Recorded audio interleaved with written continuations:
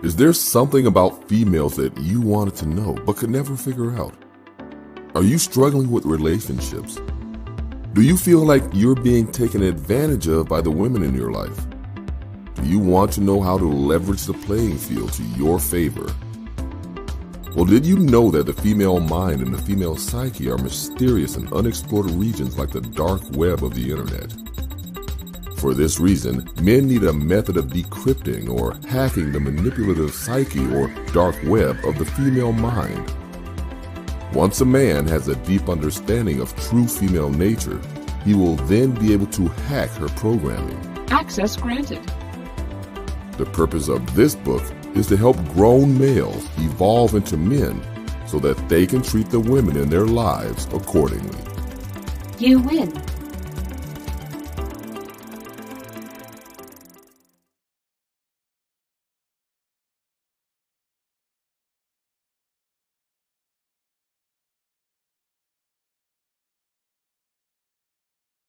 Now look, I want to speak on this about little young player. I see little young player Ramil up in here. I ain't got no problem with the pump and dump thing. I see where he coming, and I feel him. He in Atlanta. Them hoes is going. You niggas be leaving that shit out. Them hoes is going out there. Them hoes is fucking all over the place. And niggas is getting at him. And niggas is getting at him. And you niggas start fucking me up with that weak shit, telling niggas not to fuck on the bitch.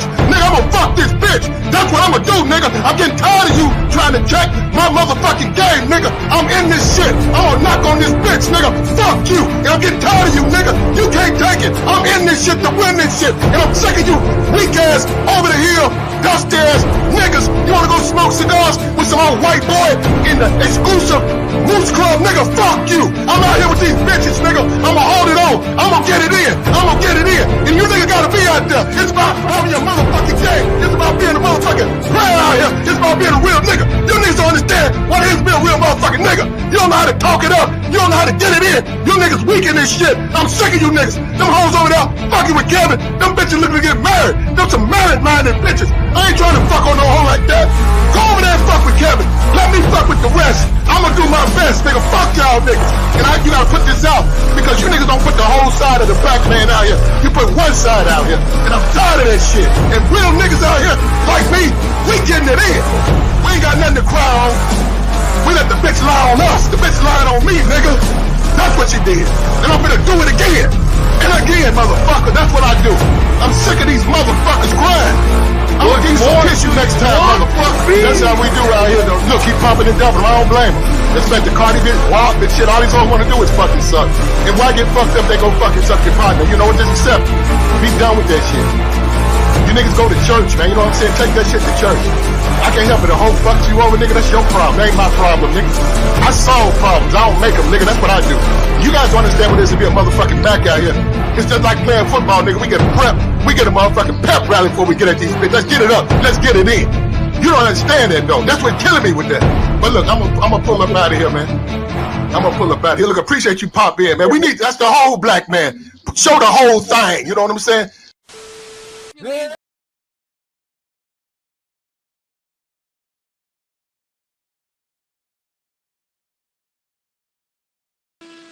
All right, what's going on, y'all? Shout outs to everybody here. My bad about last night's show. What's going on? Shout outs to Wolf. Wolf, what's that? I'm on my phone, man. At the moment. What's going on, Toya? Shout outs to my boy Black Wolf. Black Wolf, what's that? Let me I'm gonna go over to my computer at some point. I can pull it up. Let me save that real quick. Shout outs to my girl Miss V. Miss V said hi. We still got to do that show, Miss V. Link said, I'm sick of these motherfuckers crying. You know? Okay, I got you, Wolf. I got you. My bad if you hear the drilling outside. So my stream yesterday, y'all, it cut off. Everything cut off. The power, the light, and everything. There was like a it wasn't bad, but it was like super windy.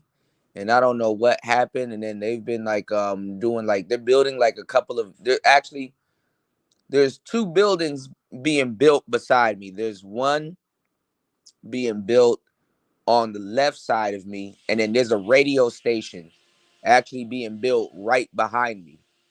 So it's like I'm on like a corner where I have a left side and I have a back side. So in my kitchen and in my other spot, like in the back, there's a whole nother building being built, and then on the other side there's a whole nother building being built, and then they're making renovations and stuff.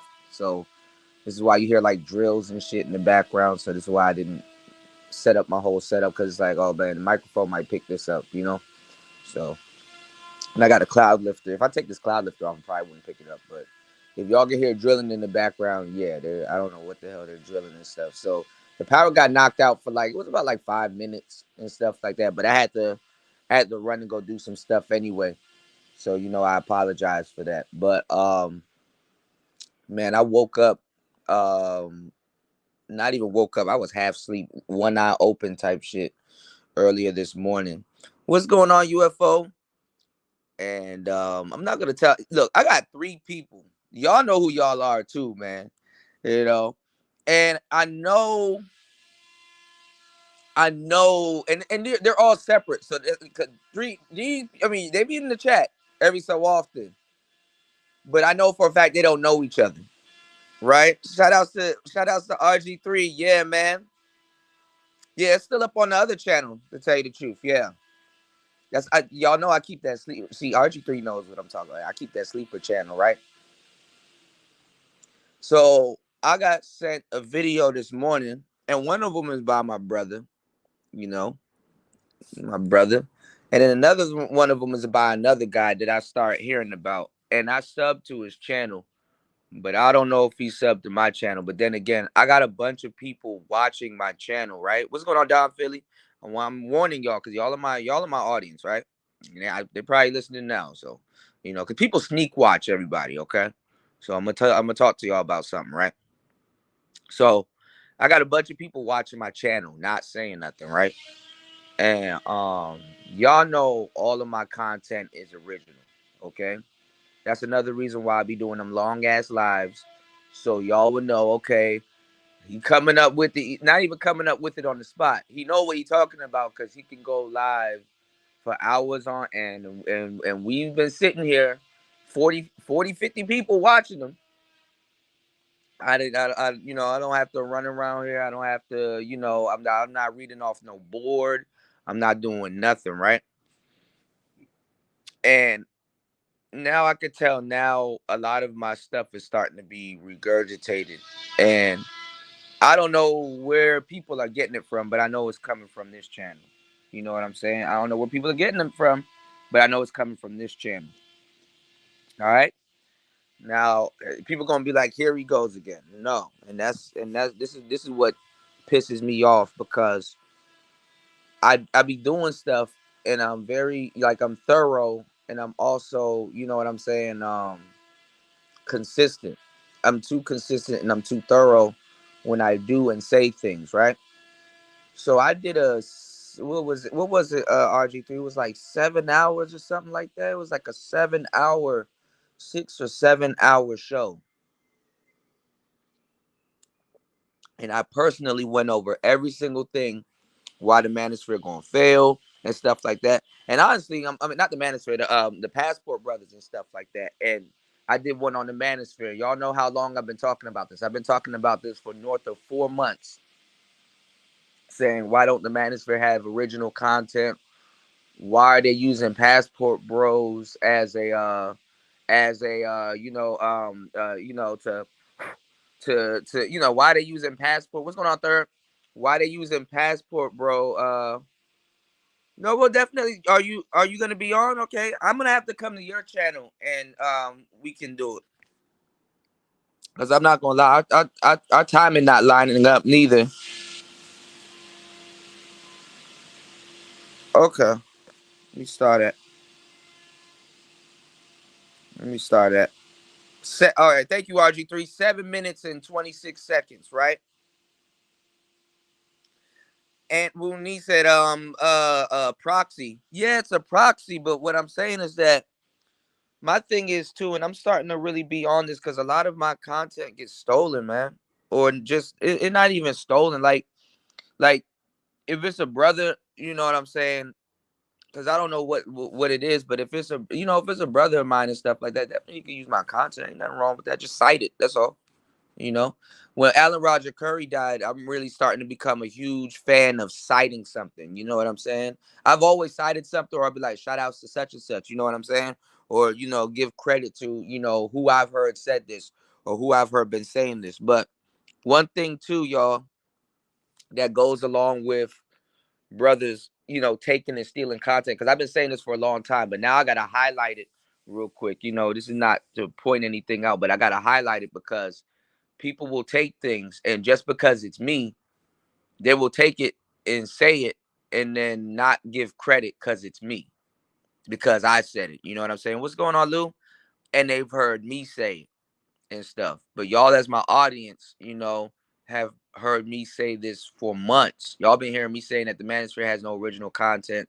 They're using the Passport Brothers. Y'all been hearing me saying, when I've been back and forth to where I am right now in Thailand, y'all been hearing saying, I can't wait till the manosphere stop using the Passport Brothers as clout and get back to their original talking points, because those two groups have nothing to do with each other.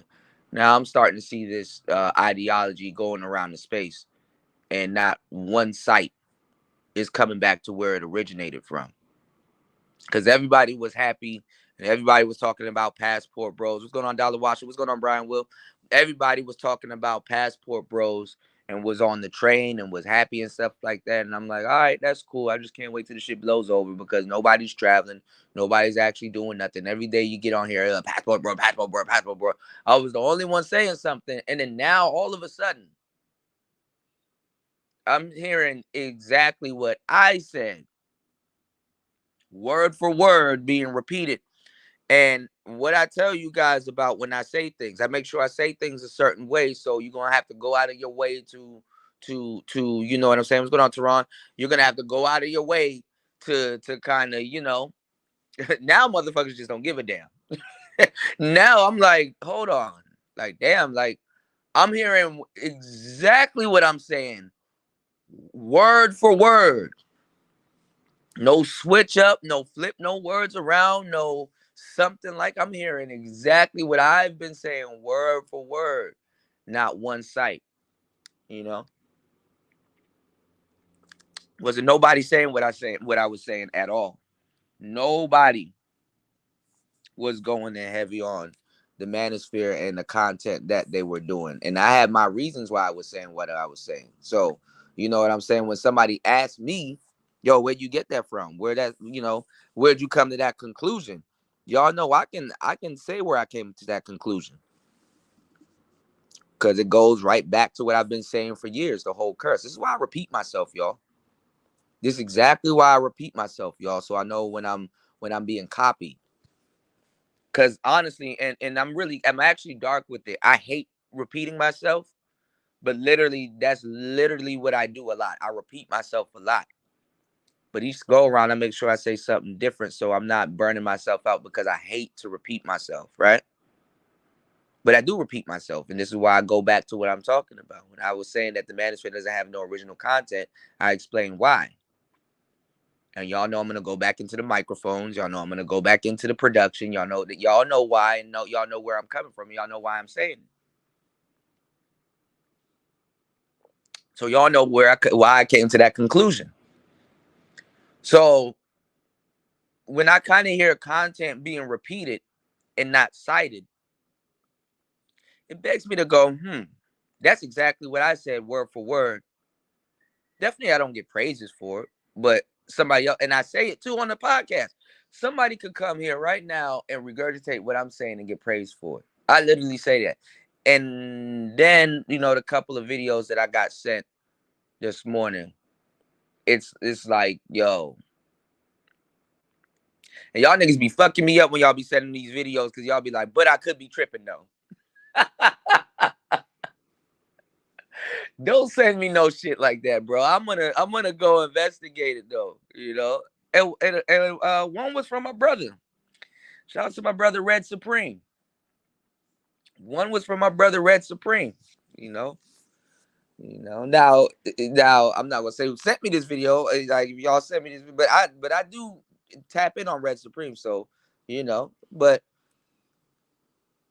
I don't know the exact mod that sent me this video. If you know, I'm cool with Red Supreme, but yeah, one was from Red Supreme.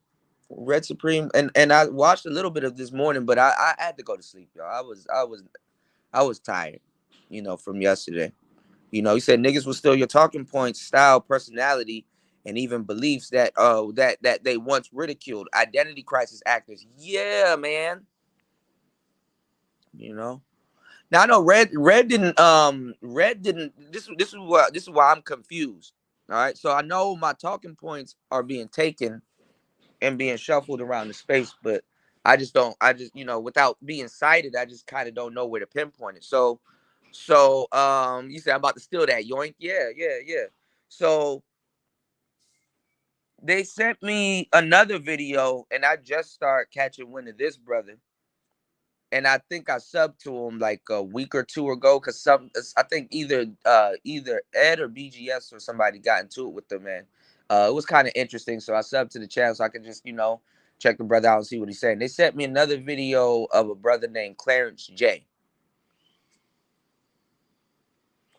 And I don't know, because sometimes I got to be careful when I'm subbing the channels, because then a lot of my content and then my videos be long. So another reason why I do the long videos, y'all, is because when people are watching content or whatever, and like whatever they're watching is going on and coming off, my show is still on, so my show will pop up on somebody's live feed. I had to learn how to do that, because this channel is shadow banned. My accounts, both of my accounts are shadow banned. You dig what I'm saying? So I had to learn how to outwork, what I'm saying, the algorithm while being shadow banned, instead of my whole show going unnoticed. Okay, you can do a 6-hour show and still pop up in somebody's feed. You know what I'm saying? So, because when YouTube don't have any other content to not regurgitate, to put out, then they'll put out even shadow ban content. That's how you work your way around the algorithm too. So I have my reasons why I do what I do. And y'all know I have my reasons why I said what I said. So I started looking at a couple days ago on Clarence's channel. You know what I'm saying? Both my channels are shadow ban. My subs be like, "Yo, I didn't catch your show until it went off 6 hours ago." But a lot of people go back and watch the show, so I get a couple of hundred views when the show goes off air. But what I'm saying is, I looked on Clarence's channel, and like even the titles and some of the stuff he was saying was like directly in line with what I've been saying for months and got ridiculed for. You know what I'm saying? I looked on his channel, and it's like you're using Austin Holloman, you're using like all of the points that I've been saying months ago, and dudes are getting on me and was saying, "Oh, I'm hating or I'm clout chasing and stuff like that." I'm seeing that brother say everything I said word for word, just about like just about word for word. Now, I'm not saying the brother took it from me, but wherever a lot of these brothers are getting their information from, you know what I'm saying? It's like, okay, nigga, that's like I could tell when somebody's regurgitating my shit. I'm like, okay, hey, bro, it's cool to say, yo, you know what I'm saying? I was what's going on, Tech? It was cool to say, yo, I was, watching such and such, and you brought up a good point. Boom. You know what I'm saying? It's cool to say, yo, so you said there's this other YouTuber with the name by Stroger or whatever. They are part of the Passport Bros. You said, where was the day before that lady Stephanie getting at Austin? You said they will ride this Passport Bros topic until the internet dies. Yeah, man. You said I'm not even that hyped to be shadow banned. No, my thing is this is just like, but see, I know, but this is the thing though. So that's why I'm trying to figure this out, because it's like I know a lot of people, quote unquote, don't like me, but they was, but they'll watch my content and regurgitate what I'm saying, and that's to slight me. You know what I'm saying? But it's like, why, like, anytime I say something, I will cite where I got it from. You know what I'm saying? And I understood why Alan Roger Curry said that it was a big deal, you know. Even when I was interviewing him, you know, I've always done it, but like, you know what I'm saying? I had a more clear definition when I asked him, you know, before he died. And I'm not a stranger to my content getting stolen. It's just that nobody believes me. But this one, I can actually put this one on the wood that I've been doing. I've been saying this for north of 5 months. Did nobody thought about this? This was all completely original thought. Nobody has an incentive. Let me tell y'all something, and let me tell y'all why I'm gonna bust this out. Nobody, honestly, has an original incentive to. Nobody has an original incentive to actually really speak on why the manosphere is using passport bros.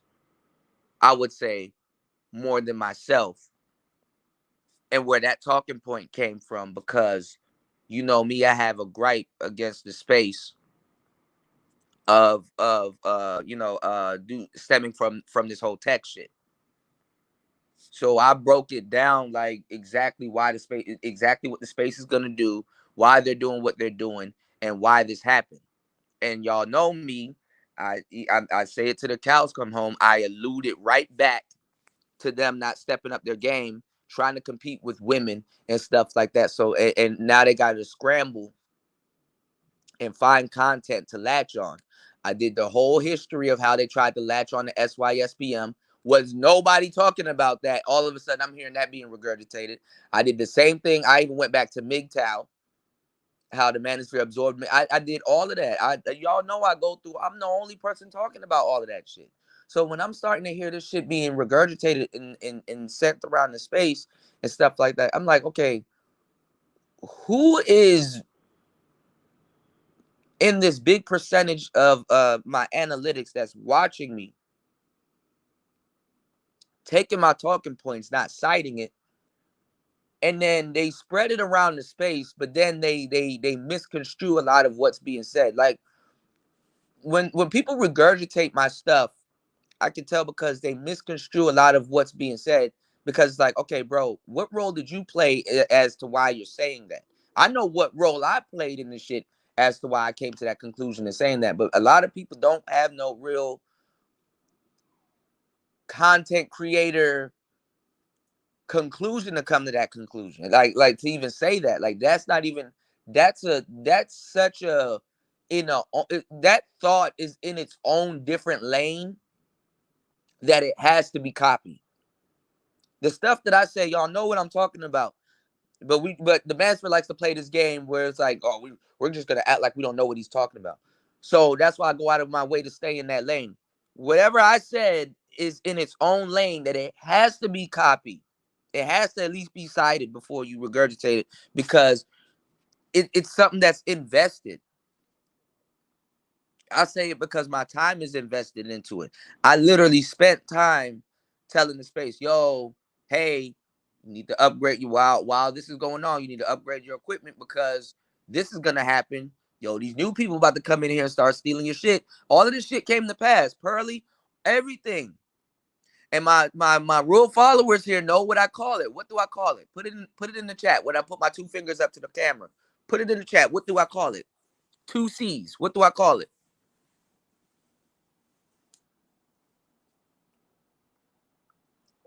You said I made up the phrase word salad. Word salad. Oh, really? I didn't know that. You said spontaneously about a year ago, a year and a half ago in the chat, to describe a dude on the panel that was saying, yeah, blabbing. I'm hearing it everywhere lately. Well, hey, look, if that's the truth, bro, I'm gonna allude that back to you. Cause even my brother Rayology, when I call a girl sneaky fine, I'm like, yo, shout outs to Rayology, you know, because a lot of brothers were inventors and innovators and stuff like that, you know. And I look at that stuff a little bit different, you know. Even when I rap or I say something and stuff, I regard to say something, I'll run it back, you know, because I believe that that's paying an ode to a brother and stuff like that. Remember, I told y'all, man, man, y'all been rocking with me for a minute. I look at stuff, I'll be like, you know, as much as, you know, there's famous people that invented stuff,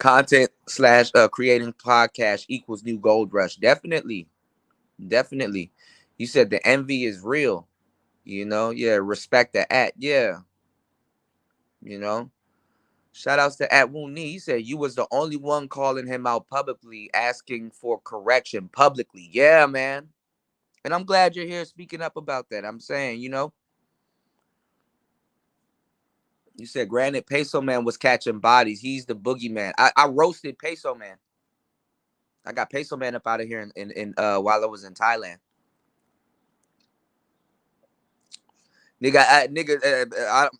Look, even Peso Man said respect and bounce.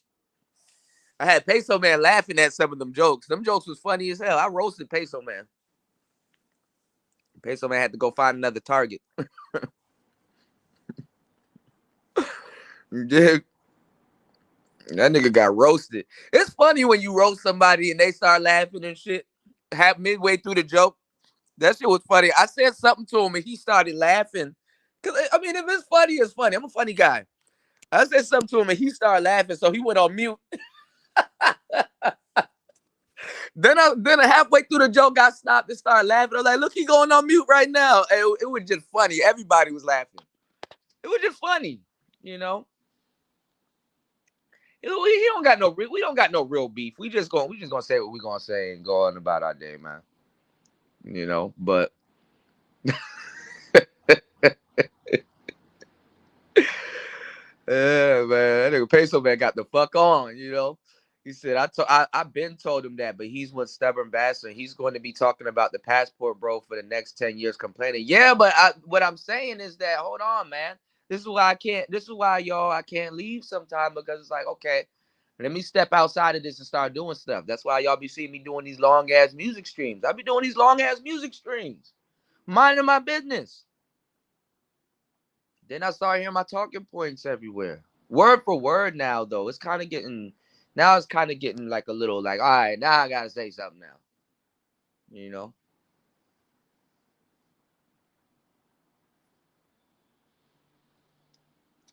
It's getting regurgitated word for word, but I'm thinking that it's secondhand information. So I'm like, okay, where is everybody hearing this?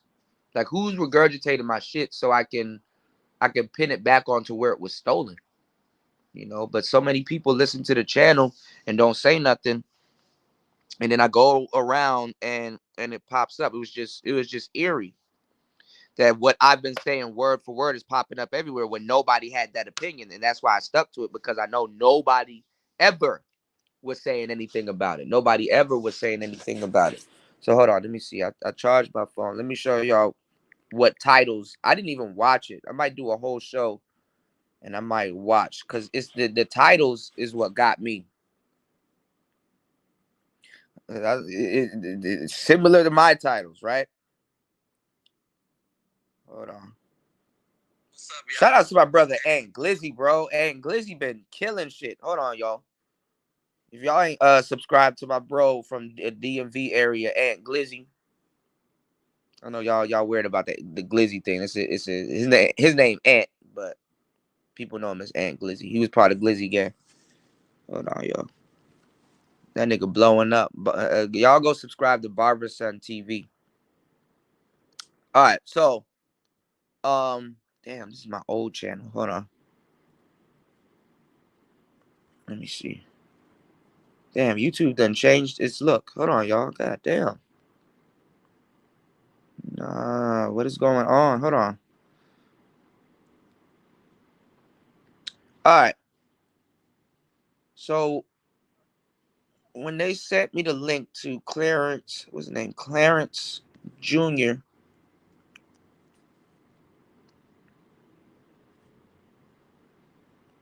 Within the last 2 weeks, a lot of his videos in the title, he does a lot of other stuff too, though. So I don't know if he's on the page, but he did a video about Obsidian, and I didn't get to watch it. I watched a little bit of it. That's the video that I was sent about how Obsidian had Austin Holloman on his page, and literally word for word, he was saying exactly what I said. Hold Hold on.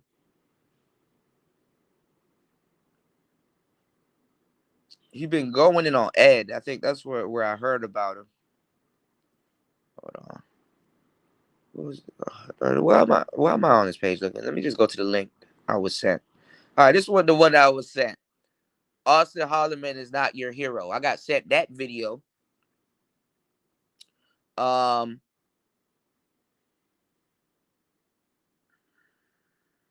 got sent that video. I got sent this video. He did that a couple of days about Obsidian. I got sent that yesterday. I just didn't get a chance to watch it because I was live. So those are the two videos from Clarence that I got sent. And I listened to like the first 4 or 5 minutes of it. And I'm like, bro, this is literally what, like, word for word what I've been saying for months, and got jumped over it. And then I got sent this video this morning before it started, and then I watched a little bit of it, but I couldn't. I fell asleep. Hold on. And I forget the time zone for y'all is different. And then I stayed up last night. I ain't gonna lie, I stayed up last night listening to that Metro Boomin producer joint. I got sent the video because I don't get his notifications every so often on this channel because I'm Shadowbanning. I get it on my other channel. To my brother Red Supreme. My brother Red Supreme had a video this morning. Over here it's like 9 or 11. Oh, it's 11 hours ago now. This morning, yeah, this morning for me. About, and the title was "The Black Manosphere is Using Passport Brothers to Stay Relevant in 2023." You know what I'm saying? So I'm like, I looked at that. I'm like, oh shoot, I definitely wanted to see that. You know, I said thank you. You know, thank you for sending me that video. That's exactly in line with what with what I'm talking about for months. And I've been saying for months, yo, when would the Manosphere go back to its original content? Like, they're not passport brothers. Like, they're not passport bros at all. I found that funny because years ago, and I said it a minute ago, I've been saying this for more than 4 or 5 months. I'm like, they were calling passport brothers pedos. And they've been doing that for years. They've been doing that for years. And I got dudes that was over here calling people pedos, talking to me sideways. And shout outs to Red. He said a lot of men who are not passport brothers are making millions of videos on passport content, but most are just riding the bandwagon. And y'all know me, I vehemently went in on that. And then I saw a little bit of the video, and then it led back to the first link I received with Clarence. So I'm like, okay, let me kind of go down this Jack and the Beanstalk. So I'm like, okay, well, Clarence seemed like a cool, level-headed brother, because Red cited it back to Clarence. Red gave Clarence as a cite. I said, okay. I gotta watch Clarence video to see where he cited it because I know where it came from. I know where that talking point came from. Because I'm hearing my words being said, and it's like it's kind of irritating. It's irritating when you're hearing your words being said the exact way you said them by other people. And it's like, okay, somebody gonna say, yo, DJ Kuda put this on the wood. But then again, it's like, in my head, I'm like, man, who am I kidding? When the last time I've heard somebody say, yo, DJ Kuda did this or said this? And people go out of their way not to mention me. It's a trend in the manosphere. And it's been a trend in the manosphere because I'm blackballed in the manosphere. So I'm like, okay, well, the most noble thing to do in that case is to just steal it. I understand that, just steal it. You know, I've been a trendsetter. Everything I do, people bite my style all the time. I just don't say nothing anymore. And then when I do say something, now I'm complaining. Now I'm whining. And then I'm getting told quotes, because I'm a quote guy. I like quotes and stuff like that. But I'm getting told quotes that have now, it's happened so much, the quotes are not, they're like irritating to me. Imitation is flattery. It's like, nah, imitation is battery. I need my motherfucking credit. you know? I'm tired of making shit and not getting my credit. I'm tired of inventing stuff, making original content. And it's not even I'm tired. It's irritating. It's irritating. I'm not tired of it because I'm still an active volcano. I'm still creating stuff. I'm a content creator. And I know where this conversation came from, because most dudes in the manosphere are just dudes that pick up their phone and get the yelling. They're not content creators. There's a difference between a content creator, a YouTuber, a podcaster, and some nigga that's just picking up his phone and yelling. I think I've eloquently highlighted all of this stuff. So I had a reason to be saying what I'm saying. So when I get copied, I'm like, I'm looking for the reason. I'm looking for the reason. Now I didn't feel no type of way about it when I saw Red say it, because I know he's a content creator. He has a reason for saying what he's saying. You know what I'm saying? But when I saw where it was cited from, when he cited Clarence, I'm like, okay, well, this is no coincidence. I recently subscribed to this nigga, and then I'm getting sent the video like less than 24 hours of this show of him regurgitating literally what I said word for word. So now I'm feeling like, okay, is somebody trying to play with me or something like that? Like, okay, it's irritating. I don't know. And maybe I got to wake all the way up, because I was half asleep, and I'm still half asleep. I'm trying to wake up. You said this shit weird. Every day you're running here talking about the same shit about dudes not giving credit for passport bullshit. Well, I'm not talking about dudes not giving credit for passport bullshit. I don't know who you watching, but it surely isn't me.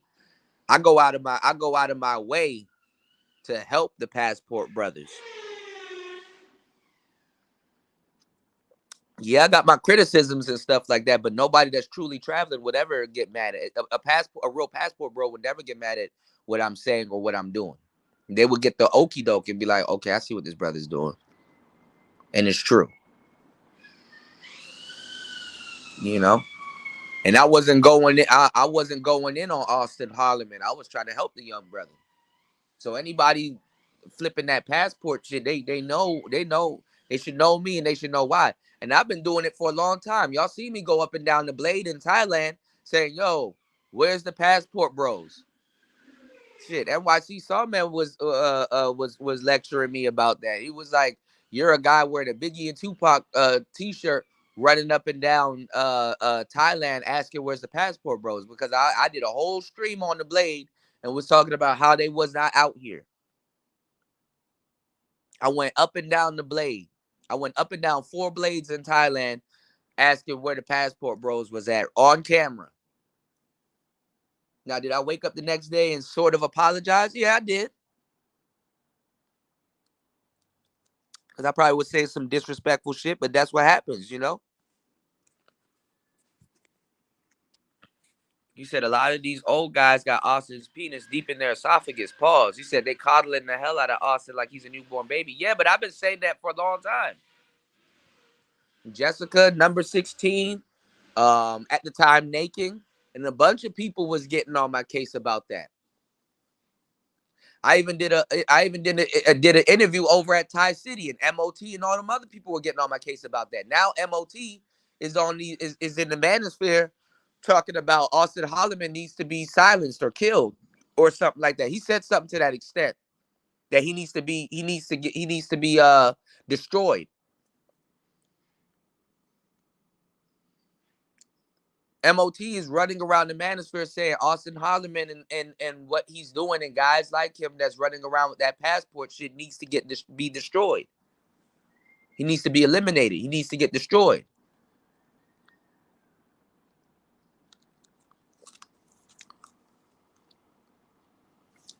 I'm everywhere and I get set clips. So I don't need to lie. If you go over to what's his name? Ike. I don't know how to say his last name. He's Nigerian, but he's albino. Rich brother. Beautiful black wife, by the way. If you go over to Ike, oh my God, blah, blah, blah, I don't know his last name. I just woke up, y'all. But what I'm saying, if you go over to Ike's channel, MOT is over there saying that Austin Holloman needs to be eliminated. When prior, he had his nuts in his mouth all summer 2022. And all the manosphere dudes that turned on him now was calling him Helmet, Jessica, number 16 and stuff like that. If you were to go over to that last summer, if you were to go over, I don't know why every time I'm in Laos, y'all get to acting crazy. And then other people get to acting crazy while I'm back in Thailand. But when you were to, because I'm remembering exactly where I was. If you were to go over to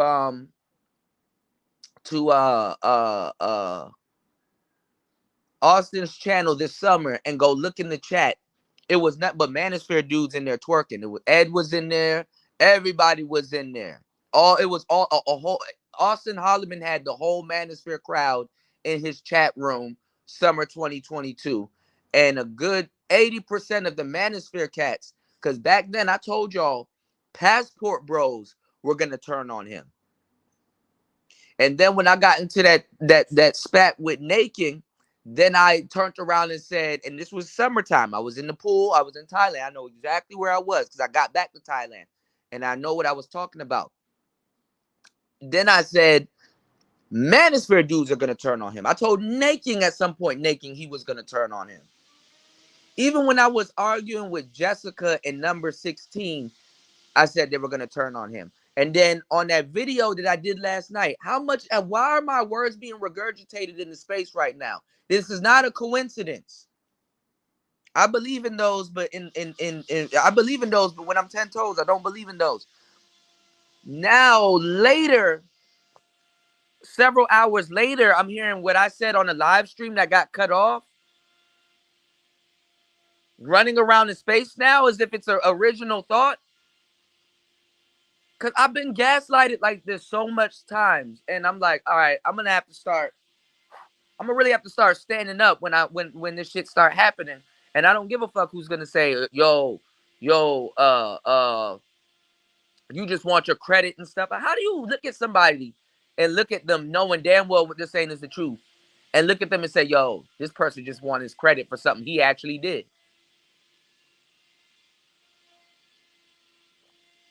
So I'm like,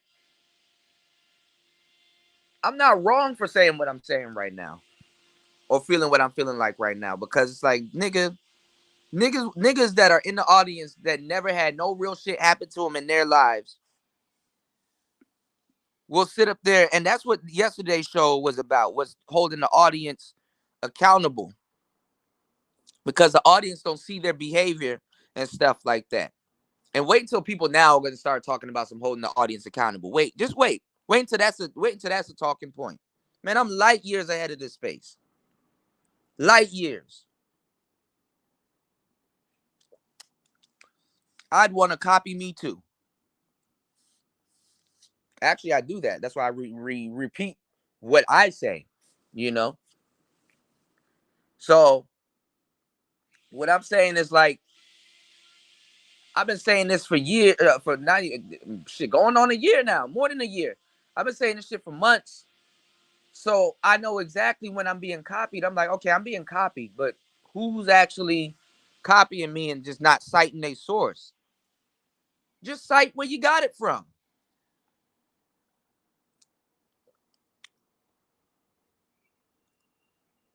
Because the audience members, what they'll do is they'll copy you, and nobody really sat there and held the audience accountable. Nobody really sat there and be like, yo, this is how y'all were behaving then, and then when this happened, this is how y'all act.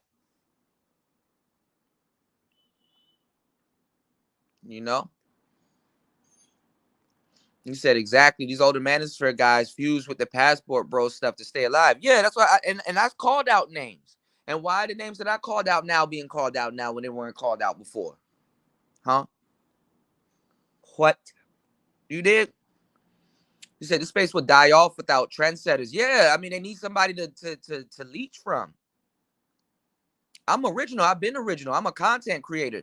What I was getting at the manosphere was the manosphere. Okay, now that you're making a bunch of content and you're on YouTube, you need to turn into a content creator. This is where I came up with the whole concept of why are you here north of 2 to 3 years and you don't have your face on your channel? You're gonna make a commitment to wear a mask for 2 to 3 years? So it was full of brothers that didn't stand on what they were talking about. My thing is though, it's like, okay, you can still cite where you got your shit from. Nobody's gonna look at you any less of a man by saying, yo, my brother such and such said that. That was some cold shit. You understand? Now y'all getting to see my shit been getting stolen for years. I mean, it's been happening, but when I say something, nobody gives a damn because it's me saying something, you know? He said, if you're black and bald in the manosphere, why don't you leave the sector and do like the other dude and cover hip hop news and stuff like that? I'm already covering all of that shit. You know, what's going on, Cynical? I'm already covering all of that shit. You know, shout out to Cynical One in the building. He said, I don't get it. You must be a glutton for punishment. You're not getting any coverage here. I am getting coverage. I'm good. I'm straight. I'm straight. You know, shout out to Larry Legend. What's going on, player? Welcome to the show. You know, sisters abroad. Your avatar is killing me, man. What's going on? You said the stuff Austin spew is manosphere. It is. And I'm telling you some real shit. Austin, and I think he just put out a video. He was going back to that. I was the only one that pointed that out too. Austin was talking crazy about red pill dudes, and then after he did that podcast with Pearl, you know what I'm saying? He said you got to be red pill to be traveling to some of these places. And I highlighted that because Gino, I played that for Gino, I played that for Naking, and they both were like, "Damn, all right, cool. Thanks to Gino and Naking, I got a bunch of brothers that were actually opposed. Like I got a bunch of real dudes that were actually opposed and was arguing with some of the shit that I was saying. They actually admitted it and was like, you know what, you're right. You know, because when I was arguing with Naking, he was hard body karate saying this is not true. You're not gonna be right. I know I'm right on this and blah blah blah. And he said he declared to me, he said, okay, if I'm ever wrong about something, DJ Kuda, I got integrity. I will let you know. You know? Now, as much as I get on Nathan's case, he came back and said, DJ Kuda, you was right. You know what I'm saying? He didn't fully admit that he was fully wrong. You know, I get that, but it's a step forward. We making progress. He said, DJ Kuda, you was right. Gino came through. He was asking me about something else, and then he was like, oh, I didn't hear about that. All right. I'm like, okay, I'm going to show this to you right now. And in the moment right there, Gino said, you know what? Instead of holding on to it and arguing with me about it, he said, you're right. You know, actually, me and Gino, we cool. I got a track record with Gino. Gino actually comes through, and actually, me and him, we got a good relationship. He lets me know when I'm right about some shit. You know, but niggas will steal my shit and definitely just not cite it. And I get it. It's some fly shit. Hey, look, some of the shit I be saying and stuff like that. I'm along for the ride too, y'all. You know, I'm along for the ride too. I get it. You know, but I say cold shit daily on this motherfucker, and I'm like, damn, dog, because that's just how I am. Like, it be paining me when people be trying to regurgitate stuff and then they misconstrue it. It's like, no, if you're gonna copy me, at least be right. Say exactly what I'm saying and stuff like that, because this is where people get it wrong. But then again, if you're going to regurgitate something that somebody says without giving them the credit or going out of your way not to give them the credit, then it's like, then I see why you would misconstrue it. So to make it sound slightly different, you know,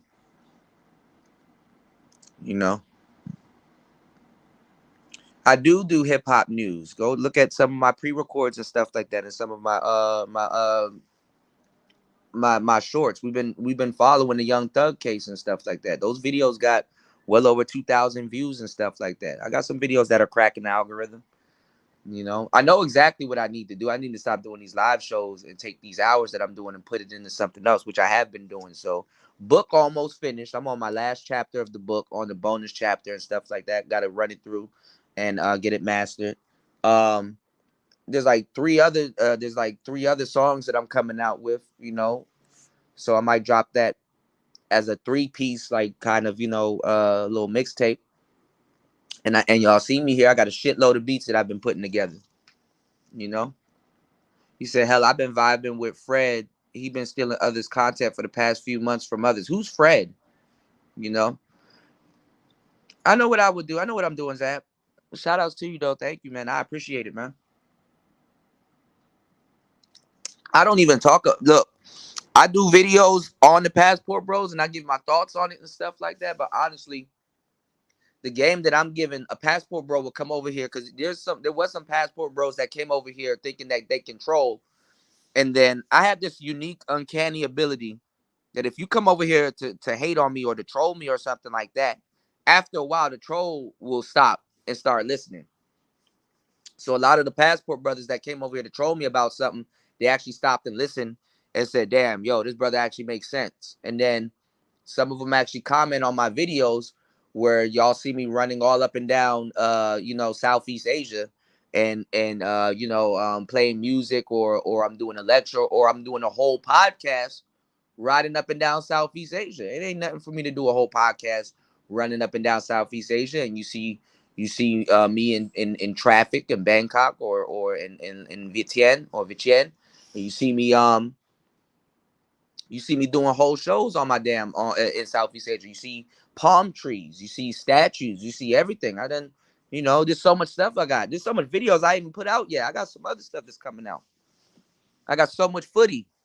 It's ridiculous. You did. Shout outs to Link. Link in the building. Link said, "I remember that." You know. Shout outs to sisters and brothers. That shit killing me, man. You said Kuda's pretty versatile though. Yeah, thank you, Cynical One. Yeah, Cynical been here for a good minute. Shout outs to UFO. UFO said Kuda is one of the most original dudes in this space. Most know it, but will never admit it. Man, that means a lot to me, man.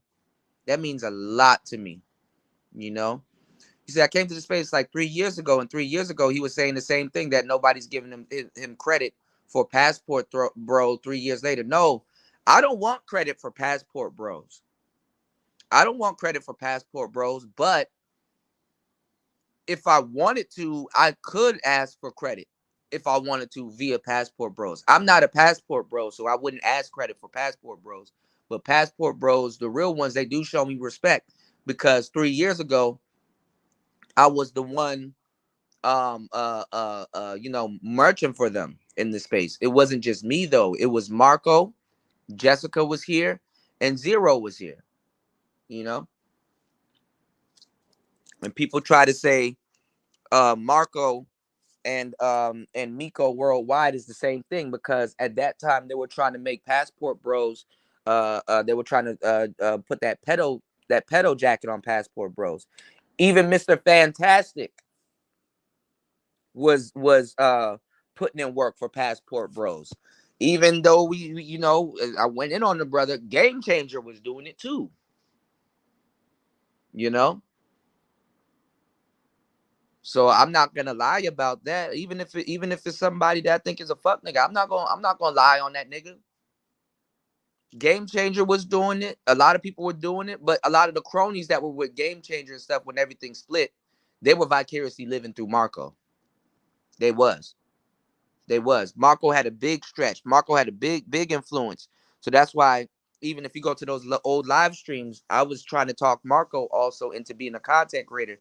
And he was like, "Nah, I'm not going to be a content creator." I'm like, "But Marco, you got a lot of original ideas. You cool. The shit that Fresh and Fit is doing, Marco was doing that by himself."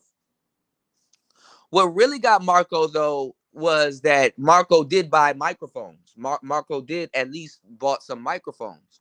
A lot of people were buying microphones at that time too, whether secretly or if they told me. And Marco did buy a couple of microphones. So Marco like slowly inched into it, and then he started going live. And I'm like, oh man, this is awesome, you know? And he started what he was doing on my show, fantastic show, game changer show, because Marco always stayed with some beautiful women. Marco always, you know, so Marco was really doing his own thing. And Marco, you know, he's a natural. So I knew the space could really benefit from his content, no nonsense and stuff like that. Because the reason, like, and I told the story why I started you know, doing what I do, you know, with the player shit. I was a natural, but you know, I had one-itis with a you know, with several women that when I was younger, I had one-itis with them. And I definitely was a natural. I didn't have no problems getting women, you know what I'm saying? I'm, you know, definitely I'm handsome. They pay my ransom, you know what I'm saying? So like it was one or two girls that I really had a specific crush on, you know, and I really was going through one-itis bad. And I guess and they were feeling me too, but it wasn't like, yo, I'm feeling you enough to like be your girl type shit. So it was like and then I had approach anxiety too. So naturally, you know, and the stuff that was going on in my life at the time, you know, I was like, yo, I need to get some type of knowledge or some type of game so I can get this particular girl and that particular one woman, because a lot of dudes won't admit it. There's one, two, or a series of women that forces dudes to come to this space and actually start really listening to red pill content.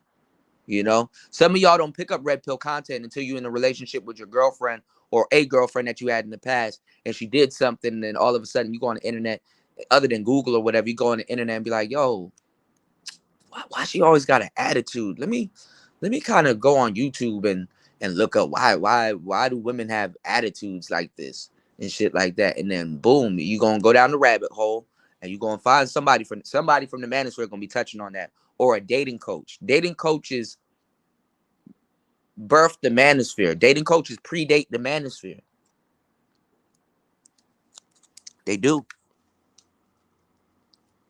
I was watching both really come up at the same time. I was watching, you know, dating coaches come up at the same time. I come from an era where people wrote books.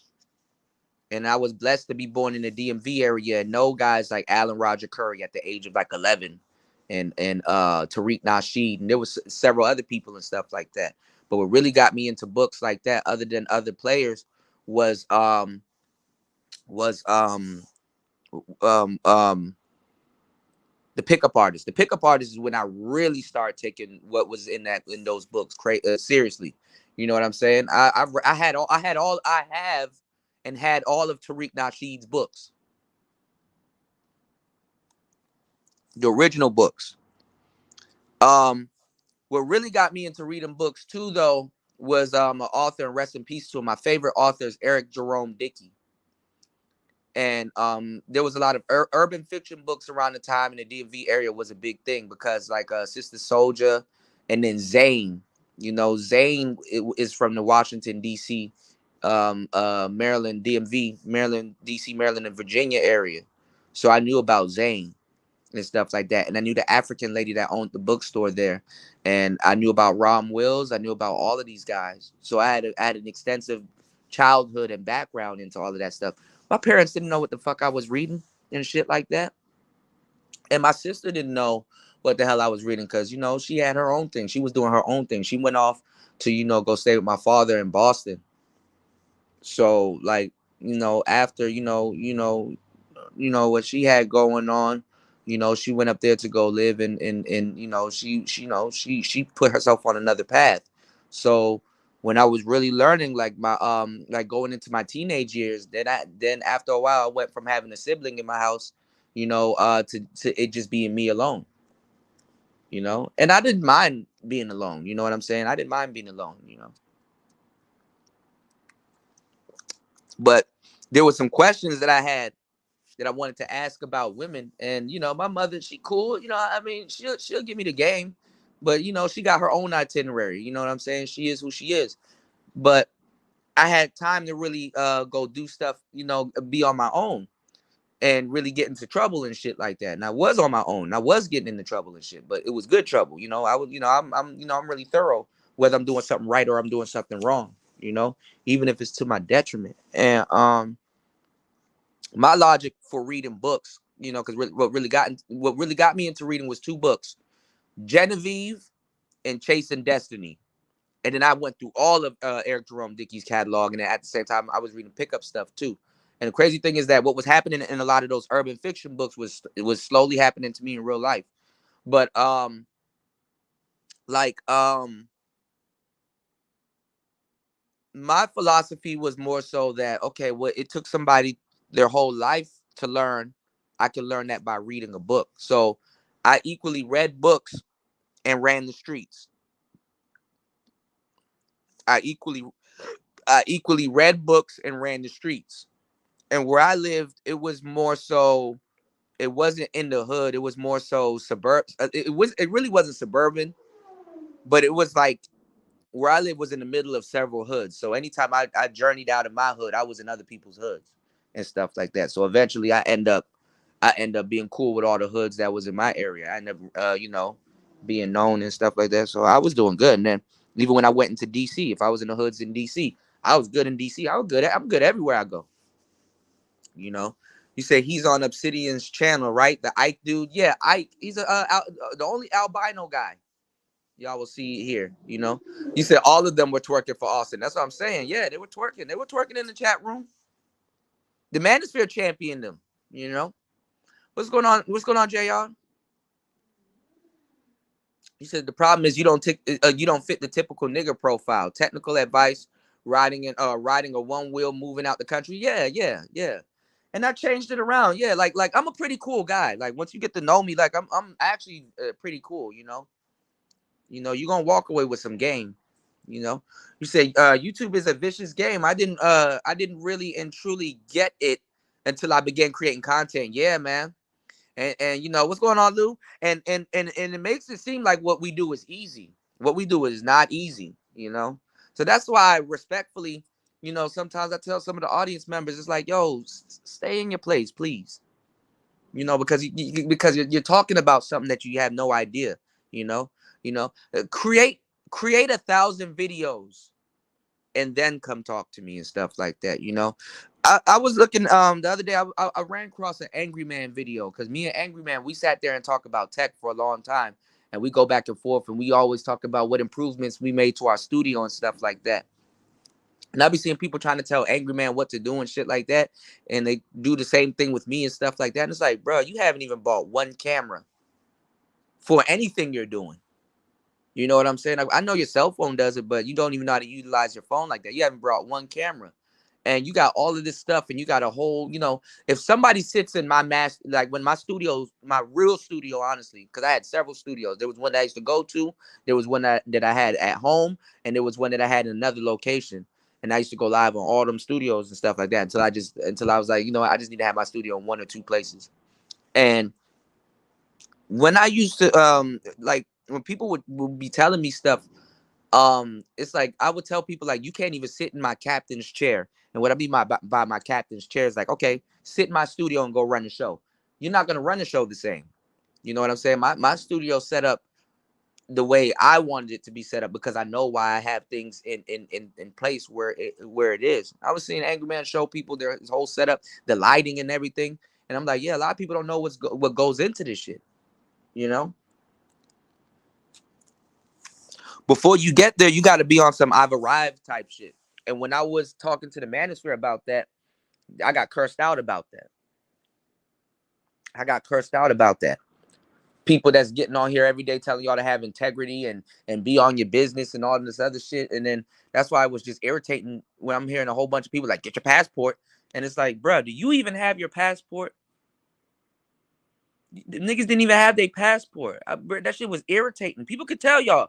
When I touched down in Thailand, I'm like, watch, these niggas gonna start regurgitating shit and copying shit and stuff like that. I was in Thailand for a good 2 to 3 months, and my audience had the privilege of seeing me running around Thailand, getting drone footage and doing all kinds of stuff and eating exotic fruits and stuff like that before all this Austin Holloman, all this other shit took off. And even then I was like, bro, watch, they about to start talking about passport shit and all kinds of stuff, you know? Even when I was in the airport, and nobody gave a damn. Nicer and everybody was there, and y'all seen me when it was fucking up my tickets and stuff like that. We're talking about all of that stuff. Now it's came to pass, you know. Shout out to Lou. Lou said, "Kuda, I steal your shit all day long." You said, so many are ignorant about tech that they use every day. Exactly, Lou. But Lou and my audience, y'all can steal my shit. Y'all my brothers. What's mine is yours. You know what I'm saying? And some of my favorite content creators, you know, yeah, you know, I mean, if it's in your real life and shit like that, nobody knows who I am in y'all real lives and stuff like that. It's not like you can tell somebody something and be like, yo, shout out to DJ Kuda, and they're like, who? you know, I mean, it's for y'all. But if you're a content creator and stuff like that, come on, man. You would be mad if somebody did that to you, bro. Just cite where you got it from.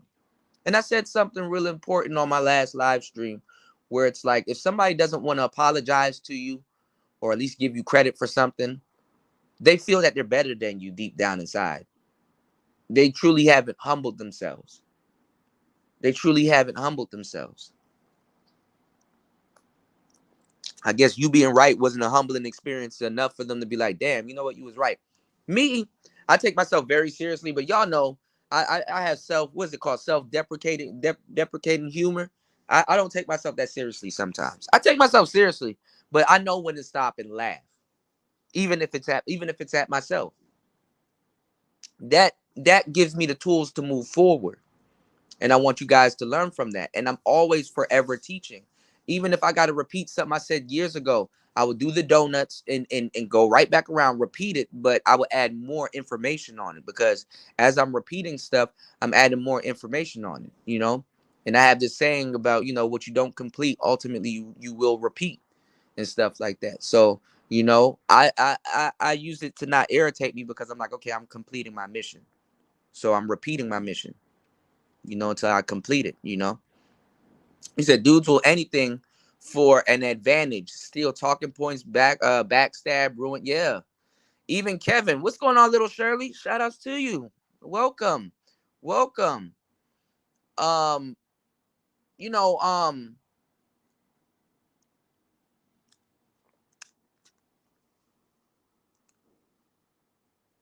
O'Shea did a video not too long ago. And I think it was either Alan Roger Curry or Ron Wills or whatever. He was like, yo, he said he did a video on Kevin Samuels, and he said he got a call from Kevin Samuels, right? And he was like, yo, what's going on, O'Shea? Yo, I'm about to do a show and stuff like that. And like, I know me and him beefing at the moment. I think it was Alan Roger Curry. He was like, yo, I know me and him are beefing at the moment, but like I tried to, because Kevin Samuels like he takes people's content, but he likes to cover it by like using acronyms and stuff like that. So he kind of puts his own spin on it, right? Remix it, And I know this by music too, because in music there's a saying that says good content is borrowed. Great music is borrowed. No, good music is borrowed, but great music is stolen. It's the biggest thief ever when we're sampling and stuff like that. Not the biggest thief, but the thing is, it's not even about like music is a sport also where it's not about like sampling or stealing. It's more so like if you're making another rendition or composition of the song, it has to be better than the last one, or it has to be a remake done well. You know what I'm saying? And even like with video games, when people try to remake video games, they fuck it up because the thing is that they try to create their own version of the game halfway through it because it's reimagined. That's the word they like to use, reimagined and stuff like that. But getting back to O'Shea and Kevin, he was like, yo, I know me and ARC's not talking are on good terms right now, but like I've been trying to come up with like a different way to say it, and I just can't find any other way to say it. So I'm just gonna use it on my show tonight. What do you think about it? And he was like, I guess he gave him like the green light or something, like, yeah, I guess and stuff. And then Kevin went on to use it, and ARC was pissed, and other guys that Kevin took from, they were pissed. I would think that at some point, I think that Kevin would have been the type of guy that'll come back around and give people their credit. When I say this is who I got it from and invite them on the show. He's the type of guy that I think that will handle his beef or his business behind closed doors and then pull somebody onto the show. You know what I'm saying? But a lot of people try to sabotage you before you get your foot in the door. And it's like, bruh, can I get my foot in the door first?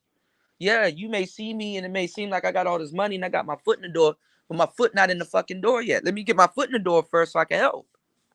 You know?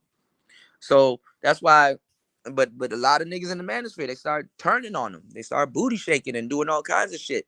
Same thing with Fresh and Fit. And I was saying, I know Fresh and Fit are corny and shit like that, but dudes weren't real content creators. I'm like, there's space for corny content, you know? As a player and the stuff that I know, I can't really sit up here in a Me Too era and stuff like that and really talk to you about something that's real, like last minute resistance and stuff like that. I can't talk to y'all about no shit like that. You know, if a woman that you know that definitely wants to do something with you and stuff like that is having second thoughts, or she wasn't shit testing you the whole date and stuff like that, and then now everything is like sped up so fast, she about to sleep with you. Of course that woman is in her right to shit test you right before she sleeps with you. Of course. You know, while other dudes are like, man, she dick teasing, she doing this, she doing that, she knew what it was and stuff like that. You know, you had Myron saying that, okay, if a woman does that, if she come over your house and stuff like that, like there was this there's these videos that start catching trend all over YouTube and the internet and World Star and all these places where like a guy would like fly a girl out and then she didn't sleep with them, or he was kicking her out the car, or he was doing something at the restaurant making her pay for her food or some shit like that. Like those videos were trends. All of that shit was last minute resistance. Basically, it's a shit test. A woman is like, okay, if I like you a lot and you pass the shit test, okay, I'll sleep with you. Because a lot of times, as a man, for a woman to give it up to you, or not even give it up, for her to do in a lot of cases what she wanted to do anyway, sometimes they I wouldn't say they're prudes, but you have to be you have to somewhat be at fault. You know, you have to control the conversation that you're gonna have with her girls the next morning. Oh yeah, girl, one thing led to another. You got to make her be able to say that one thing led to another, and yeah, you know, that type of shit. But if you're a gump, you know what I'm saying? If you're a gump and you know what I'm saying, and you square as hell and you don't know what the hell you're talking about, then yeah, you should follow what Myron say and say that goofy shit. Oh man, I invite you over to my house and you gonna play like this. You knew what it was and blah blah blah. Like, why are you vocalizing that when she knows? This is where Ty City, shout out to Ty City and Ramil, came up with the they know and SBE and all that stuff. You see Ty's shit get jacked, you know? And a lot of times too, let me tell you exactly why people don't want to cite your name too, especially when you become a content creator. Because in a lot of cases, you say some fly shit and somebody that don't like you, they don't want those people to go to your if you say something flyer, then the person that's saying it, in their mind, they don't want them to go to your channel. They don't want them to subscribe to your channel. So that's how you undercut somebody and get to take their shit. Because let me tell you something. Ops watch ops. I don't give a fuck who you are. Ops watch ops. You even got people in Chicago right now that's fucking from 63rd or whatever. They FBG and stuff like that. They were like, yo, like I ain't gonna lie, I listen to Lil Durk. He said some fly shit, even though he dissing us and stuff like if you say some fly shit, you said some fly shit. You know, this is why I don't have enemies for a long time, because motherfuckers gonna come over here and start listening to me, and then I'm gonna say some shit or bring up a relevant topic, and I'm gonna make complete sense. I'm gonna make complete sense. You know, so I can't keep enemies for too long. And then the thing is I see a lot of my ops will go right back to their channel, and I'm like, this motherfucker watches me. Because when I say something about them, they all of a sudden pop up. You know, so I know when they're in here listening to me. You know. But I make sure I say things, and my girlfriends always, and they don't even know each other. When I ask the women that I'm dealing with, the women that I've been dealing with, what's one thing you like about me? You know what I'm saying? And a lot of them always say, yo, you have a way with words. They'd be like, sometimes you don't talk a lot, but when you do talk, I just sit there and listen. A lot of women that I date and deal with, they sit there and listen to me. Sometimes they're just like gazing at me and stuff like that. And I'm like, bitch, are you hypnotized?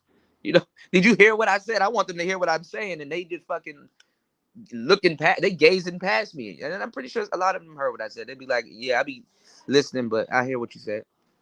You know, he said, I'm gonna go run outside. Okay. Yeah, I'm writing a book. I actually, it's not like I was writing it. It's actually weird. I did it backwards. I wanted it to be, it is an audio book. It's really more of an audio book more than written. You know what I'm saying? So instead of doing other people's audio books, I just started writing what I wanted to say on my book, and basically the script that I'm using for what I'm saying that I use for the audio book, I'm just gonna take that, send that to somebody on Fiverr, and get them to revise it and clean it up and stuff like that, and then I'll either create my own I'll either create my own cover or whatever, and then I'll put it out as an ebook. And anybody that bought my audio book, that book is gonna that ebook, you get that book free. You know what I'm saying? So if you buy the audiobook, you get that book free. And then the ebook, it'll be at another different price if you want the ebook and not the audiobook. But if you buy the audiobook, because I'm going to sell it independently on my Gumroad store before I put it on Amazon and everywhere else, you get it you get it for free. You get the ebook for free. My thing is though, because I don't know if Amazon is gonna be like, oh, you can't have two versions of, because they're gonna try to put like a copyright or I said publishing. They're gonna put a publisher print on it. So the one that I'll probably have on Amazon and or over at Udemy or whatever other site that I put it on, that might be a revised version or a version with a little bit more extra content than the one that I sell. So it'll be a different edition, you know. But I want to get it done. It's actually done though. It is actually done though. I'm just it's actually written. I'm just recording it, you know. And the funny thing is I'm recording it DAWless, you know. What's going on, Smooth? Yeah, naturals have approach anxiety. All men have approach anxiety. Naturals have approach anxiety.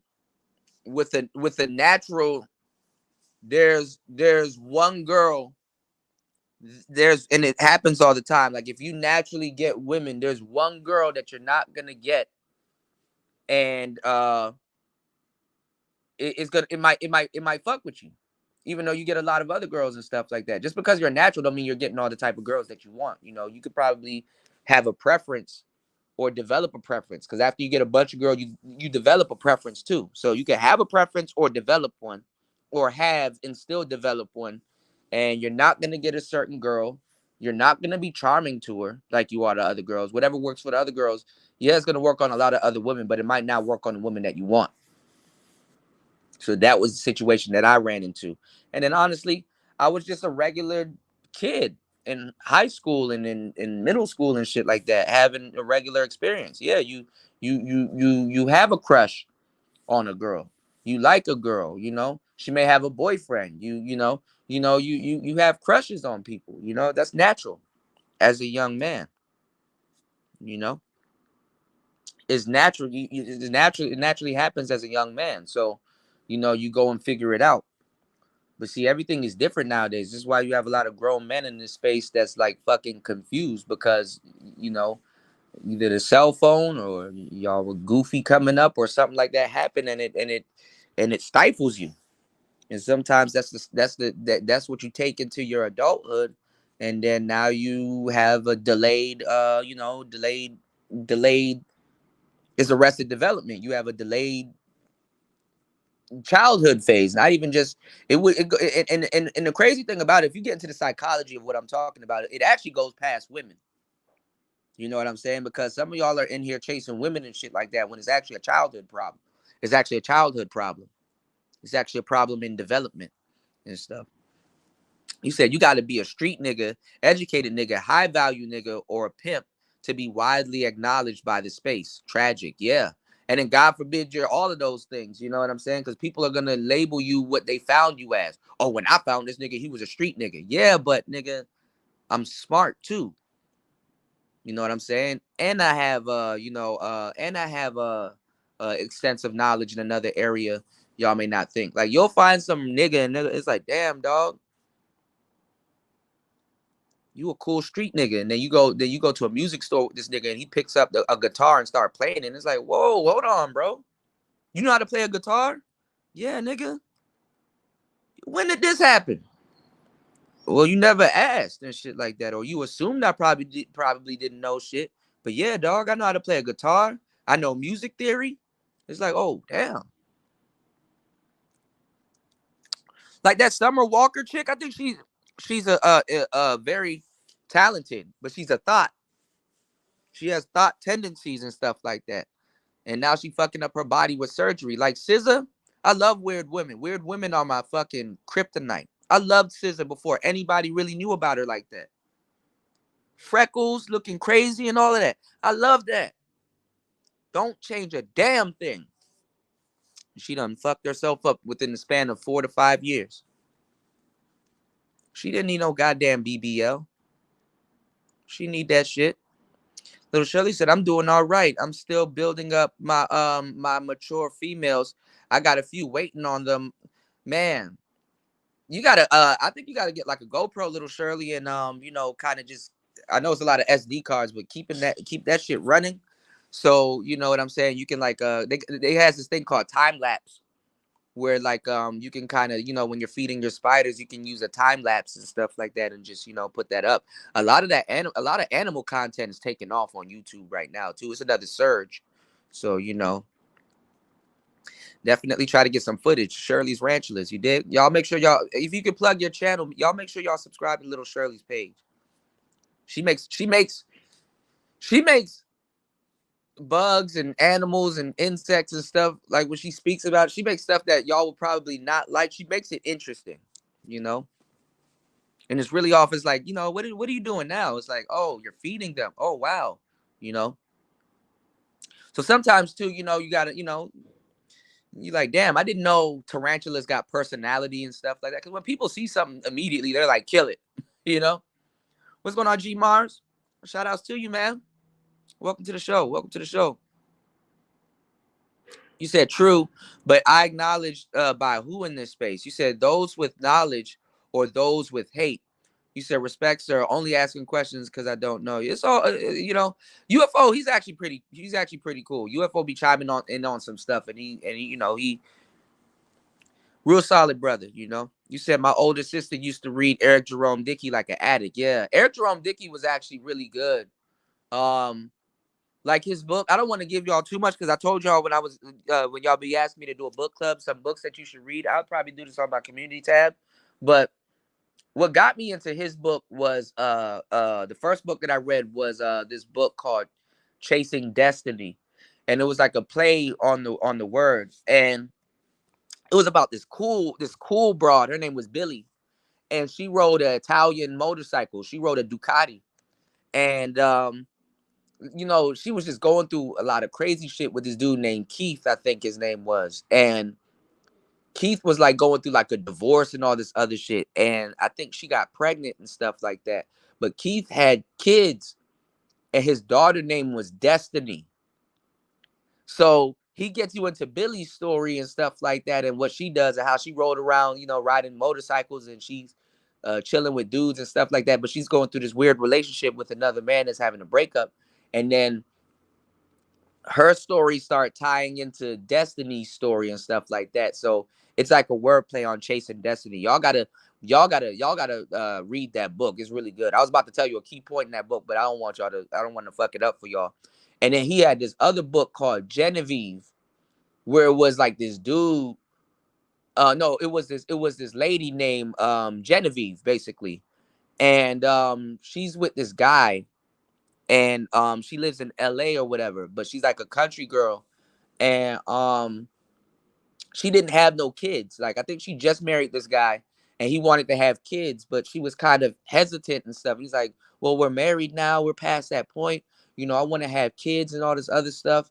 And she didn't have kids at all. And while she's somewhere, right, he gets like this call by a relative, you know, because he really did, you know, they were together, but he really didn't know too much about her. She was more secretive about her life and her family. So he gets this call from like her aunt or something like that, or like a grandmother or somebody that claimed to be her aunt. And somebody that she cared for basically died because she didn't fuck with her family like that. She, I guess, escaped her family and went to LA and met with him and whatever. They rode off into the sunset. But he ends up going back to, I think, North Carolina or Georgia or whatever with her. And he starts to meet her family and he's starting to find out a whole bunch of other stuff about her, right? And then he ends up, like, if you read the back of the book, the shit is actually, let me see if I can find the back of the book for y'all. No, actually, I think it was like in the mid, I think it was like in the beginning of the book. I'm just giving you, I'm paraphrasing though, but he basically went back to Georgia with her and started finding out stuff about her family. And then she had a bad joint that looked exactly like her and was like fucking like gorgeous. And she caught his eye and he was like, who is she? And then the girl referred to Genevieve as her sister. So he's like, damn, her sister bad as shit. And the sister was like making passes at him and all kinds of stuff. And then he ended up sleeping with the sister. So in the book, I think it was in the back page or whatever, but in the beginning of the book, they're like, because Eric Jerome Dickey has like a way of painting a sexual scene that, because books required people to use their imagination. So the way that he's describing the scene, like you can envision all this stuff. Like he was like, oh, her chocolate skin, being meshed together with mine, melted. Like he's going into like details and stuff. You like, ooh, these people having some these people have some good ass sex, like it's like one of those books where it's like, ooh, it's like, damn, he talking about penetration and all this other shit. Like he goes into details, right? But like in this book, he's like going into like these details, and it's like, damn. And he was like, "This is my guilt. This is my affair. I have a wife and stuff like that." So it's like he's like kind of telling you that it's like one of those. You may have wondered how I got here. Let me explain. And then it's like a whole story leading up to that affair. Man, all kinds of crazy shit start happening. And then, he was talking about how the guy felt guilty about sleeping with his wife's sister. And then later on in the book, I'm going to spoil this one for y'all. Later on in the book, you find out that he was wondering why Genevieve, didn't want to have a baby. Come to find out she did have a child. And she did run away from her life, back in the country or whatever. But she told him a story about how this guy, I think it was like a taxi driver or something like that, was trying to mess with her and stuff like that, and she turned him down. Then come to find out she lied to him. You know what I'm saying? She lied to him, and basically she went off with the dude that was driving the taxi and ended up having a baby with him. And she ended up running away from home and escaping her responsibilities. And she left her. That's why her family had a bit of resentment for her. She left the baby with her family, and that child grew up not knowing who her mother was, and did know who her mother was, but didn't know who her mother was at all because she wasn't raised by her mother. Her mother went off to LA and whatever. Nigga, that motherfucking child ended up being the girl that refers to her mother as sister. And the dude said when he found out that child was Genevieve's child, he said, I died 1,000 deaths on the inside. I was like, oh shit. This nigga done fucked her daughter. I was like, oh shit. Dog, y'all gotta get that book. Even if I explain this to you, that book goes into grave detail and is like into deep type shit. in too deep. Yeah, Ike is very sharp. Ike is very sharp.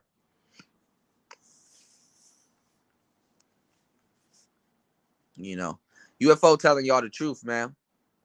UFO's telling y'all the truth, you know. You said if you already haven't checked out Ike, yeah. Yeah, but if you go over on Ike's YouTube page, MOT say Austin Holloman needs to be destroyed.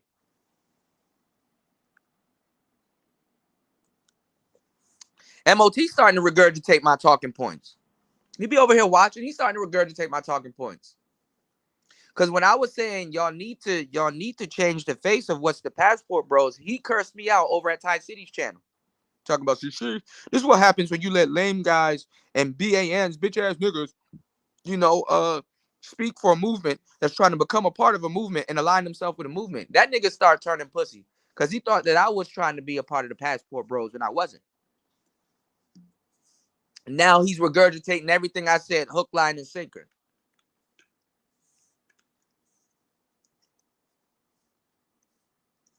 And them Passport niggas, he called himself the Passport ambassador and all this. Them niggas don't know who no goddamn MOT is.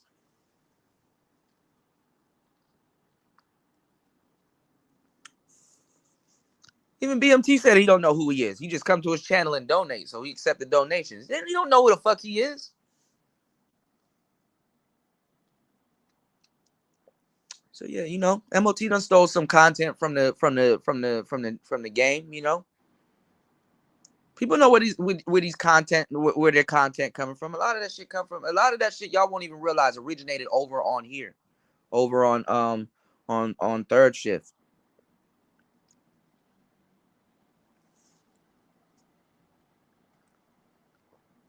You said, yeah, KS was calling in favors behind the scenes and punking dudes by using other dudes to do it for him. Yeah. KS was a pookie, man. KS played the game how it goes, man. There's live streams, they probably got taken down, but there's live streams where me and him are arguing about certain things. I know what type of brother KS was. Strategic. KS will switch up his topics too now. You know, if he was alive, he probably would have been talking about Passport Bros and shit like that. He probably wouldn't agree with Austin Holloman, and he probably would have a thing or two to say about Pearly. You know.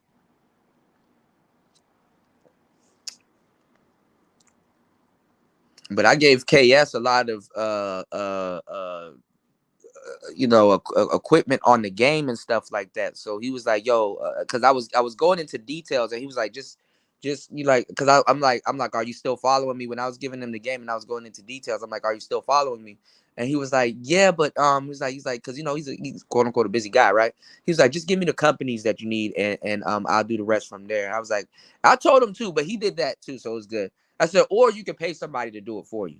You know what I'm saying? And he was like, "That's why I'm you know, I'm talking to you, but you know, like, do you have any companies and stuff like that?" I'm like, "Okay, yeah. Get a Shure SM7B mic, number one, because nobody knew what the hell the SM7B was. They've seen that mic everywhere and stuff like that, but they didn't know what it was at all, the polar pattern, what it can do, and everything. So I told him get a Shure SM7B mic, which he got. I told him about the MV7, but you know they look like the SM7B, so tomato, right? I told him to get some Mogami cables. I told him I just started giving him like, you know, I told him to get a Rodecaster Pro and stuff like that. So nobody was listening to me when I said it, but when Kevin said it, basically regurgitate what I told him to get, and people saw it work out for him, then they try to get it. Because O'Shea, he used to talk shit about me and ask, "Yo, why do you got all those microphones and all that other stuff and all this other stuff?" And then he basically, a lot of people basically, if Kevin told you to go get something or do something, you're listening to my advice by proxy through Kevin. So just pearly things basically heeded to my advice. A lot of people heeded to my advice, but come on now, he blew up. It's Kevin Samuels. It'll sound far-fetched for me to say that. So that locked me out of getting my credit for that. That locked me out. But I on one of those random live streams, I popped in the room and I was like, you know, "What's going on, Kev? I see you got the gear. You know what I'm saying? It's working out for you." He was like, "Yeah, cool. I got everything you told me to get, the Mogami cables, I got the Shure mic and stuff like that. But he was talking to his audience too, because he's like, if you want to be better, you have to get better, and you have to work on your sound. Where you think Kevin Samuels got that from? Where you think Kevin Samuels got that from? He used to listen to the shows that I had over on my show. He used to listen to the Third Shift. And me, Marco, Jessica, me, and Zero, you know, we had certain disagreements with him. They were calling him perfume and stuff like that. And it was kind of funny. I laughed at a lot of those jokes. Same thing with Ron Wills and stuff. We would just, making lighthearted, funny jokes, with people in the space and stuff. With and at people in the space too. And I think there was one show I brought up, and I was going over his setup. I guess he was watching the show, or Win caught back to him, because I was telling people about microphones and stuff like that. And I was like, look at Kevin Samuel's setup, because this was when he was doing like perfume, recommendations and stuff. And I was like, look at Kevin Samuel's setup. He has an easy setup, because that was the microphone I was telling Jessica to get. I was telling her to get. She can get that same, because I was putting people on to Rode mics, and I was like, okay, well, if instead of getting a Yeti and not learning how to get a mixer and how to deal with XLR microphones, you can get what Kevin has, and he's the only person here that I see using it, because at the time I wanted this microphone called the Procaster. The only people that's using the Procaster in the manosphere that I know of now is Information Man.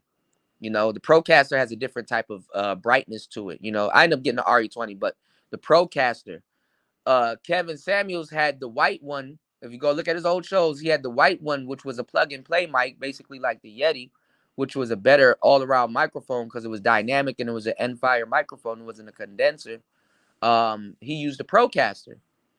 So I was telling Jessica, yeah, you can either use the first mic I recommended to Jessica was either the Procaster or the one that I recommended to Zero, which was the which you see a lot of people using in the space also. I really put that microphone in the space also, which was the not the Go XLR. What is that goddamn mic? I forgot the name of the microphone. I can't remember it, but y'all see it all over the place. It's at the time it was red and black, and then they came out with a new one, and I started recommending that one. Sexy Red has it. She bought that microphone. I recommended that one. It's the damn it. I forgot the name of the mic, and I really want one, even though I got too much mics, y'all.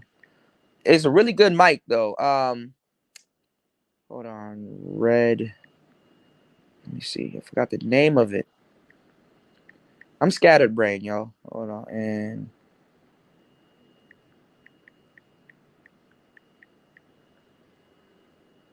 here it is. The Hyper Quadcast. HyperX Quadcast. That was the mic. The HyperX Quadcast. So that was another microphone I introduced to the space. Nobody in the space was using Rode mics. Introduced Rode mics to the space. The Rode pod mic and stuff. Everybody using a pod mic now. I put that shit out there. I put the Rode pod mic. I put that in the space. You know what I'm saying? Because I was giving people the game. I was like, yo, if you can't spend $400 to get a SM7B, there's a way cheaper mic that's way better. It's heavy and it got the design on it is dope. And it was the Rode Pod mic. I got the Pod mic right here. I got my SM7B. I got my RE20. I got my Rode NT1A. I got a Shure SM58. I got a Lewitt 440 Sub-Zero. I got another mic I introduced to the space is a SE Electronics V7. I got a Electro Voice was it ND767A, which is a very rare microphone. Yeah, I'm him. I am him. I'm that guy. I am that guy. I be lowballing myself sometimes, and then I wake up. I'm like, shit. I am who I am. Shout out to Chris G in the building. I am so far back, y'all. You said Austin, a Call of Duty generation. Yeah. He a younger guy, Lou and UFO giving y'all the game, y'all. What's going on, music therapy? Yeah. No, but I want y'all. I want y'all to see that a lot of the stuff that I'm saying is getting regurgitated. It's just that for some reason, you know, dudes ain't getting cited, and I know I ain't gonna get cited. Like the whole manosphere is point about gaslighting me, is not giving me my credit. You know, so I got to figure out where Clarence or whoever got that shit from. Because Red cites who he's talking, who he gets his information from. You know, but I don't think Red knows that I've been saying that for more than several months, and it's like goddamn word for word. You know what I'm saying? There she go. What's going on, Rissa Rose? Shout outs to you. How you doing? Looking better than ever. The world needs to stop playing with my girl. Shout outs to Rissa Rose in the building. What's going on, Underrated Darkness? Shout outs to you, player. Rissa, you gotta be careful running around here with them with them channel pictures now. Goddamn. Watch out now. Oh man. Shout outs to Underrated, man. Underrated in the building, man. If you haven't checked that brother out, man, check him out. You dig? There it is, Lou. Yeah, Lou said it. The HyperX. Yeah, HyperX wasn't available. Yeah. You said you got the Rode NT USB. Worked out so good. Yeah. That microphone is actually really good. Lou, if you don't know, I think I told you this. Go on to Rode's website. They sent out an upgrade. They sent out an update for that mic. If you go on to Rode's website, download the update for that microphone.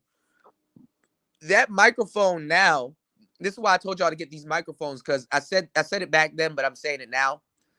But now it might be a little bit different because new stuff come out, but they still put out updates for their older stuff. That microphone now comes with software. They've integrated the Rode NT USB with the Rode software now. So you can use the same software from the Wave mics on that NT USB, and you can play with your background noise. You can get a de-esser, and you can get a whole bunch of different it comes with a mixer. Basically it's a built-in mixer that it comes with. So make sure you download that software. It should immediately recognize your microphone, and have fun, man. So that's why I told y'all in the past, yo, if you listen to what I'm saying and you take my advice, there's perks that come behind it. I wouldn't send y'all anywhere. I wouldn't send y'all or have y'all do anything I wouldn't personally do myself. You know, so y'all can get that respect from me there. So actually, I know Kuda. He's been through this before, so I know when he tells me something, he knows what the hell he's talking about. If I don't know what I'm talking about, I wouldn't say nothing. I would sit back and learn. I'm a student of the game, But make sure, man, Lou, make sure, and I gotta tell Keep It Techie, because he picked up a NT USB also of my recommendation. But make sure you head over to Rode's website and download that software. They put it out a minute ago. I want to get y'all. My thing is, I want y'all to have a great introduction into what you're doing, and I want to get y'all gear that when they release updates and stuff like that, it completely changes the purchase and stuff when you first bought it. And that's good for people and consumers and stuff like that they have that they can get new their hardware. It can get utilized a little bit different, or something comes with software when they update it. Because other than companies and stuff like that, I want you guys to also be rewarded by making a good decision, even if it's one. You understand what I'm saying? I want you guys to realize, damn, I made a good decision. Damn, I'm glad I did that. Because I sat in my studio several times. I sat in my studio, and like you know, I sat in my studio and I'm like, damn, I'm glad. I sit around off air sometimes. I'm like, damn, you know what? I'm glad. I'm glad I did this. You know, I look up to the sky and I'd be like, bruh, God, only you. You know, only God, bro. I look up, I'm like, God, you got a sixth sense of humor, man. Only you, man. I appreciate everything. I appreciate everything the Lord has done for me. My gratitude. I appreciate everything the Lord has done for me, man. And I'm not here to Bible thump. I'm not here to tell y'all to believe in a certain God and stuff like that. But I'm here to let y'all know, man, God is real, bro. God definitely real. You know, the things that God has done for me and worked out for me in my life, I can't even begin to tell you how thankful and joyful and appreciative you know, I am for it. You know, the opportunities that he put on my table and some of the things that he let me overcome. And there's been so many situations where my life could have been taken, and through the graces of God, it didn't happen. You know, I done ran through so many cars. People done ran into my cars. I done had so many close calls. Let me tell you something. One day I used to drive for Uber and stuff like that on the side. I had two jobs. I used to work, and when I get off that job, I used to drive for Uber overnight. And I was grinding to get something and pay some bills. And I usually work overnight and go inside at like 3 or 4 a.m. in the morning. But there was one night where I was just doing so good and I was getting so much airport rides and stuff like that. And I was like, you know what? I'm about to get this incentive out the way and get this bonus. I'm going to keep going. On the way home, I fell asleep at the wheel. And this rarely happens, but I fell asleep at the wheel and stuff like that. I was on the highway and I woke up in my car, the front left corner. I don't crash. All the accidents I ever got into, somebody ran into me. But I woke up and the front left side of my car was almost halfway under a truck, under a semi truck, like under the trailer.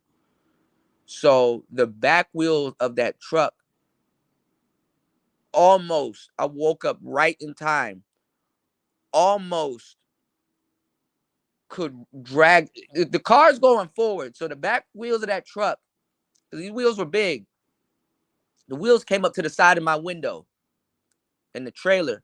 The back wheels of that truck could have grinded and ran my car in. It would lodge the car in, and then that trailer would have ran over my car and cleared the car. That's how fast that shit was going. And I woke up and I'm halfway. My front side is halfway under the truck, right about to run into the back wheels. And I woke up, and as soon as I woke up in a split second, my life flashed before my eyes, and I realized what was going on. I jerked my car back over to the right and was right back in lane. And I was wide awake as hell. And when I got home, I'm telling you, as a black man, making it home is fucking underrated. Yeah, anything can happen to any man. I get that. Cool. But especially as a black man, making it home safe in one piece is under fucking rated.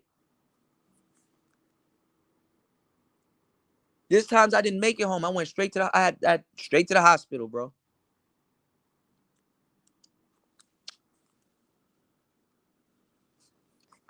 Shout outs to Lou. Lou said the devil is real too. Glad you chose the right voice to listen to, man. I'm telling you, I know both is real. You know, I know both is real. We chopping up some good game. Make sure you guys like and support the channel. Definitely support the show. Support the show. Support the show. Talking about some real stuff here. Not talking about the same mentally draining jargon in the manosphere. Talking about some real shit. You know. So if you are you enjoying the conversation, make sure you guys like and support the show. You'll be going on in a few 1:35 a.m. Eastern Standard Time very soon. Okay. Yeah, man, definitely. Y'all make sure. Oh, he gonna be on in like 4 minutes, man. Make sure y'all sub to Underrated Darkness's channel. So when this live stream goes off, which I'm about to end it soon and fire up a music live stream and go make some beats and stuff. You guys can head over to Underrated's channel, man. Brother, real good brother. Hey, let me tell y'all something. I know I just had a nice brief conversation about the Lord. Underrated will get, man. Let me tell you something. The underrated need to write a book. You know, if he writes a book, I'll do the forward of his book. When I tell you some of the stuff that I know for a fact that underrated has been through, you know, I'm gonna tell you, man. He'll tell you how good the Lord is, you know.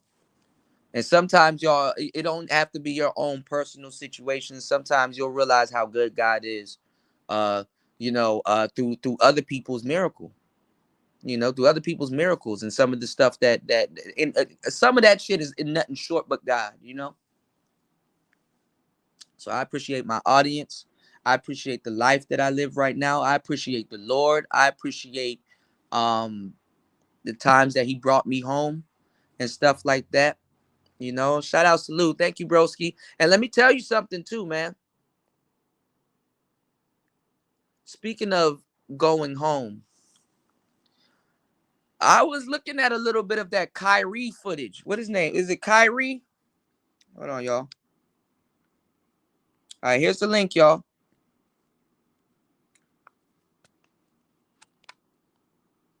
Be there, be square.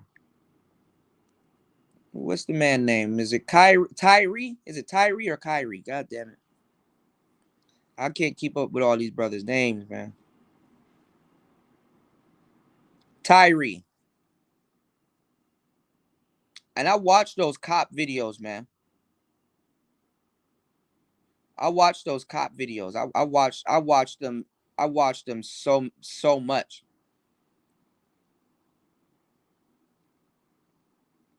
Abnormally. I watched those cop videos and stuff like that. You know. So I don't know what the story is. Can y'all fill me in before I do some more? Okay, what's going on, Raj? What's going on, player? So I saw a video where they said he tried to run from them, and then they caught him and issued an ass whooping. And then I saw one where they said that then I saw another video of them just pulling him out the car. So was he trying to run on foot, or was he trying to run in his vehicle or whatever? Because he was trying to have a conversation with them, even though, you know, he was trying to have a civil conversation with them, but they were on, you know, cops are like killer bees, bro. Like when they smell blood in the water, bro, they're going to beat your ass or shoot you or do something to you and stuff like that, you know? And sometimes, brothers, you like, you know, I'm going to tell you right now, and I'm going to give you the game. If you want to talk to them, because their thing is to quickly put you in handcuffs for the most part, to detain you.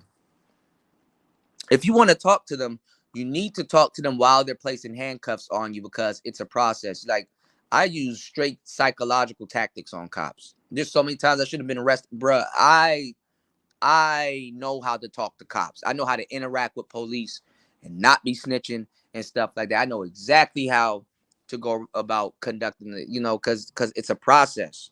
So I already know how their mind is working when it goes to this process. I know how to throw them off and get into a certain conversation or get them to, you know, and stuff like that. You know, I know how to speak to police, you know,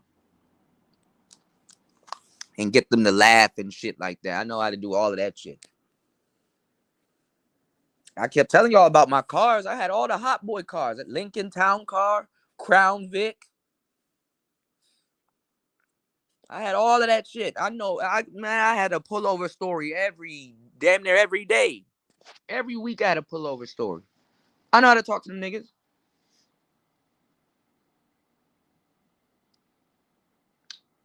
But to get where you want, what you want, and where you want with them, you're gonna have to be reasonable. To a certain degree, you're gonna have to comply. You know.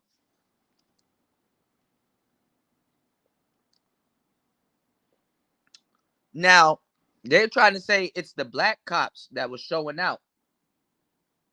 Because what they were saying, was it like five? It was like five black police officers, but the officer that I saw had white hands.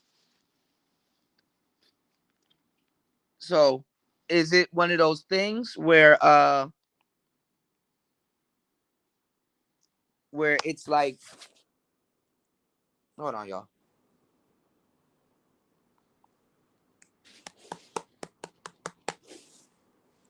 Hold on. Okay.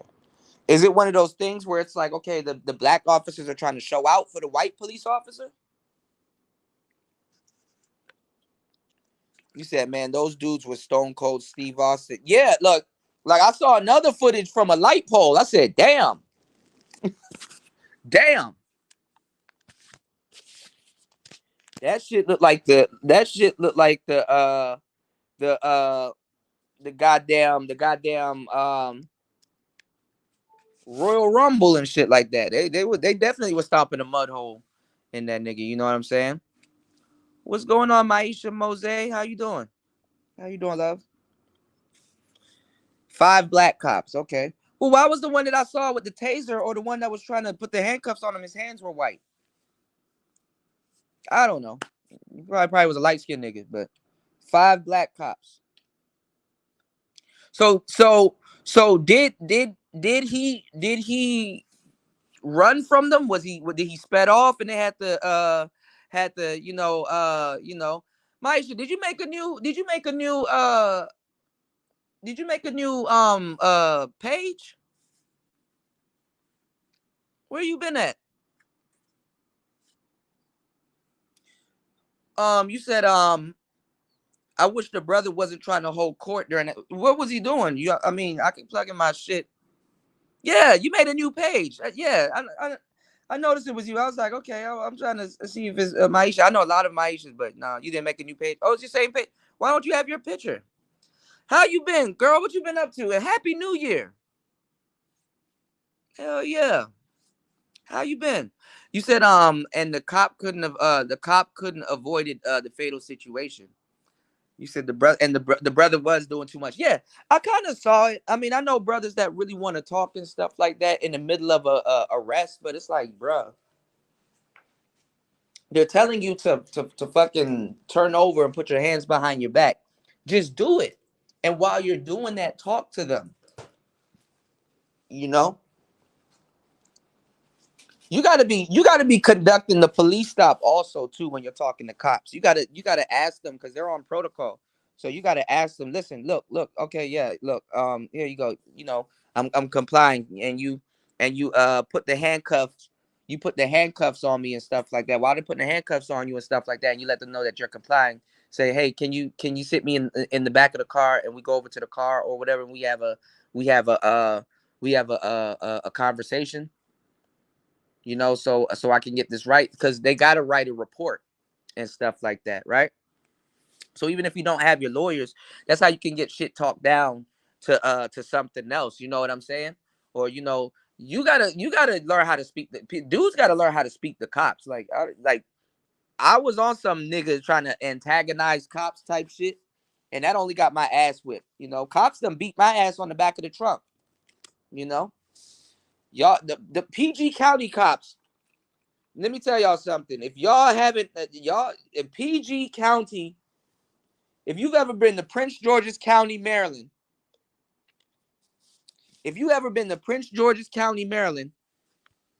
PG cops and LA cops are of the same breed. PG cops made the Memphis police look like child's play. Go get your ass pulled over in Temple Hills or Largo or Hyattsville or fucking PG cops will beat the shit out you. Even the cops in Montgomery County will beat the shit out you. You know? Yeah. I pay your salary. Yeah. You said where's what do you mean? Who you looking for, Maisha? What do you mean, love? You said they dragged him out of the car and then started roughing him up. He ran away. They caught him and beat the shit out of him. Okay. Damn, that's different then. Shit. Damn. Raj done painted a whole different story, you know? Yeah, don't say that. No, but dudes will say that though. You know? I'm telling you, man, like you gotta be able to conduct it. So you got to know what their options are and versus what your options are as a citizen. Okay, are they going to sit you on the curb? Are they going to sit you on the back of the car? Are they going to on the back of the car? They're going to sit you on the hood of the car. Where where are they going to place you after they put these handcuffs on you? So sometimes if you make a suggestion, like, hey, can you please sit me on the front of your car real quick so we can have a conversation? Because and while they're cuffing you, they're like, okay, once we cuff this guy and get him up, where are we going to sit him? Are we going to sit him on the, you got to know what, you got to, man, I study cops. You got to know their whole protocol. You got to know their whole protocol. I know how to get into a mind of a cop, and not come off as that and not come off as I'm come off as I'm trying to manipulate them. I know exactly how to get into the mind of a cop. They're humans too. They're people too. So I'm telling you some real shit. You gotta be careful out here. Getting home as a black man is underrated. So they said that he was transported to the hospital because of his injuries. I don't know. We'll get into it. I'll do my research off air. I always do my research, and then we'll have a great show. But they said that he was transported to the hospital because of his injuries on January 7th, the day before my birthday, and then he died later on the 10th by succumbing to his injuries. So I'm like, oh man. But let me tell y'all something too now, because the police are under a lot of bullshit also, not justifying what the police did, but I'm gonna tell you some real shit. They're gonna make those black police. If it was 5 white officers, they wouldn't have done shit and they wouldn't have said shit.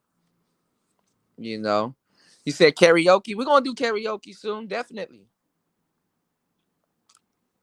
We definitely gonna do karaoke soon. We gotta do it around this time though, in the daytime for me. But see, those black officers, they're gonna try to make black men and black police the face of, which is impossible, of of the black man getting his ass whipped. They're gonna make them the face of it and try to take the heat off the white officers, because what they do with the white officers is they never get fired. They get transferred. And when you look at what they do with the white officers and stuff like that, like, you can't fool me about this shit. That Derek Chauvin nigga, they trying to get his ass out of jail right now. Okay, Maisha, they trying to get his ass out of jail right now. And it's like, oh, well, he's been in jail for several months, maybe a year, but he learned his lesson. Nah, man. Being a cop is not a fucking job for the most part. It's a fraternity. It's a fraternity. Your unit, your set, your unit number, your badge number, and all that. It's a fraternity. When people good night. When people are the ones dictating the law, they break the biggest laws ever. And it's never fair. There's always bias. There's always justice. This is why they're like, oh man, we need the police. No, that don't work. How the fuck you sound talking about some, well, I investigated myself and I found out that I'm not guilty. And it's not an opinion. And then the police, the people that police the police, they're going to be policing the police so much that they start gaining relationships. It's like the court system, right? I'm giving y'all great quotes. I'm giving y'all some game. Make sure y'all support the show, man. Let me tell y'all something. With the court system, right? With the court system, hold on, y'all. With the court system, right? I'll give y'all the game. A good lawyer knows the law, but a great lawyer knows the judge. The judges, the lawyers, the prosecutors, all them people hang with they know each other. And to a certain degree, when they get off in them courtrooms, they gotta put on a front for everybody. They know each other. The lawyers know the judge. They go golfing on the weekend. As a matter of fact, now that your case is going on, they're golfing the next weekend with your case going on. And sometimes the lawyer like, yeah, I know him. We got a tournament this weekend. I'm gonna talk to him. I'm gonna get in his ear this weekend. You know. And sometimes the judge and the lawyer, their relationship, yeah, you got a little case and all that shit going. They just, that's just a scrimmage. The judge is looking at your lawyer, especially if your lawyer ain't Jewish, right? The judge is looking at your lawyer like, okay, you know what? He a cool guy. I just went golfing with him. He caught a birdie. He run a, or an eagle or whatever. He won a couple of rounds and stuff like that. Or, I had to face him in the last tournament. He's not a bad guy, but you know what? Let me grant his lawyer, which in turn you get your case dismissed or something. Let me grant his lawyer this case real quick because he's not a bad guy. I know how he thinks. He's a reasonable guy. I see where he's coming from, and his defendant is there, and he's a great lawyer. So I want him to look good as a lawyer. Let me let him win the case, and then also too, he gets paid. You know, because what if the judge, like, there's guys that I know that they don't snap unless I know for a fact if I if I know that this guy snapped, I know for a fact the person that he snapped on was in the wrong. You understand what I'm saying? Because it takes this nigga a while to snap. If you have that type of personality and you find yourself being a lawyer and the judge knows you and he knows that about you, like, you're a good dude. So I know somebody's doing something wrong, they snap. And you know, and your client and shit like that, man, nigga, you'll win that case. Let that happen where a judge know about you and stuff like that. And because remember, you're the defendant or whatever. Your lawyer is going to be, even in a court, your lawyer is going to be talking to the judge more than you. You understand what I'm saying? Your lawyer is going to be talking to the judge more than you. So it's really for you to really capitalize on your judge knowing the lawyer, your lawyer knowing the judge. My bad. Your lawyer going to be speaking to the judge more than you are. So it's better to capitalize on your lawyer and the judge's relationship to get your case thrown out than, whatever it is. Roz said facts. Lou said true, Kuda, hold yourself and your family accountable. That's all you can control. Start there. Build a better world from that. Yeah. Because we talk about society, y'all, but in all actuality, we are society. Because guess what? In several years and stuff, man, look, let me tell y'all something. I read this quote and because I get these music quotes, right? They were like, yo, people gonna criticize you and stuff like that. Do what the hell you want to do. Take the criticism and stuff like that. Because guess what? In 30 years from now, them people that was talking shit about you and talked you out of accomplishing your dream, they're not even gonna be around. I said, shit. That's fucking true. That is fucking true. You know? What's going on, Alpha Omega? She said, yep. He said, yep. This is true, especially small hats. And that's a funny term. And finding out who was linking to 911 insurance payouts. Wow, I didn't even think about that, Alpha. They were part of the same clubs, yeah. Because that's the thing about money. Money gets transferred. Money flows. Why do you think they always use water references to money? Money laundering, money. You know what I'm saying? You know. So that shit is crazy.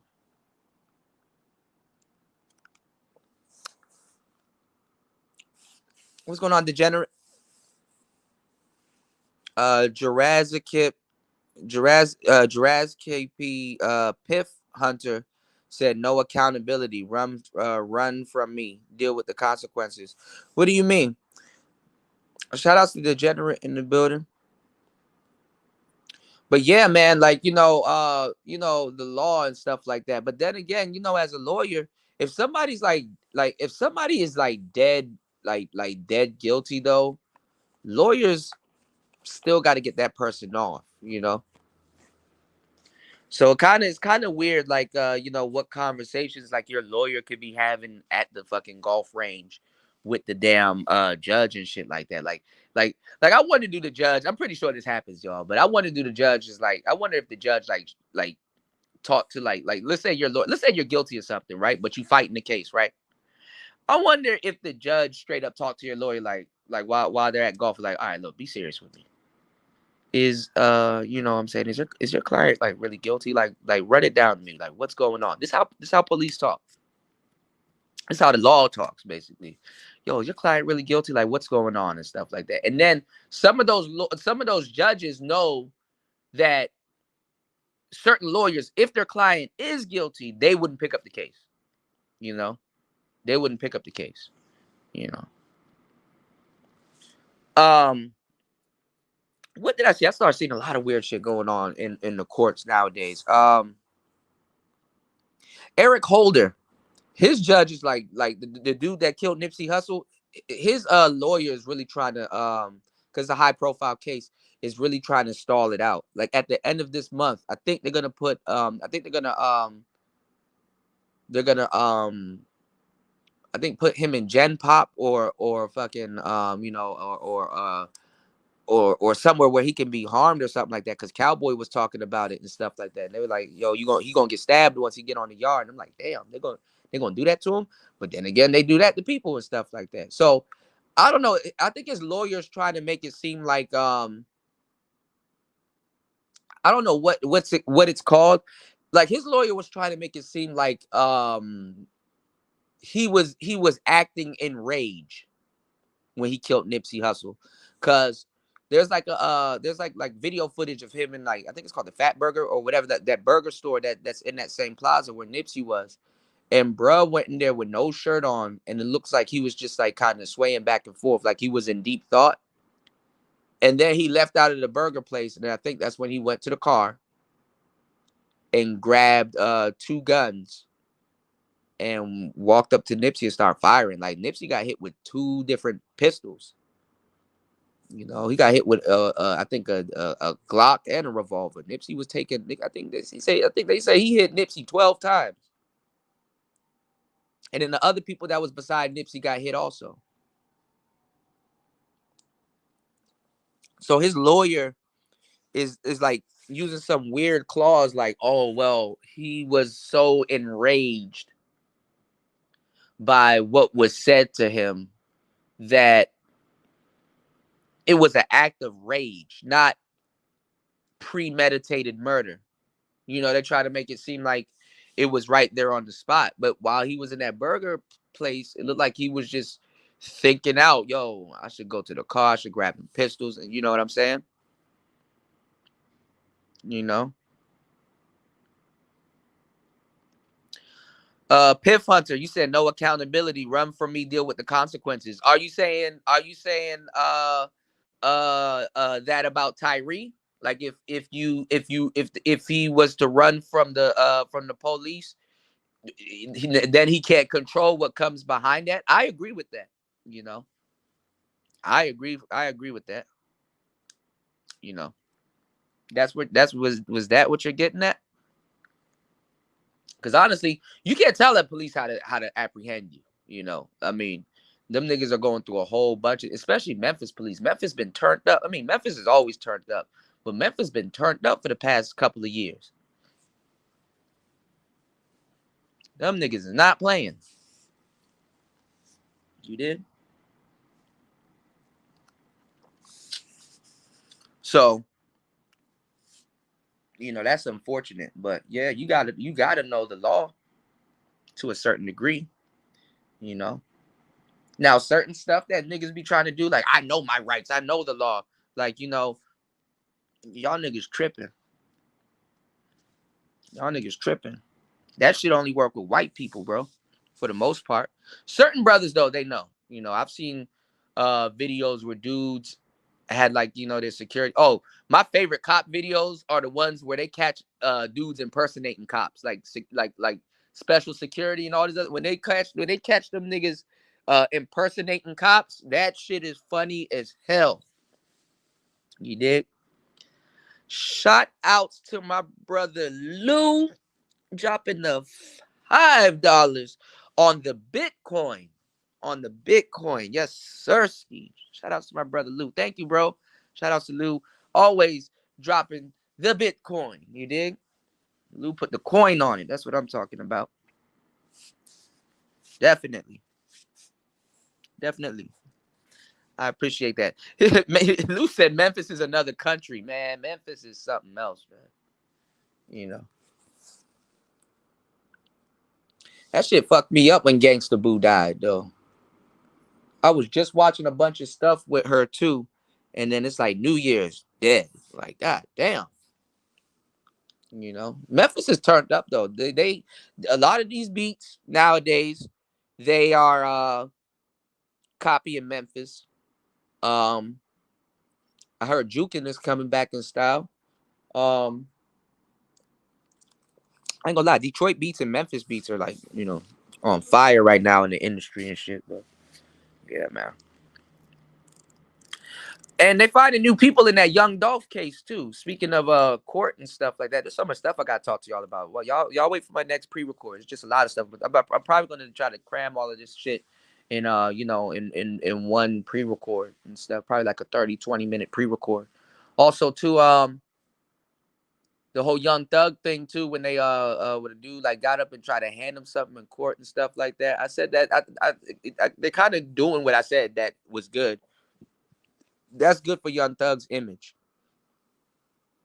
Because now he can prove that there's many of cases that Young Thug, like as a lawyer, I'd cling to that. Like I'd be like, listen, see, Your Honor, there's many of cases where my client here has been set up, and it's been following him his whole life.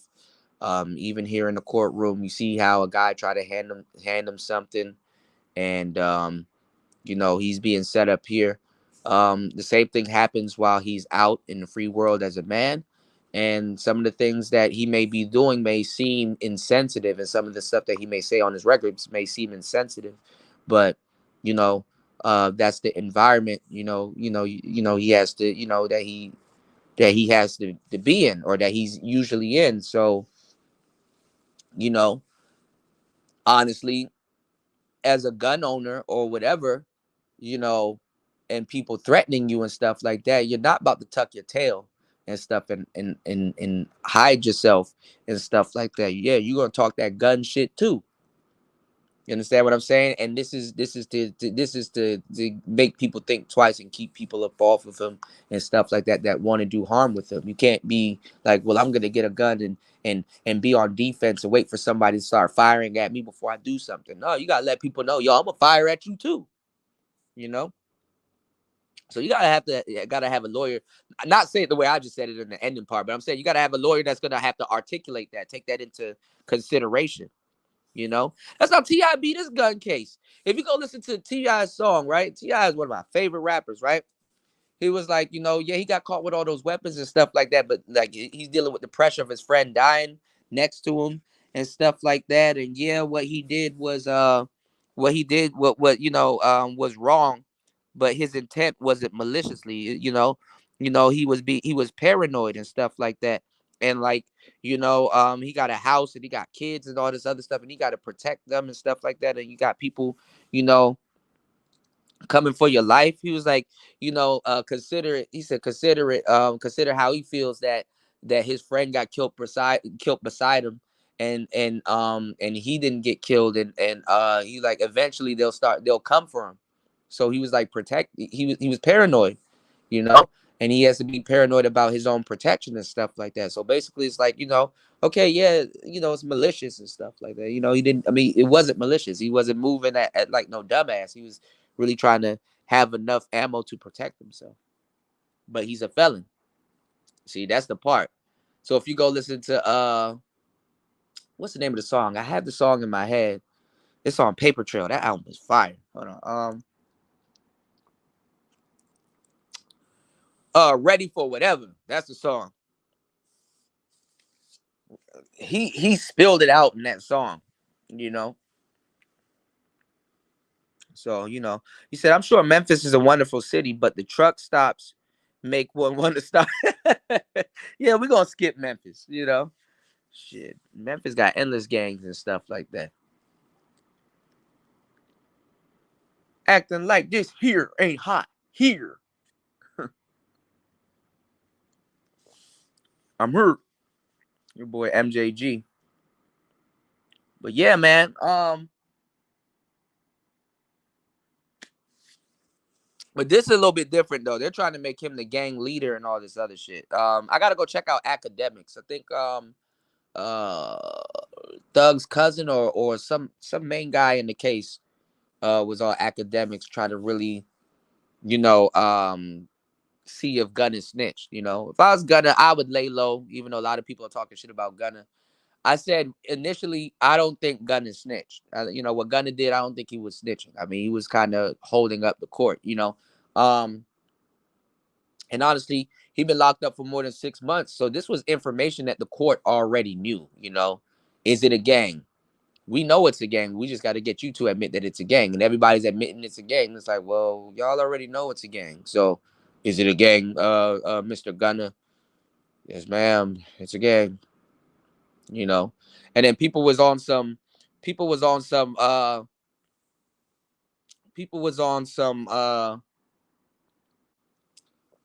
because I could tell y'all never dealt with the law or really got pulled over and shit like that. She was like, you were in a car with Mr. Jeffrey Williams and they found like, you know, some narcotics and all this other stuff. Were those drugs yours? And he was like, no. He said those wasn't his drugs. And black people, mind y'all, this is the first thing. Well, see, he snitched because who else drugs they gonna be? See, y'all niggas don't know anything else. There's a possibility he could be in a car and there's drugs in that car when they found the car. And it's not his or Young Thug's. Young Thug still has a option to say no, those drugs wasn't mine, even though Gunna said it wasn't his. It wasn't mine either. How does that work, Cuda? Well, listen, if you actually been into any type of trouble with the law or know how court and how things work, you can always say, yo, this is my cousin's car. We were only using it to get transported from here to here at the time, or we were gonna, you know what I'm saying? Uh, uh, uh, you know, we lend it to him or this, that, and the third, and we didn't know. Shit get left around all the time. There's an entourage. There's a lot of people here, you know. My thing is, instead of saying YSL is a gang, I'll more so say it's an entourage. It's more so of an entourage. We use the word gang because who wants to use entourage every time they say something? So yes, initially I'm guilty of calling an entourage gang. This is why, as a rapper, you got to stay touring. And they know we call it gang gang. That's because that's our circle, but it's really an entourage, Your Honor. So you know you want to half agree to some shit, not fully agree to some shit, but them the police, you got to make them do their damn job. You dig what I'm saying? I think Young Thug will beat the case, but they're gonna give him something like endless probation and stuff where they know he's gonna have to go right back. Like they give you 10 years probation, nigga, you going right back to jail. You know, um, house arrest. I think he was on house arrest for a minute too, but they're gonna make a mark. You did. What people are looking at right now though is Lil Durk. Lil Durk might be going to jail soon. And they got those old block niggas really swift though. I wouldn't that I kind of wouldn't even would have thought about that. You know, when old block got tipped off, they used the cameras at Parkway Gardens watching them niggas running down the steps at a certain time and getting to FBG Duck within like 13 minutes and shit like that. They saw them run down the steps, saw them get in the car, then they followed them with the traffic cameras leading them down to the Gold Coast, and then eventually shooting up FBG Duck's shit. But then the police been going through their phones and Lil Durk's name is up in that shit. So they stacking. They stacking. I don't know why these niggas don't leave the fucking country. Like, god damn. Even Nicki Minaj said she never been to Bangkok.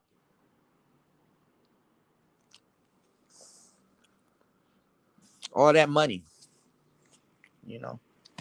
So Gunna basically he just wasn't going to sit in jail for shit that the Fed that they already knew. So I don't think he did the wrong thing, but I think it's one of those things where the case has to play out before people can call him a snitch. So he gotta duck this wave for a minute until the case plays out. But this case is gonna be going on all up into November 2023. So that's why if y'all look at my pre-records, the game that I'm giving y'all on those pre-records, I'm saying, we're gonna keep tabs on it. So if anything big happens, I got y'all. I am a source of news also. I work very hard, y'all. I work very hard, you know. I work very fucking hard. They want little Dirk. They want little baby. They want all them people. You know. So you said stick to this content. In no time, Google will lift you. No, I already know. YouTube is actually being well to me because I am monetized and they want to make some money also. So YouTube know they'll make a fuckload of money with me if they ever put any type of machine behind me. You know.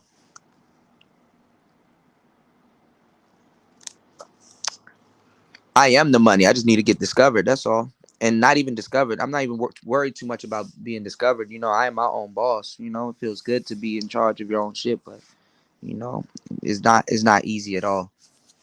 You know. But Gunna just need to lay low. You know. It's good that he's free so he can really get in touch with lieutenants and all these other people if it is a gang and stuff, and they can figure out how to get Jeff out. But I don't know.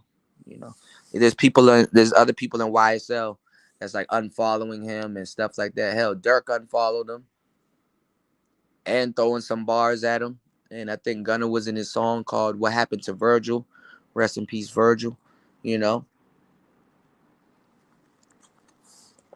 it's just a lot of shit. A lot of shit, man. A lot of shit. You know, that's going on. So, you just really got to pay attention to, really what's going on. But with the Young Thug thing, though, I think it was a good idea. I even said, even if he paid a nigga to do that, a nigga get a little jail time for a little weed or whatever, sneaking a little weed or whatever in the penal system or whatever, just to kind of, uh, change the narrative to make it seem like, Thug getting set up. I think that's some money well invested. You know what I'm saying? To really kind of sway the court, and then you got a lot of fuck shit happen. There's too much fuck shit going on around the court than with Thug his actual self. People snitching, um, jurors doing stupid shit and talking about the case everywhere, and then people snitching on the jurors and stuff like that. You know what I'm saying? Um, it's just a lot of stuff that's going on with that case that really ain't got nothing to do with Thug, and it's just kind of making Thug, even Thug, like how they got him going back and forth to court and his sleep schedule and stuff. Like if you go look at the latest news on Young Thug, he's damn near sleep in court. Like he laid his head on the table and he's like kind of just like he's exhausted. He's getting put through hell. They're making him out to be like the big meech of something. He going through more hell than YFN Lucci, you know? And YFN Lucci, this dumbass nigga, gonna participate in a drive-by with somebody, and some nigga in his passenger seat, you can't get out of it being the driver. Some nigga in his passenger seat, some fat nigga, tried to lean out the window and shoot somebody. Then they returned fire. This nigga got hit in his taco and died right there hanging out the window. And Lucci gonna push this nigga's dead body out the window with some other dude and try to drive off. Nigga. You dumbass nigga.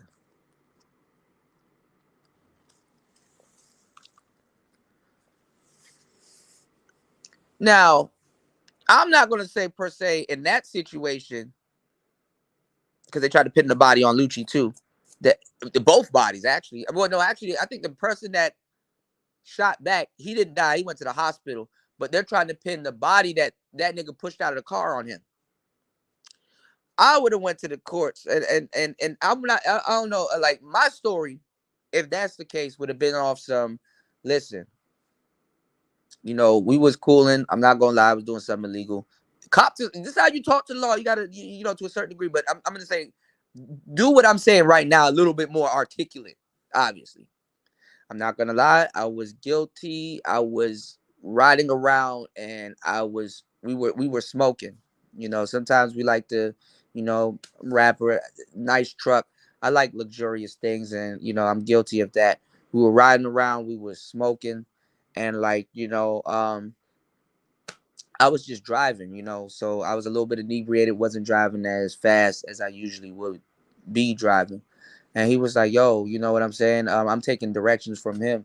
And he was like, yo, let's go over to this neighborhood and stuff like that. So we went to this place. I'll start telling him we went to this location.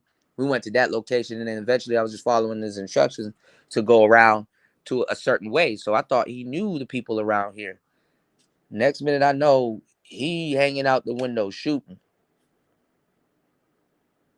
And whatever happened. And like, nigga, I know I didn't do the right thing by pushing his ass out the window. Shit, I would have drove straight to the hospital. Fuck that. Get this shit on paperwork. Like, nigga, I would have drove straight to the hospital. You ain't, and to a certain degree, the way, modify the way you say it, because niggas are like, oh, they're snitching. You snitch on a dead man? You snitch on a dead man, You sitting there in enemy territory. You didn't know. He got his taco peeled. You didn't want to have anything to do with it. Shit, drive your ass to the hospital. You better drive your ass to the hospital and tell them the story so they have it on record and paper and stuff like that. So by the time you get to court, you're gonna, by the time you get to court, you're gonna look a little bit better in the eyes of the court, because you was driving, my nigga. And some black women called the police saying they're witnessing, saying that they're pushing him out of the truck. They're pulling a dead body out of the truck. All we saw was all we heard was gunfire. And now we're pushing that dead body out of that truck. Man, nigga, what? Got me finucked up, nigga. No, I'm going straight. That's what they're doing. Like, so the other night we were playing the interrogation footage from let me go back up because I gotta see when Miss V is going live. Miss V, if you're still in here, can you let me know when you're going live so I can come through? We were playing the interrogation of what's his name? Not Bolt, right? That's the dude that killed Tentacion. YFN, not YFN. Damn. See, I'm getting discombobulated. All these goddamn nigga names. Not YFN. I'm thinking YFN Lucci. What's the dude's name? What the fuck is this guy's name? YNW. Is it? Yeah, YNW. All these names, dog. I can't keep up. YNW Melly. We were going over his his interrogation and stuff when it first happened, and they didn't interrogate YNW Melly. Melly turned himself in, I think a day or two later, or a week or something later. They were interviewing the guy that was driving the car, Y&W Bortland. And he drove to the hospital. And because I think Y&W Melly gonna win this case too if they just let it bleed out, even though there's a lot of incriminating shit going on. They just can't pin it. Bortland was talking about, I was driving, I didn't see where the bullets was coming from. I tried to duck and stuff like that. And basically he was like, oh, I'm in the turning lane, whoop-de-whoop. So it was basically saying that because the car, how the car was set up, they tried to make it seem like it was a drive-by where the two friends that are on the right side of the car got killed, right? And the bullets are not consistent with what they're, with what Bortland is saying, and then the cell phone pings and stuff like that. So they knew where the murder location was. They knew what bullet was used. The bullet, even a shell that was used was found in the side where Melly was sitting. The man tried to say it was a drive-by, so where he was in a turning lane and stuff like that, the bullets would have been going from left to right.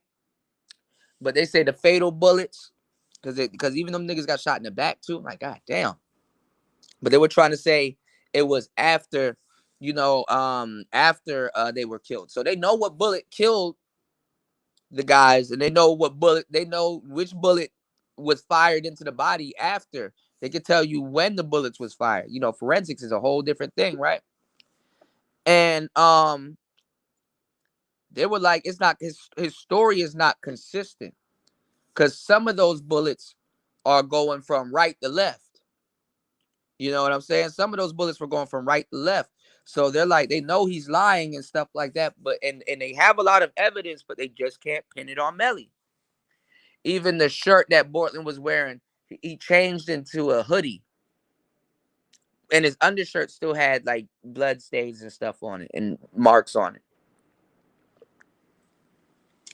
He could say whatever he wants to because he was just the driver, so he could be ducking. He could, he could say whatever he wants, even if he's lying at this point. That's why they got to pin it. And then also, there was no gunpowder residue on him or any of his clothing. You did? And they said all of the bullets came from, Melly was sitting behind him.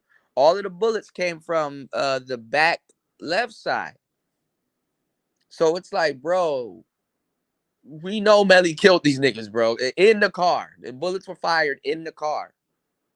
We found one of the shells. Was it like a 40 shell, like a 45 shell or something? We found one of the shells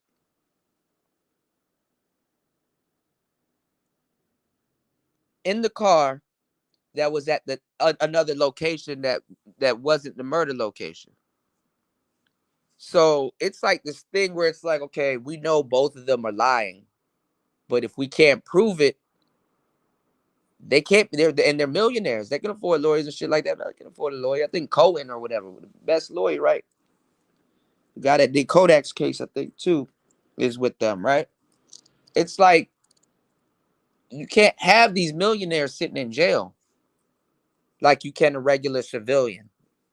They got enough money to fight the case, and honestly, you're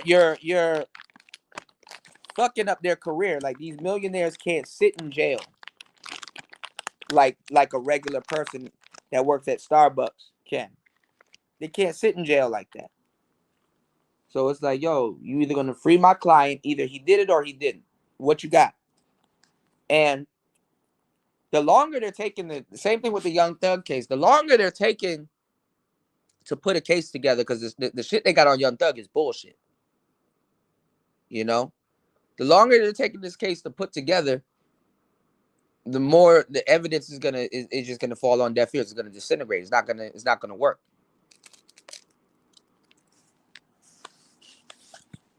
With Young Thug, I told y'all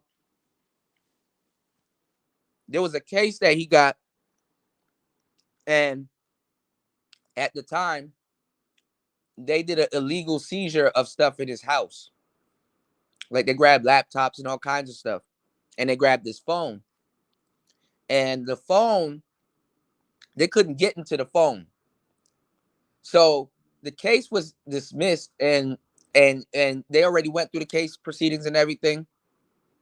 They found him not guilty, but they still had his phone and all the other shit that they shouldn't have had. That should have been returned to him. Everything should have been returned to him. And actually, they shouldn't have had it in the first place. They couldn't get in his phone to pin what they were trying to pin on him then. So it's like, ooh, he just escaped this. Oh, we want it, because they want Thug bad. They want him bad. Like,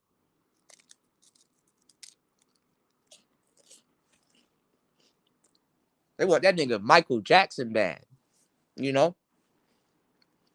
So then they finally found out how to get into the phone, but they're trying to present that as evidence in this case.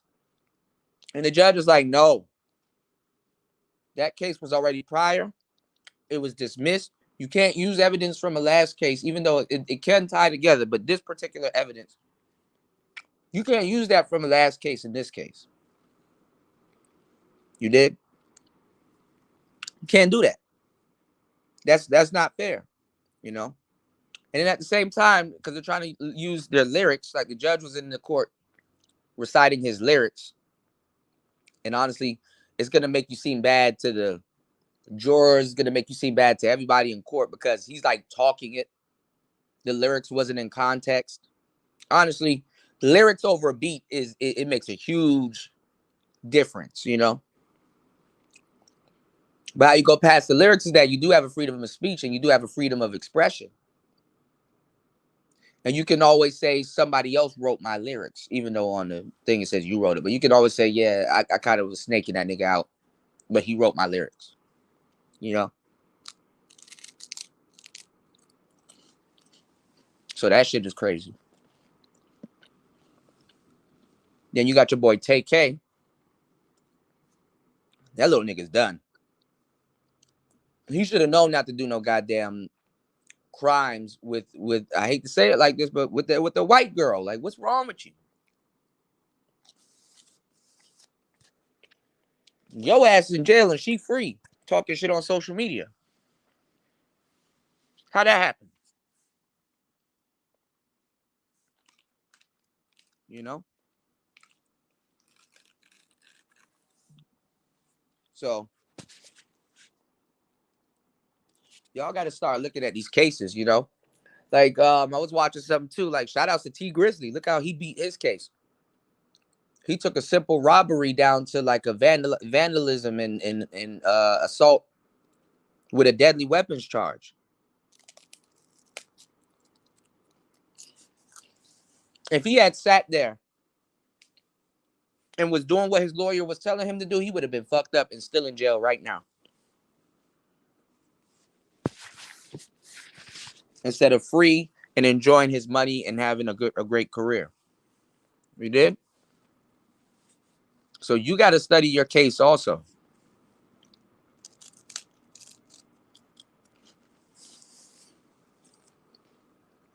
But they're going to play games. Like with the YNW Bortland thing, they want to get you as soon as the crime happens and then let you sit in jail for a while and then see if your story changed, you know? So that's why they try to make it seem like you're lying about, if they catch you lying about one little thing, they're going to put that for the whole case. So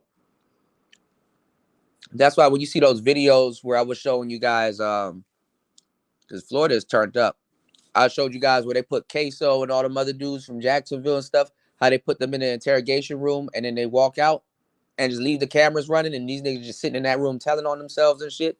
It's like, bruh, all of that is by design, you know? It's to frustrate you, you know? I don't know who taught Queso aggravating. That's a funny ass word, seeing him using it, but it's like, yeah, they're gonna make you sit in with yourself. It's called timeout. That's what timeout's for. Yeah, we got you in chains and all this other stuff. You sit in that room, you sit your ass in that room and figure out what you did. Go talk to yourself so you can tell on yourself. You know? That shit is all set up. That chair is set up to be uncomfortable and loud. All of that shit is set up that way so you can jail ain't supposed to be a nice place.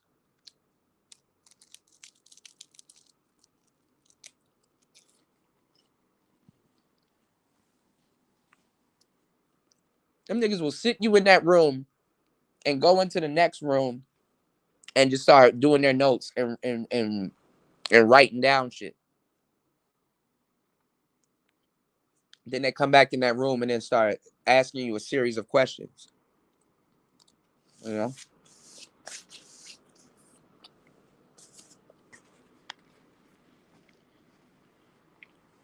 So going back to Dick Gunner snitch, initially no, but in the court of public niggas, it's gonna be depending on how the case works out. Because you're gonna have, that's why I didn't say nothing, but I did say he didn't snitch. That's why you're gonna have a lot of these niggas backtracking and not watching how they were behaving and how much they called them snitch. That's what I like about the internet. Your stupidity is recorded. So all these people running around, snitch, snitch, snitch, snitch. If Thug gets free, they're gonna be like, okay, well, Gunner's not that bad. Maybe he didn't snitch. But if he goes to jail or gets sentenced, then they're gonna be like, oh, Gunner snitched. When in both cases he probably didn't snitch. They knew it was a gang. Like, come on, go listen to your song. I rob all Maine, niggas on hang,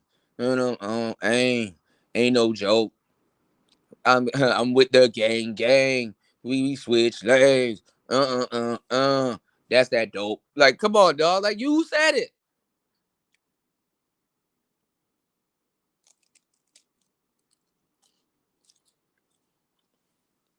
They want big slime. They want slime, you know?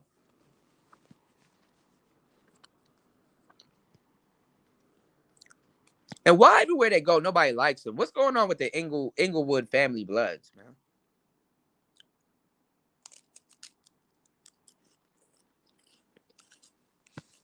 Them niggas like the rolling 60s of bloods. Like, god damn, nobody likes y'all for some reason. What are y'all doing? You know? But anyway, let me see.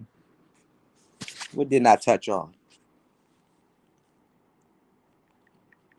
I want y'all to start watching the space again. So now y'all know I'm not tripping at all. Shout out to my bro Aunt Glizzy. I gotta catch up with what Ant's doing, man. And shout out to my boy Anwar. Hey, yo. I did an interview a long time ago before he blew up and got super big, but I knew him and stuff like that. He cool as shit. That's my bro. My boy Anwar, he has this he got this page called DMV Hoods and News and stuff like that. And his page blew up and stuff like that. But he been getting into beef for like Shy Glizzy and all these other other dudes in the area and shit. Ant was like, I ain't saying I had nothing to do with it, but damn. So Anwar, big dude, buff dude, security dude. He did security when I met him, right? He was at the gas station pumping his gas. Some niggas pulled up, jumped in his car, drove off with that shit. And they were like, yo, a nigga got a free car. I was like, damn. And he was pumping gas and they drove off with that shit. And they were like his car sitting in a parking lot of Iverson Mall and all that. I was like, damn. You know. I used to give this man rides home and all kinds of shit. I'm like, shit. He gotta get up out of the. I've been telling him he gotta get up out of the DMV, but nobody won't listen. Whatever. I hope he get his car back. I gotta holler at him. I do not miss home not one bit. Well, I do, but then again, I don't. You know. That's what I'm saying, Tony. Like when Young Dolph died, niggas was like, our brother Dolph. Like, what the fuck are you talking about? By your standards, Young Dolph is a Pookie and Ray Ray. So that's what I was showing y'all too on yesterday's show, where they were gaslighting me and say, oh, Cuda, that's not game, that's street smarts. But you fancy yourself as a square, so why would you want to learn street smarts when you ain't in the streets? Fuck niggas tell on themselves a billion times, y'all. I'm telling you. There she go. What's going on, beautifully animated? How you doing, love? Fuck niggas tell on themselves 1,000 times over. And this is why you call them squares. So go back to what I was telling you guys yesterday, right? The fact that, oh, they get super fake when people die. You already know. Oh my God. That was my bro. Oh my God. I want, look, something happened to me. I want y'all to ride till the cows come. I want y'all to ride for me. You dig? Like, it goes back to what I was saying yesterday. Why would you want? Because they labeled me Pookie and Ray Ray. Remember, I'm Pookie and Ray Ray, right? I'm both. Um, I'm Pook Ray. You know, I'm a Tyrone. I'm a Travante. I'm a AK-40 Kevin. I'm a goddamn. Whatever they want to put on me, right? So if they gaslight me and call me Pookie and Ray Ray and all this stuff, travel Pookie and all this other shit, right? Why the fuck would you listen to me preach street smarts if you fancy yourself a square? See, the worst type of nigga is a nigga that don't know he's a nigga. That makes him even more of a nigga than a nigga that knows he's a nigga. Think about it. Let it sink in. Let it work its way into your fabric. Give you some mental chewing gum. And how these groups be acting here, how they act like gangs.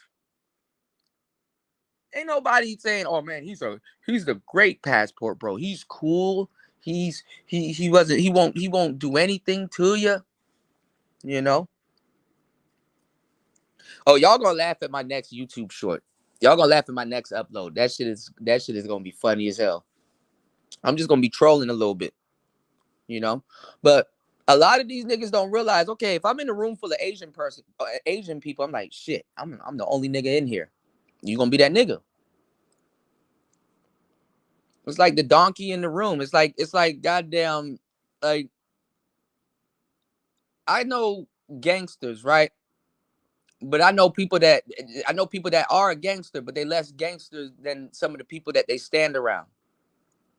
That doesn't make him a educated lame. That just makes him the lesser gangster in the room. Okay? Y'all haven't been listening to Kanye. Even if you in the Benz, you still a nigga in the coupe, right? So if you're a nigga in the room, all you gotta do is subtract this stuff like that. If you're around a whole bunch of white guys, even though you're a nerd, you're still a nigga in that room. And then go beef with nerds and shit like that. Go beef with nerds. Nigga, my cousin, he a blood. He'll kill. Them niggas turn gangster real quick. So this is what I said. Who they think they fooling? Let me tell y'all something. I'm telling y'all, take this with you for life. This is game that'll save your life. This is a game that you can take to the bank and cash it, my boy. I am telling you. Anyhow, somebody's trying to convince you game doesn't exist. That nigga's the problem to all his problems. That nigga's the problem to all his problems. And that nigga's trying to run game on you. That nigga's trying to run game on you. I was going to do a response video because I did see a little bit of it. And it's just the regular bullshit. I saw Edward Anderson, right? Because he's been talking greasy about me around that time too. Actually, around that time, he kicked me off a panel about the Austin Holloman shit, as if I can recall. Do y'all remember that? What's going on, Raven? Do y'all remember when I went over to Ed's channel? I was in VChan, yeah. I remember when I went over to Ed's channel and I said the same thing. And he wouldn't let me speak, and he just started getting loud and started blabbing and kicked me off the panel. I vividly remember now. Oh, yeah, I vividly remember now. Now he's talking sideways about Austin Holloman. He calling Austin Holloman a darling and stuff like that. I'm like, nigga. Because I be seeing him on these channels twerking in people's chat rooms. And then when they say something that like he doesn't agree with, especially when it's pertaining to game or something like that, he turn on you real quick. And I like Ed. When people keep saying, yo, Ed this, Ed that, I'm like, I like Ed. I think people can learn a lot from him. He can learn a lot of, you know, you can get some game, from him when he be ranting and shit. But he do be getting real sassy. And you seen him. I seen him earlier today. I was gonna say I was watching 1 minute. I was gonna do a reaction to it. I probably still am. And you seen him have a meltdown. This nigga be driving and having meltdowns, bro. I think you might not want to be behind the wheel while having a meltdown. I don't say nothing about games. Why do you keep talking about game? Game is like blah blah blah, and it's like, bro, calm down. And then he be like, they get mad, and it's like, in actuality, you're the one that's mad. But what's wrong with game? Give me 1 second, y'all. I'll be right back. Give me 1 second. Now, look, I want to speak on this about a little young player. I see a little young player, Ramil, up in here. I ain't got no problem with the pump and dump thing. I see where he coming, and I feel him. He in Atlanta. Them hoes is going. You niggas be leaving that shit out. Them hoes is going out there. Them hoes is fucking all over the place. And niggas is getting at them. And niggas is getting at them. And you niggas start fucking me up with that weak shit, telling niggas not to fuck on the bitch. Nigga, I'm gonna fuck this bitch. That's what I'm gonna do, nigga. I'm getting tired of you trying to check my motherfucking game, nigga. I'm in this shit. I'm gonna knock on this bitch, nigga. Fuck you. And I'm getting tired of you, nigga. You can't take it. I'm in this shit to win this shit. And I'm sick of you weak ass, over the hill, dust ass niggas. You wanna go smoke cigars with some old white boy in the exclusive Moose Club, nigga? Fuck you. I'm out here with these bitches, nigga. I'ma hold it on. I'ma get it in. I'ma get it in. And you niggas gotta be out there. It's about having your motherfucking game. It's about being a motherfucking player out here. It's about being a real nigga. You niggas don't understand what it is to be a real motherfucking nigga. You don't know how to talk it up. You don't know how to get it in. You niggas weak in this shit. I'm sick of you niggas. Them hoes over there fucking with Kevin. Them bitches looking to get married. Them some married-minded bitches. I ain't trying to fuck on no hoe like that. Go over there and fuck with Kevin. Let me fuck with the rest. I'ma do my best, nigga. Fuck y'all niggas. And you gotta put this out because you niggas don't put the whole side of the black man out here. You put one side out here. And I'm tired of that shit. And real niggas out here like me, we getting it in. We ain't got nothing to cry on. We let the bitch lie on us. The bitch lying on me, nigga. That's what you did. And I'm gonna do it again. And again, motherfucker. That's what I do. I'm sick of these motherfuckers crying. I'm gonna give you some tissue next time, motherfucker. That's how we do out here, though. Look, keep pumping and dumping. I don't blame him. Expect the Cardi bitch, WAP and shit. All these hoes wanna do is fucking suck. And why get fucked up, they go fucking suck your partner. You know what? Just accept it. Be done with that shit. You niggas go to church, man. You know what I'm saying? Take that shit to church. I can't help it. The whole fucks you over, nigga. That's your problem. That ain't my problem, nigga. I solve problems. I don't make them, nigga. That's what I do. You guys don't understand what it is to be a motherfucking back out here. It's just like playing football, nigga. We get a prep. We get a motherfucking pep rally before we get at these bitches. Let's get it up. Let's get it in. You don't understand that, though. That's what's killing me with that. But look, I'm gonna pull up out of here, man. I'm gonna pull up out of here. Look, appreciate you pop in, man. That's the whole black man. Show the whole thing. You know what I'm saying? So yeah, I'm back. That commercial break was brought to you in part by Stream Team Memes. Shout out to Stream Team Memes and shout outs to Platinum Elite. Make sure y'all head over to Platinum's channel and like and subscribe. That's my bro. Head over to Platinum's channel, like and subscribe, man. Platinum Elite. You got 2 channels, Shout outs to Beautifully Animated. That is so true. Yeah. You can spot the fakes, right? Right. And they do cling to the stereotypes more than not, Oh, Ghost of Tsushima is a very good game. Raven is giving you the game. He's telling you the truth. You'll definitely like that game. And it's very beautiful, too. It's a very beautiful game. What's going on, JT? How you doing, player? He said his intelligence is highly overrated. Yeah. Yeah. Ed can't seem to even complete one full thought. Yeah. He's like an open tab type of guy. Like he opens a tab and never finishes it, So it kind of by default makes him not a doer and stuff like that. Because he'd be like, oh, I'm going to do this. I'm going to do that. I'm going to start this. I'm going to do that. And I'm the same way sometimes. I'm an open tab kind of guy, but eventually I get it done, Like after a while, it might not be on time, but the quality,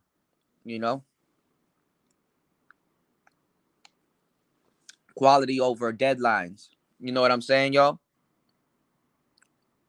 You know. Um, I'm trying to tell you, man. And I like Ed, you know, but like when he a harboring dude. He a harboring ass nigga. Ed will harbor some shit that you suspect. He one of them dudes like, yo, I suspect this nigga hating on me, but whatever. We adults. He ain't vocalize it, and then something will happen, and then he'll start going down a whole rap. He'll be harboring shit. So I know what type of guy he is. He be like acting like you know what type of guy everybody is, but it's like low key. I know what type of guy he is, and he kind of talks about shit more than actually doing shit. Like, how do you get the time to subscribe to all of these niggas' channels and watch all of these live streams and stuff like that? And it's like, bruh, just and you driving, so you halfway outside, but you like go outside and get some shit done. Like it ain't hard. Go buy a microphone. Go get you a real setup. Stop using Burger King headphones every once in a while. Go get a nice little setup, man. Your audience supports you. I don't get it.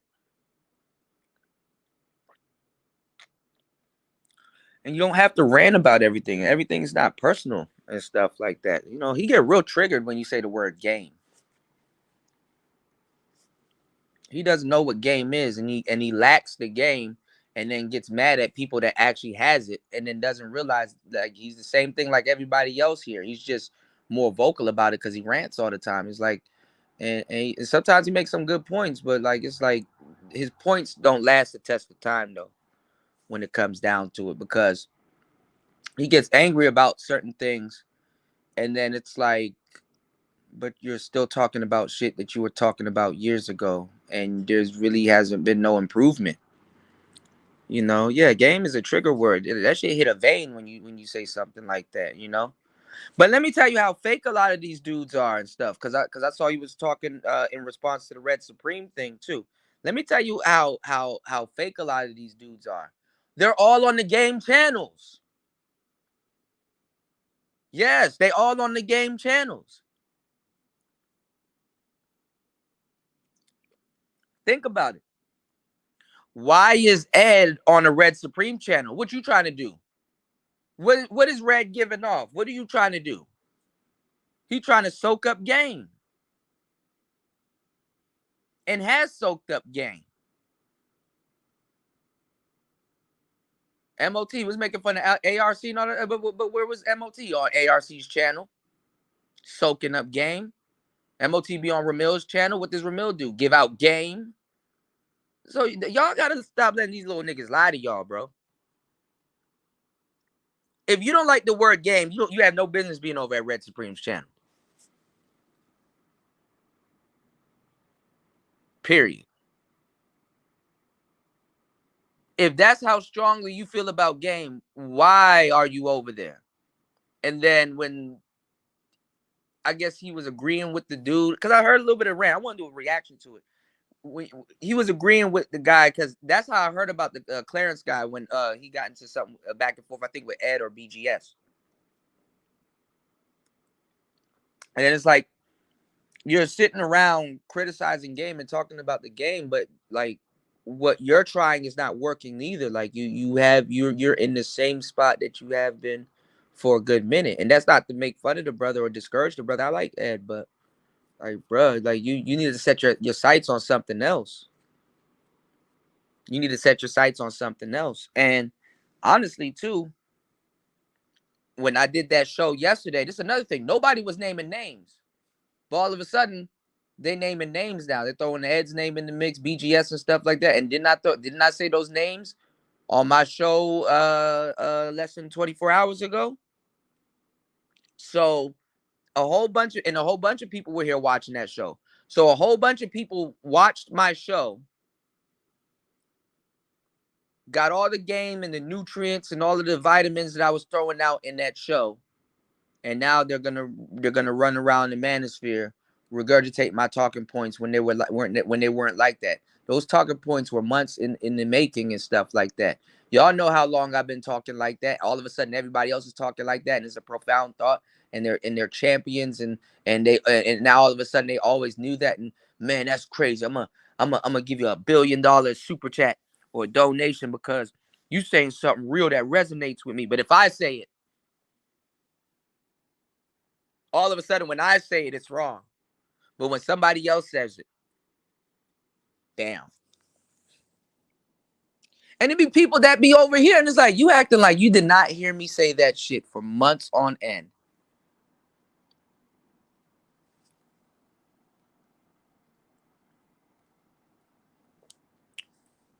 Shit crazy, man.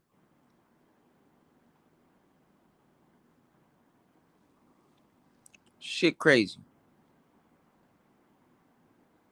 Right, Tony. Tony, no.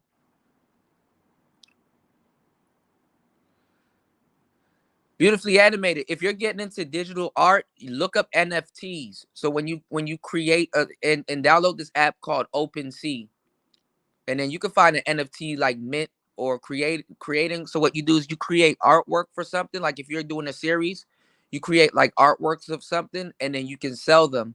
And then what will happen is that it'll go on the blockchain, and people can buy it, and the price of it will go up. You know. And then if you're a musician, you can do like little cool shit with the NFTs. Like the art comes with certain music, and if it's your music, every time it gets paid, I mean, it gets played, you get some stream revenue off of it. So yeah, you might not own the NFT, but you do have a little bit of ownership when the music and stuff on it gets played. So that's what people are doing. They're releasing albums as like an NFT and stuff like that. Yeah, everything is personal, man. He gets triggered by that word and inadvertently, like he gets triggered by that word and then blows his own cover. He shows himself. He tells on himself. Game. Stop saying game. Like, first of all, damn, nigga, don't crash. Second of all, calm down. Bro. He doesn't like that word, bro. This space is afraid of that word. Let me tell you, and some of the stuff that I heard Red Supreme saying, he was directly talking to Ed. This is why I'm trying to say I'm trying to figure out where people got the information, because basically it was like a shorter version of the stream that I did. What I saw. Nobody had the balls to sit up there and talk about it. I was talking about it. I ain't got nothing else to lose. So I'm like, okay, why are people kind of regurgitating my talking points in some of my content? Like, did Clarence say that and put it out there? Because y'all will take his word for it. Y'all not gonna take my word for it. I gotta say 70 times before I get heard once. Because Red was talking definitely to guys like Ed. What the hell is Ed gonna talk about now if the passport bro conversation was off the table? I don't know what Ed will be talking about. And I think Ed is a good content creator. But what would these people be talking about now if the passport bros shit wasn't around? You dig? And they curse me out, because he gets triggered too when I say, actually, Ed doesn't like me for some reason, which is funny. Because I used to defend his name a lot in the street. Same thing with BGS. Because if I say something, here we go with the mics, but you don't have one still. That's the whole fucking problem. Here we go with the game, but you don't have any still. That's still the fucking problem. Like, if you're a manosphere content creator, there's no need to really be snooping around the manosphere like that and watching all these damn live streams. You gotta be careful when you watch a lot of live streams, because as a content creator, you're gonna start saying stuff that, whether you notice it or not, you're gonna start saying stuff that other content creators are saying. So that nigga has a problem with growing, and that's not a hype joke or anything. I know what y'all gonna try to turn that into, but he has a problem with growing. His shit is stunted, and Guys like him only believe that there's one area of intelligence when there's several areas of intelligence. You know what I'm saying? So the concept of common sense and all that other stuff really kind of slips a lot of people's mind that claim to be smart, because the stuff that I was saying was common sense. And he got mad and booted me off the panel and then start whining and crying and shit.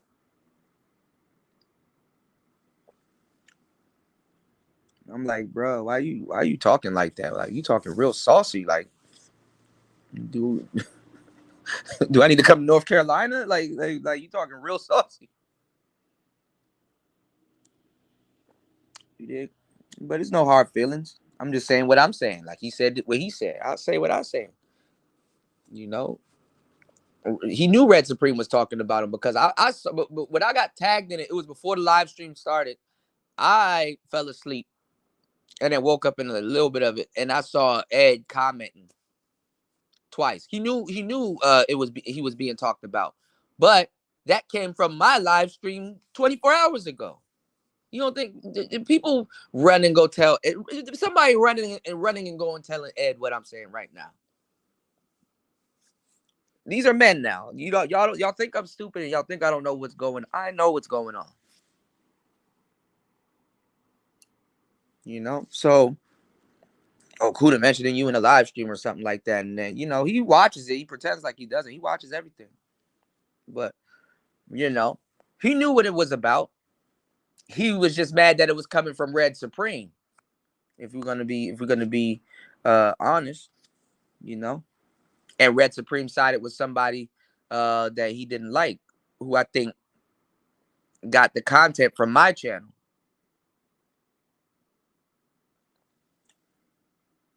My live stream wasn't even out there for 24 hours and the shit was getting stolen. And I know they got it from my channel because this is my thing. While it's daytime over here, it's nighttime there. Like right now, in the wee hours of the night. So I do a whole big classic show at night. Come the morning, people, if it take off, come the morning, then people gonna start reacting to it or say something to it. And I wasn't wrong. And I dared a motherfucker to rebut anything I said in that show. And I mentioned Ed, I mentioned BGS, I mentioned a bunch of people last night. So now all of a sudden overnight, everybody's agreeing with what I'm saying, but I'm not getting cited. Things that make you go,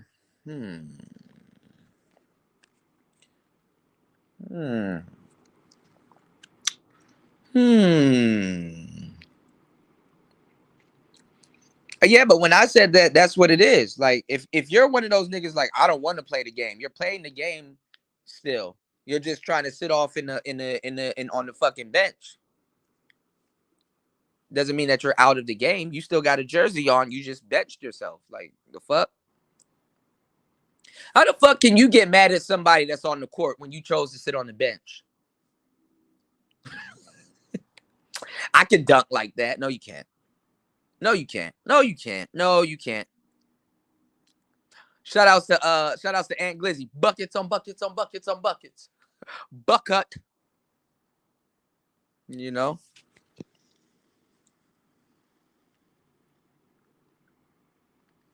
And that's all these niggas did. They chased away the game guys, which they were trying to turn into niggas. And you seen all the niggatry going on in the space. Okay, you got rid of the quote on game guys, so you can become the new game guys. Why aren't you still happy and successful? Why aren't you still happy and successful? Why can't we see no progress? Why, when I watch one of your shows, it's like we've watched everything you have to. Why? Why don't we see any progress? It's not like you wasn't supported. It's not like some of these guys, when they go live, they make $100, $200, $300 every show.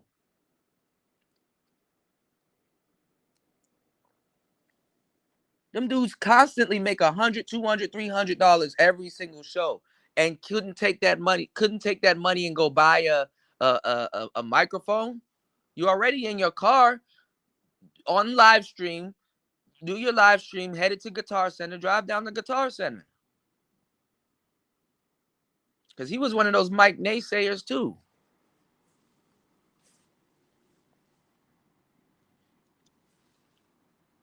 Yeah, you cite your source.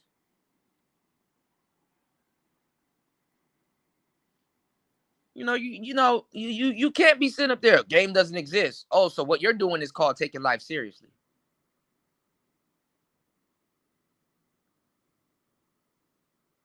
So if you're taking life seriously, why haven't we seen any progress? You can go back to some of these dudes' content from years ago, and they're talking about the same thing. This is why I was trying to help the manosphere before niggas really start talking shit. Why is it the same thing? And then, yes, I was the only one. I was the only one. Nobody had this talking point months back. I was the only one. That talking point originates from me.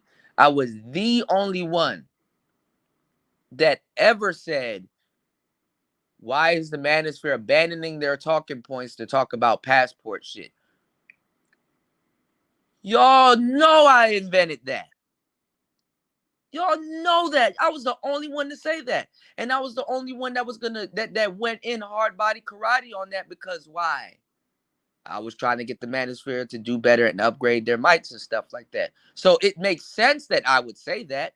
Why are other people gonna start this whole weekend? It's gonna be way more people. Why are other people gonna start regurgitating my talking points when it doesn't make sense? They weren't trying to improve the space. Look where the space is.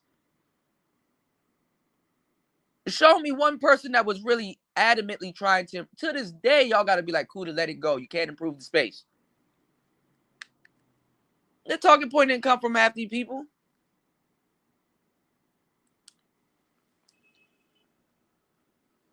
I made sure I say that shit when it's uncool. So when y'all start deriding, let's see if I get my credit. Not gonna get the credit.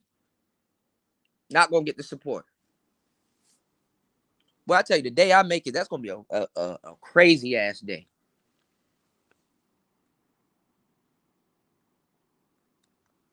I got an interest in that, to say that, because I've created guys in this space that I don't think should have a rough time that they've been having, that should have been crowned and champion. I've made certain people's names uh household names. Granted, though, I can't take credit for that because they got to get up every single day and work. That's something I can't do. I can only place the tools in your hand and teach you how to really you use it in a certain manner, utilize it in a certain manner. But it's up to the content creators. I can show you hard work. You can see that the hard work that I put in, even though I make it look easy, it takes a lot of effort to appear effortless. But honestly, that's something I can't teach them. They have to have it in them. And when I spot people and I know somebody's talented and stuff like that, to a certain degree, I know once they get it, they'll work and do it. But it takes talent to spot somebody that's like, not everybody can be a content creator. It's not in them. But if I know I seen something in you and I'm having that conversation with you, because I wouldn't have that conversation with just any old body, that means I seen something in you, some type of drive, some type of ambition. And I know you possess a quality that'll take you far if you just stick to it. And this ain't no easy thing to put somebody into, because you got to speak in a certain way and stuff like that. And you get chastised for speaking in a certain way and stuff, because it's like you got to speak to a certain way to these people, because the manosphere crowd ain't no joke. They're going to make sure you're tough. They're going to put you through the ringer. They're going to exhaust you mentally and physically and stuff like that, just to see if you're durable. So by the time other people find you, you talking this rough, harsh tone and shit like that. And then they think that, oh, damn, what's wrong with this nigga? It's like, no, this is how you got to communicate in this space. That's why when you see me somewhere, people are like, why are you angry? Why are you this? Why are you that? I know how to talk to y'all niggas. I can't softly say, hey, please use the game. Please use the game. So it's okay when somebody punches you in the chest and be like, yo, stop being a bitch. Get up and go get it. That's what I'm talking about. Get up and go get it. But we live in a whole ass world right now. Somebody like Andrew Tate that has the success around him and stuff like that. Y'all look at him like he's wrong. And then instead he getting on the internet all day talking about Bugattis that he's bought. You know, what's going on, Wolf? You know?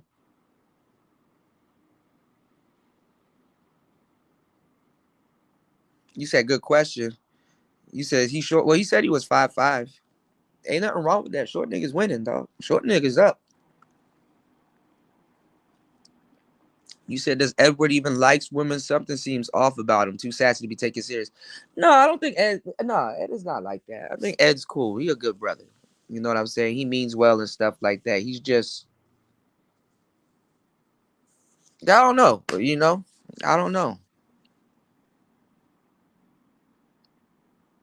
He got to keep up with himself too, man, on appearances and stuff like that. There's several things he could have done to correct whatever problem it is. He just doesn't specify his actual problem, but he likes to point out everybody else's problem and can go on a big rant and diatribe about it. But it's like, bro, but what about your problem? Why don't you fix your problem?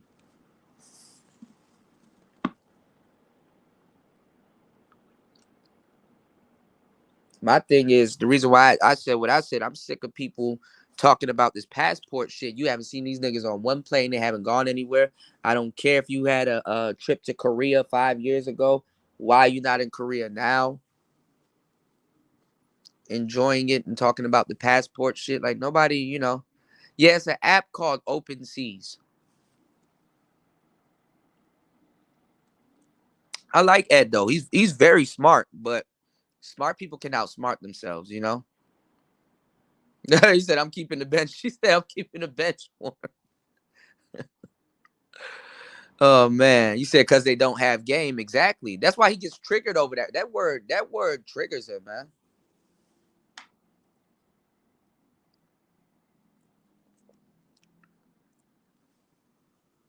I'm convinced if some of these people, some of these guys in the space, if they pass away, God forbid, you know, and you say the word game at their funeral, they're gonna sit up like the Undertaker. What? Nani? What?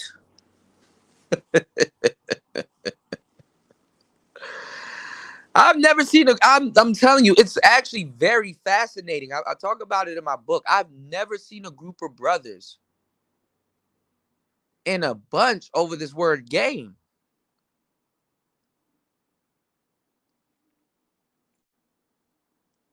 Like you can say the most educated shit and be like, "Yeah, I'm giving you the game. Here we go with that game talk." You just gonna negate everything I just said. They always talk shit about the game, and when you find them in space, you find them predominantly in game spaces. Them niggas are like Pokemon in game spaces. You go, that's like going into a cave and shit like that, and they're annoying. They're like Zubat and Geodude in a Pokemon cave. Like you can expect to see these niggas in game spaces. Yet they get on here every day and preach to you. Let me tell you something. Why are you in a game space to get your feelings hurt if you don't believe in game? That's my thing.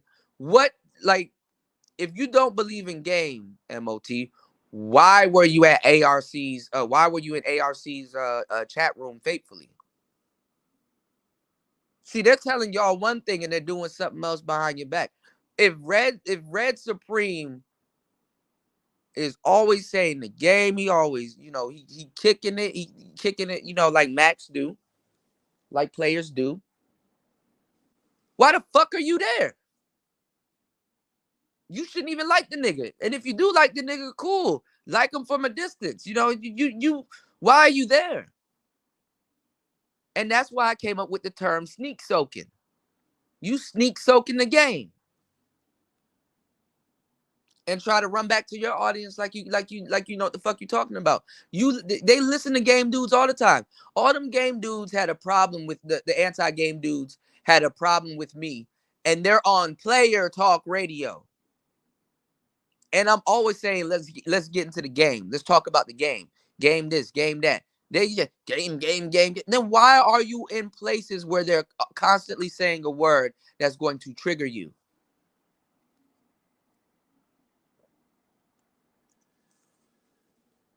You don't even have integrity. to tell your audience that, well, I hang out in all these game places. They hang out in endless game places because they're trying to attain game. They're trying to sneak soak the game, and they're trying to use YouTube to do it. YouTube is not going to give you no goddamn game. Get up and go outside. I'm not going to know what Brazil is like until I actually take my ass to Brazil. You can only describe to me your version of Brazil and where you're coming from with it, you know?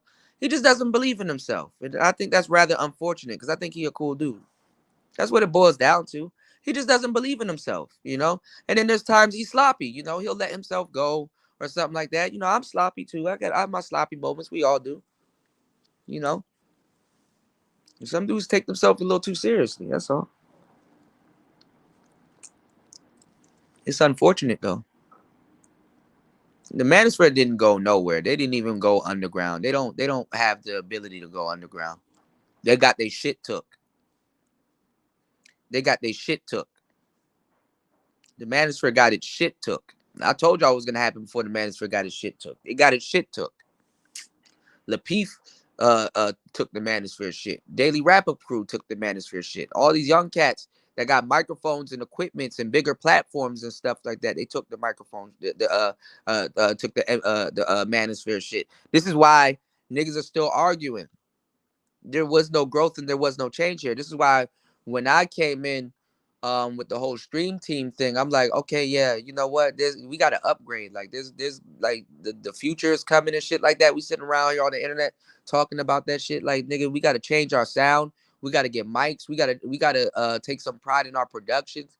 We can't be niggas that's just picking up their cell phones, you know, ironically, even though I'm on my cell phone right now. We can't just be, but you know, I have a studio. That's my thing, you know. We can't just be niggas that just pick up their cell phone and just get their yelling and shit. There ain't nobody gonna take that seriously, no matter how right you are. And motherfuckers they bit my hand when I tried to preach improvement. Even the old niggas. No old nigga about to stifle your young ass. He don't want you up here sounding better than him. The manosphere can't even say, yo, this person is not a part of the manosphere because we have these certain type of microphones, or we do this, or if you listen to how his production sounds, ain't none of that manosphere. Somebody can listen to somebody's production and instantly be like, okay, well, I'm listening to this guy. He's a poser though. He's not manosphere. He doesn't know. You know, that should have been an inside joke. But instead of it being an inside joke and dudes want to move forward, they chose to talk shit about me, reduce me to mics and stuff like that, and suppress brothers that they should have been pushing, suppress brothers that they should have been helping. They fear what I would have became if I got pushed.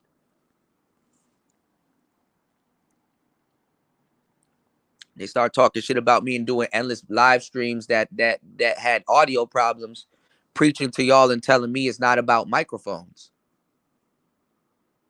Look, Fantastic don't even say it's not about the mic no more. That nigga done bought 4 or 5 microphones and running an XLR setup. He would never do that several years ago.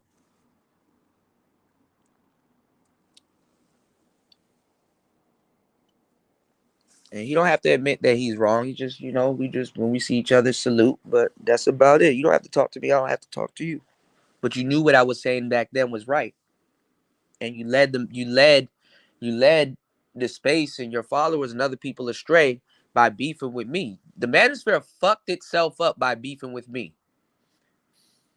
And now it's under the Kuda curse and don't know what the hell to do. They want to run the passport shit. Like, you can't, a lot of these manosphere content creators cannot do a show without the word passport in the show or in the title.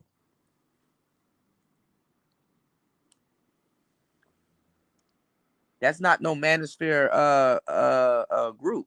Passport Bros is something completely different. The manosphere wasn't pushing passports. They wasn't pushing P.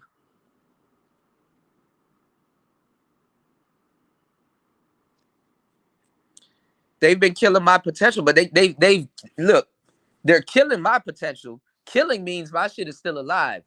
They shit dead. Breathe life back into the manosphere. because I want to see what they're gonna talk. That's what I'm trying to speed this up. I've been saying this more than 3 months ago. All right, I wish y'all would stop talking about this passport shit. Let's get back to the content. Let's see where y'all gonna come with now. Let's see where y'all gonna come from now. The manosphere has nothing to talk about. They tried to do the gossip girl shit, right? Let me tell you why I'm saying what I'm saying. So when you see all these other people regurgitate my talking points, they don't know what they're talking about. Because I'm in the crux of it, you know, and they probably in here right now stealing talking points to make their shit pop. But see, they can't steal the talking point because I'm one of one. I'm an original. Okay? The manosphere can't move forward because they tried to do the gossip girl shit. Spilling the tea, talking about Russell Wilson and all these other shit and all this other shit. And cool, you can do live streams and stuff about that, but you still need gear and equipment. Those women that do those tea channels, why you think those bitches don't go live? Chrissy and all of them. Chrissy barely just started going live. Why you think they have success and they don't go live? Because they edit their videos. Their audio is on point. They got glitter. They got glitter and sprinkles. They actually have a brand. They actually have a logo.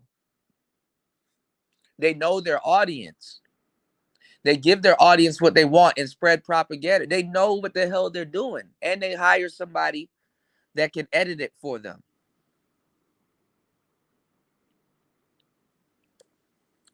Meanwhile, niggas are arguing with me over a microphone and don't show their face. So you have nothing to rely on but audio. Your audience has nothing to come and see but audio.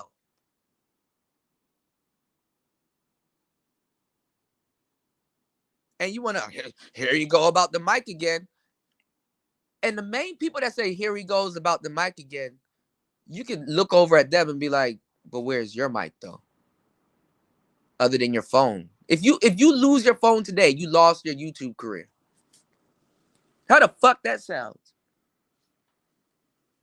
You go to the club, if you go to the club, and you lose your phone, you done lost your YouTube career.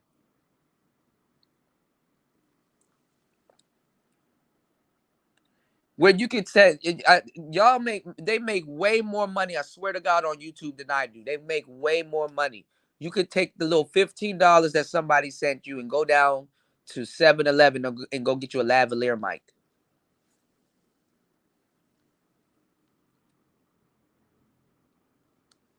And get it popping. While you're borging out trying to argue with me. They vehemently was against the mics. Not knowing, dumbasses, not knowing that they get up and talk on the internet every fucking day. So it would behoove some of y'all to put some quality into something that you're going to be using every fucking day. If you get up every fucking day and get on the internet and run your mouth, common sense would have told you at least have a microphone so while you're ranting, somebody can at least hear some type of conviction or there's some type of quality in what you're saying. I wasn't against people getting up on here ranting and expressing themselves and shit like that. I just said go get a mic. Motherfuckers got mad at me. And to this day, still talking buku shit about me. In the same spot that they was 2, 3, 4, 5 years ago. And then preach to y'all about integrity and all this other weird shit. It's like, bruh, your audience, at least if you're doing something, your audience would at least want to resonate with you and connect with you and stuff like that. Why you think they support your channel? They want you to grow. They want you to be having things. They want you to you know. So honestly, that's a big FU to your audience, man. If they sitting up there supporting your channel and you're not progressing in any old way and telling them, look, this is what I did, this is what we do, this is what you do. You take your money that you've earned and you put it into your business. But then again, you can't look at some of these niggas and say, damn, why this person didn't put his money into his business? Well, he's a content creator. He's busy minding other people's business. I'm not busy minding other people's business. I mind my fucking business. And I sit my ass down and mind my damn business. And if I'm talking about somebody else's business, that's because I got mine straight before I start talking about somebody else's shit. After a while, you got to learn when to shut the fuck up, go somewhere, sit down, and go work on your shit. That's what I told the manosphere to do prior to this COVID thing. If you go through this whole pandemic and you didn't come out with a skill, a new business, or anything new, you were the problem, and you wasn't going to get your life together before that.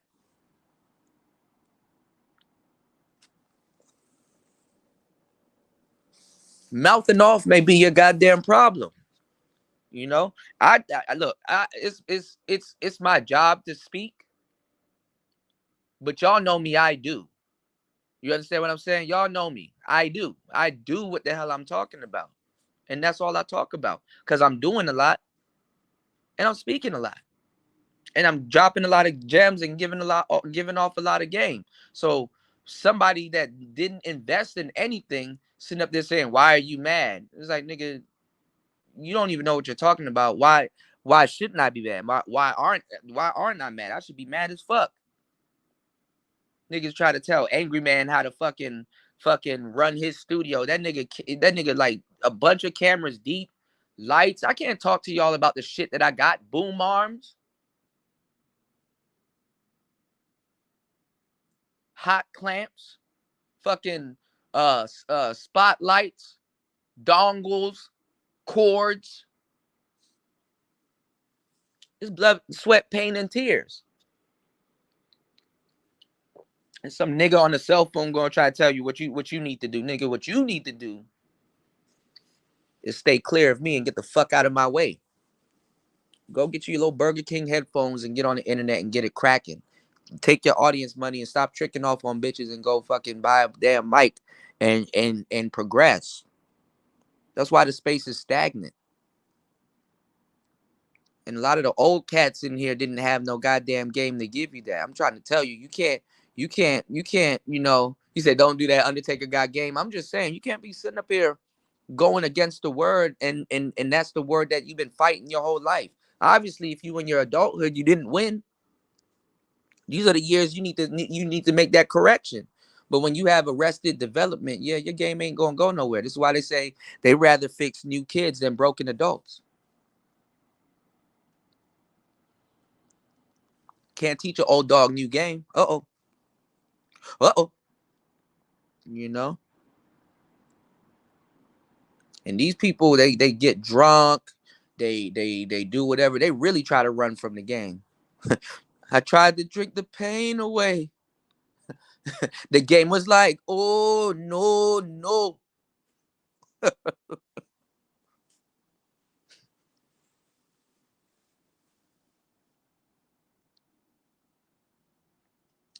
And they talk down about niggas like game niggas don't have nothing. Man, game niggas in the manosphere having shit. Game niggas be having women. They be having equipment. They be having all kinds of stuff. Look at BOA. Look at Brother Love. Look at Sir Ism. Sir Ism gets on camera and talks into a microphone and delivers a show. That's the thing. I'm gonna tell y'all some real shit too.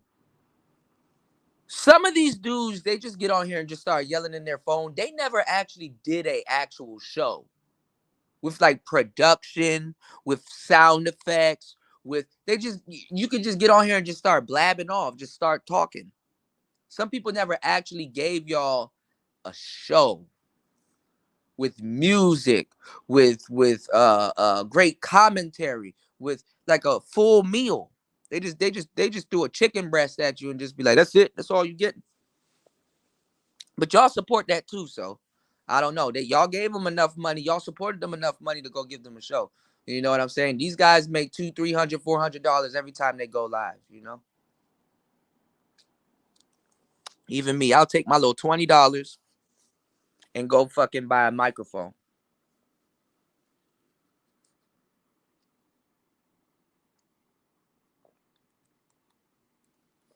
This can't be life, man. This can't be real. And they preach about improvement to you every day.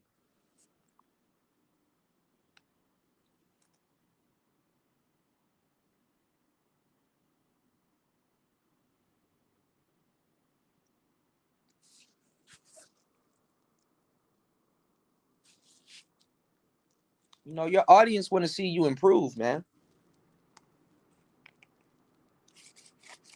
I couldn't do that to my audience.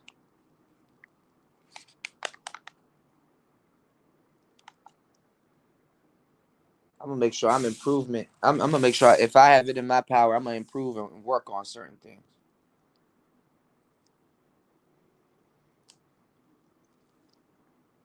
Can't get mad at me, you know.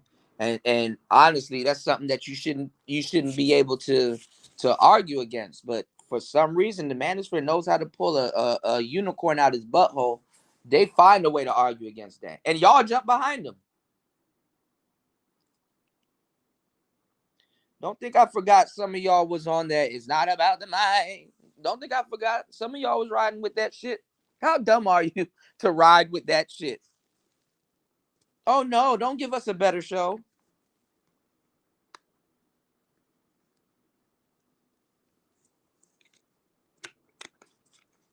I don't want no real meat. We like the mystery meat. No homo. Real meat. You gonna start using real meat? Nigga didn't even explain to you what the hell you was eating before that. Y'all don't even care.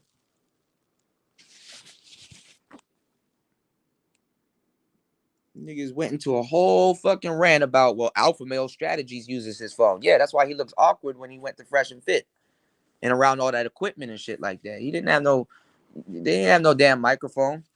C Boogie went to Donovan Sharp's I think he was on one of Donovan Sharp's show. And I think this is the first time this nigga had an SM7B put in his face. He took that picture and was posting that picture everywhere. Like he got a microphone like that. And it's like, you use a Yeti, sir. Retreat back to the Yeti, you know? People make fun of me too. People make fun of me too when I talk about the Yeti. But the Yeti wasn't even really about the Yeti being a bad microphone. It just symbolizes how you just don't know what you're talking about and what you're doing. And the irony is that you're talking into it. You know, I be hating to see that shit. Six the Goddess and all these people that really kind of just, I hate to see that shit when they're tilting the microphone forward, like downward, and it's like, bruh, that's not a dynamic microphone. That's not an end fire microphone. Like you don't tilt it. You can't tilt it. The coil is not even faced that direction. Like it looks stupid. Like I be seeing some of these rappers be shooting these videos, like the mic is just chilling there, and they I'm about to go up to the mic and say all this crazy shit, and it's like we can tell that you went somewhere and recorded this because that microphone doesn't even have a cord coming out of it. Like it's not even plugged in. I saw this video with this dude try to shoot this video, right? And it was like a dynamic mic, but you know how they have it coming down from the ceiling, and he tried to act like he's like talking into that microphone, and it wasn't boomed, it wasn't shotgun, it wasn't like above him, so his voice will be talking into the area, where the mic can pick up the thing. He was talking into the side of it, and I ain't gonna lie, I laughed. I'm like, you can fool other people because other people don't know, but that microphone, you don't talk into the side of it, you talk into the end of it. It's an end fire microphone. And it just don't seriously look stupid like that. Like people don't know. Yeah, your fans and your audience may not know, but people that work in production and stuff like that, they know. People recognize certain things. I mic watch. I turned that into a sport. A lot of people didn't start mic watching. Shout out to Sir Ism. Sir Ism was like, yo, until I was fucking around with you, he said I started watching other people's mics and stuff like that. And it's actually delightful. Me and him had a great conversation about that. And at the same time, he's like, messing with this damn pod mic, man, I done learned so much stuff. And I'm like, yo, man, congratulations, man. I'm glad that you've done that research on your own so you could kind of see what I'm talking about. And he was like, yeah, man, it's crazy. I had that same conversation with Mace. You know what I'm saying? Mace got an RE20. He using the same mics that they use at Sports Center and stuff like that and running it better and shit. And Mace was like, man, I didn't know about all this stuff. He's like, all this stuff is like so much. and stuff. But he goes and makes mic watches and be like, damn. Because when you get a microphone, you're gonna kind of be looking at, okay, well, what other people, what other mics are other people using? How do they sound? You know, because your ear has a palate also. You know, so my audience is acclimated to my voice. They don't get listening fatigue. You know what I'm saying? Because I give them quality sound. You know, when I'm using my mics and stuff like that. So my audience can listen to me for hours upon hours upon hours, days upon end, and it won't get old to them. But your laptop mic, the scratchiness, all kinds of stuff. Even this microphone right here, I be feeling bad when I'm doing cell phone shows and stuff like that. I can actually plug something in here right now and turn it into a computer, and you wouldn't even know. I can do a show on my cell phone, and you wouldn't even know that I did it on my cell phone. Whereas other people, you can tell they're doing their show on the cell phone. You know, that's how I knew it was good. Like the shit that I know, I can teach people in college about, you know. And I tried to do it on Udemy. I sent them a whole mic course, and like for some reason they just didn't get back to me. And then they're like, "Hey, do you want to publish something?" I'm like, "Yeah, that course that I sent you." They didn't get back to me, so it was supposed to approve some certain things, but I don't know what happened. So I just stopped dealing with them. But I can still do my whole mic thing on Udemy, you know. And honestly, I didn't know when I was going around talking about mics and stuff like that and doing tech shows at the time. I was help pushing the envelope forward for them to create the type of tech that they're putting out now. And today, they look at our numbers and our analytics and stuff like that. StreamYard look at the numbers and stuff and things that I do and other people do in the analytics, and then they put that, you know, in their next update. They ask you, you know what I'm saying? What do you want in the next update? There's a lot of things I told them to do, and they integrated it. Didn't get no credit for that. Same thing with Rode. You know how much money I done made Rode between the Rodecaster and their mics? Don't get credit for that. OP1, that's a fucking $1,400 machine. I got one laying right beside me right now. You know how much of them joints I sold? Even the what you call it just back in stock now, the PO33. You know how much stuff that I sold really? And it's like, well, they kind of came up because they don't have to sponsor me. You know what sponsorships I lost with this channel alone? You know? So, and that's another thing too. Like a lot of people like that I'm making music now. A lot of people like, yo, man, use Ableton, use the computer, use the computer, use the computer. I have a hunch, and I'm like, I don't want to use a computer at all. Like I definitely want to go out of my way not to use a computer at all at this moment, just because it's about innovating. It's about sticking to your guns. You know, will it be easier? Yeah, it'll be easier to use a computer, but guess what? Then I'm shorting myself as a producer without not learning how to do it a little bit harder, or giving myself a little bit of give myself a little bit of a challenge, you know. So it's not about the mic, like shit. It's not about the people. It's not about the things. It's really about me also, you know. Can I progress faster? Yeah, of course, but actually I'm putting in work, so I'm progressing faster enough, you know, at my own pace, you know. But the manosphere, a lot of the older cats in the manosphere and a lot of the other cats in the manosphere that you know were gatekeeping back in the day, they don't want certain things to happen because then it'll be on Front Street that they failed the space. It'll definitely be on Front Street that they failed the space. And they get mad at me. And the crazy thing is that I was pushing the envelope. I did push the envelope, and I did create a lot of new content creators, you know, but I was pushing the envelope. They weren't trying to push the envelope. They weren't trying to. There was no active push to get people in the space to improve their sound. Where they do that at, and where they did that at. Where that at? I was telling them how to improve their sound, whether they took my advice, whether they took my advice or not. I was teaching them how to improve their sound, and they were gatekeeping. They wanted to keep me out. So I'm telling you right now, you know, you said Front Street as in YouTube. What do you mean? Still getting used in these spaces? I get used. But what I'm saying, is that even an older cat, you know, that feels like I'm wrong. He can't even come over. He can't come over here and check me. Check me on what?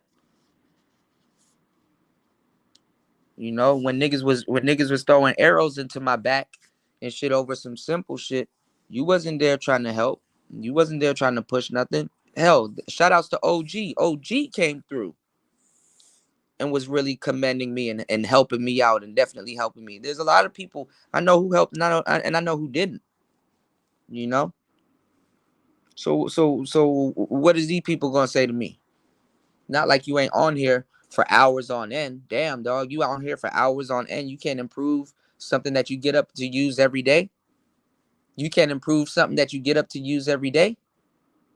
You can't take the success that your channel has accumulated. You can't take that success and give back to your audience in terms of quality. You're gonna argue with me about that. You sit here and you get all of this information and all of all of this new all of the you get all of this information and a whole bunch of news, right? And you mean to tell me you didn't see that at some point, as if you get up every day and you're yelling into your phone, at some point you're gonna have to become a content creator to compete? How much shows have you done? We're still having this conversation. Why people keep saying Kuda? Why you keep talking about it? Because it's still relevant. We're still having this conversation. What you don't complete, you will repeat. I talk about it because it's still prevalent. It rears its head every day. So I get to sit back and be like, well, if you had done this, it wouldn't have been that. If you had made this short correction and get it over with, it wouldn't have been that. You still trying to ease yourself into the pool when you should have been a polar bear. You dive into the pool. The faster you do it, then you get it over with, then you can move on to success. There's a lot of talented brothers and cool things that the manosphere can do, talk about, and brothers that they can put on in tech spaces and jobs and all kinds of shit. And they chose to do something else and then get mad. Why are you getting mad? Look at all that money you made. You can go live. You can go live right now and do a 20-minute show and make more money than I made within these 4 hours that I'm here talking, and run down to Guitar Center and go get something for yourself or for your show. A lot of people don't feel good about what they're doing. Well, damn, you're not gonna cam up you're not gonna cam up for the sake of your audience. You just think that you still don't know what's going on. You just think that it's cool to be a non-face figure and you want to become successful. Why do you want to become successful uncammed up? Because after a while you're getting recognition. That means you got to have a face for something. But see, they've been doing it for so long, now it's a big deal.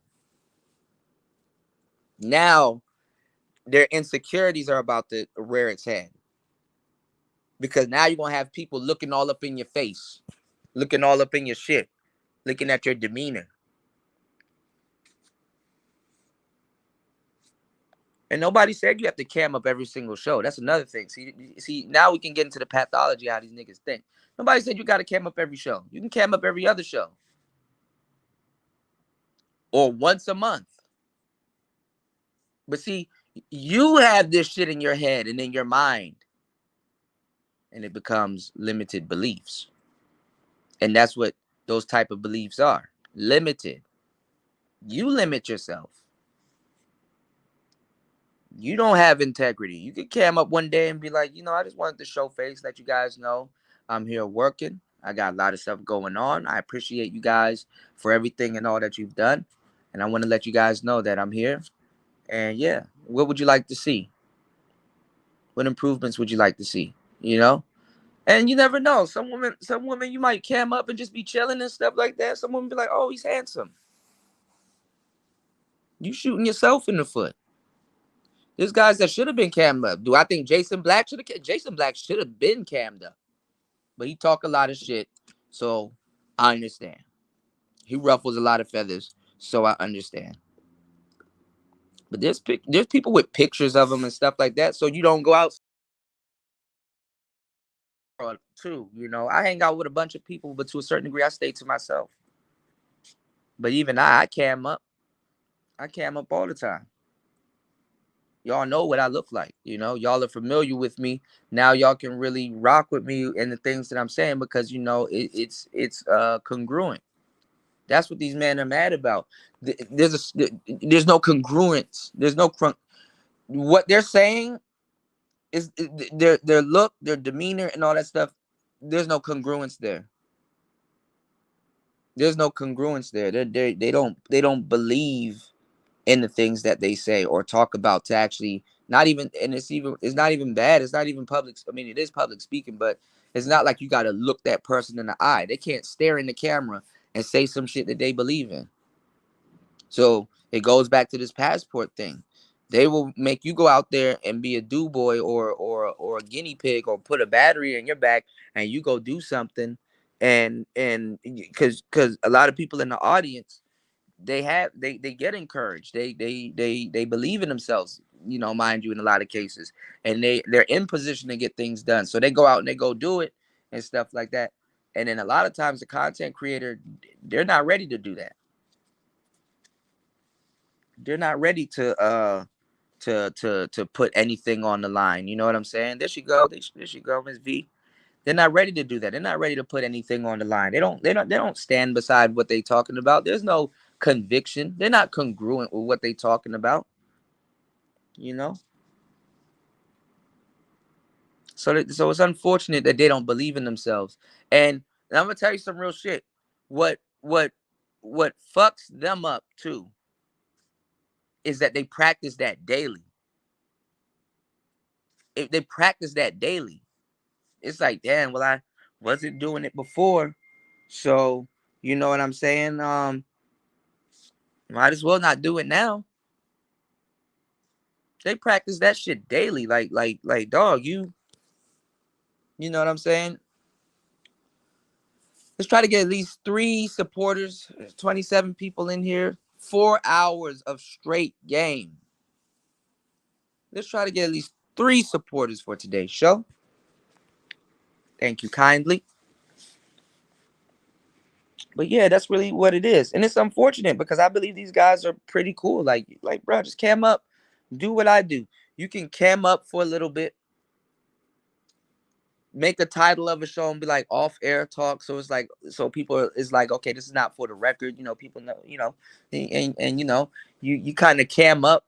You could be washing dishes or doing something and come back to the camera and talk and stuff like that. You know, you don't have to be a snail or a fucking starfish all your life. You don't have to be a Patrick, nigga. You don't have to be under a rock all day. You know, this is the most not under a rock thing to do. So, you know, certain things are not going to fly in this arena for a long time. 2023 now, you got to be cammed up for the most part.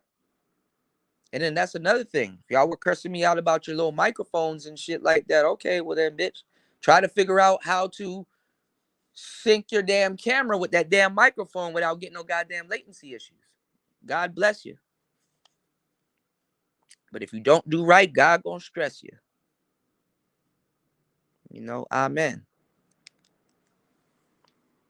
You know, you have people that don't even have equipment and stuff like that and using their phones and things like that, and they wishing for people they wishing for people to their audience to support them so they can do great things. And these are people that if their audience does support them and you know put them in position and stuff to you know to you know to be blessed, you know, you sitting up there muddying up the waters and wasting people time.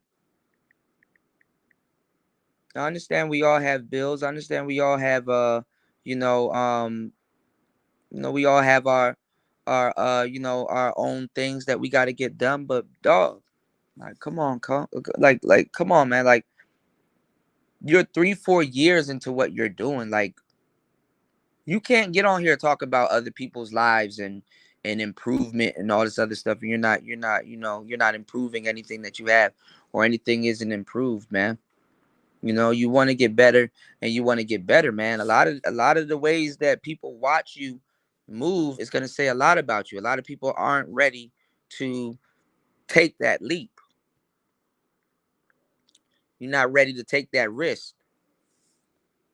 And if you don't, something as simple, something as light as camming up, it's not as big as a deal that people make it. But something as light as camming up, y'all, you gonna listen to people that don't cam up and don't believe in they words, and you're taking advice on women from these guys. You're taking advice from women on these guys when one can easily say, well, you don't cam up, and there's certain things that you don't do that we would like you to do, that we've sponsored you to do. Maybe you're the problem. Like, with all due respect, could it be that some of the reasons that's holding you back from being a content creator or giving your audience something better, maybe that could be your problem? Or the reason why women respond to you that way, because when somebody passes you the ball, you're not doing right when somebody puts something in your hand. You know? You're not doing right when somebody puts something in your hand. You know? Shout outs to Miss V with the $10 super chat. Thank you so much. You said for tomorrow, come to my show. Yes, can you give me a time? Actually, tomorrow for you guys is later on tonight. So I'll be there. I will be there. No square. I will be there.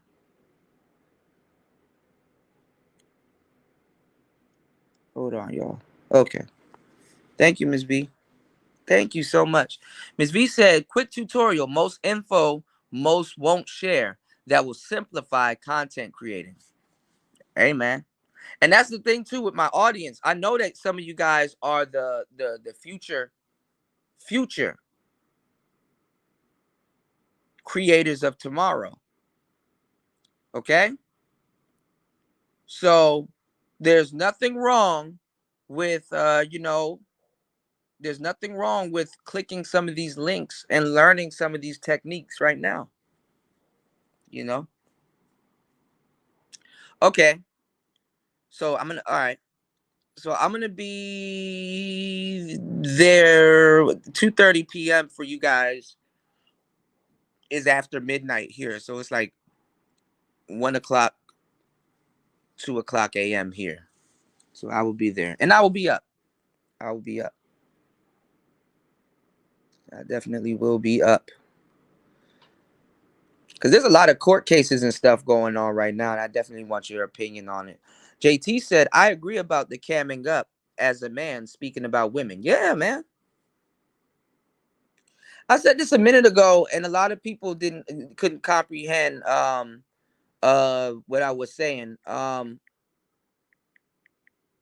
Like guys like ARC, guys like Alan Roger Curry, and guys like Alan Roger Curry and uh Locario, Steve the Dean, um Rom Wills, those dating coaches, right? Those dating coaches, they don't look like the typical guy that these dudes are over here. Cause like I've seen a lot of people talk about it. Like even Ed was like, game doesn't beat looks, nothing beat looks. And it's like, you don't know what the fuck you're talking about. And they hammer that into y'all, and then it has y'all regurgitating that same stupid shit. Game, well, Ed was saying looks beat game, and that's not true. You know, that's not true. Looks does not beat game. So this goes back to how people feel about themselves. In his mind, he doesn't look good. That's unfortunate.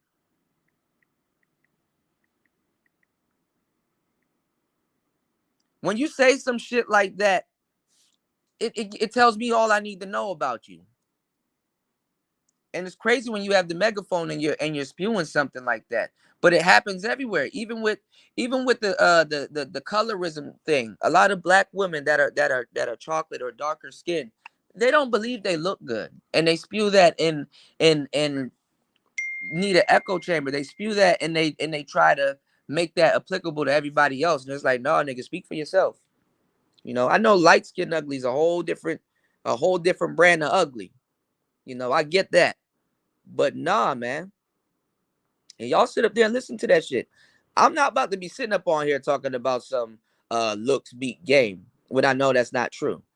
Game will beat looks any day.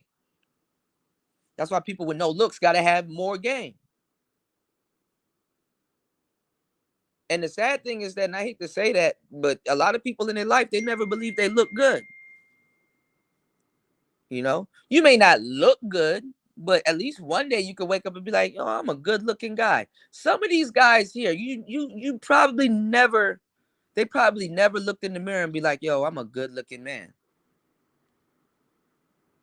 You don't hear some of these guys saying, well, "Damn, you know, why am I having trouble with women? I mean, I believe I'm somewhat handsome. What could be the problem?"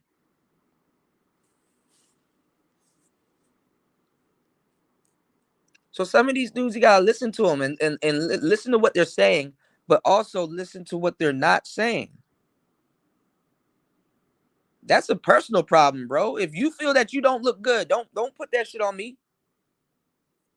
There's some days I wake up, I look marvelous. Let's go handle the day. Like that's some low self-esteem ass shit. Saying that the game ain't real in general, game doesn't exist. That's some low self-esteem shit.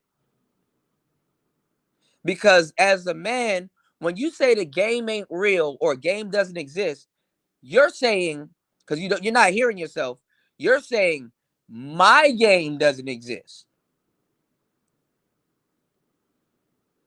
My game isn't real. You speaking for yourself.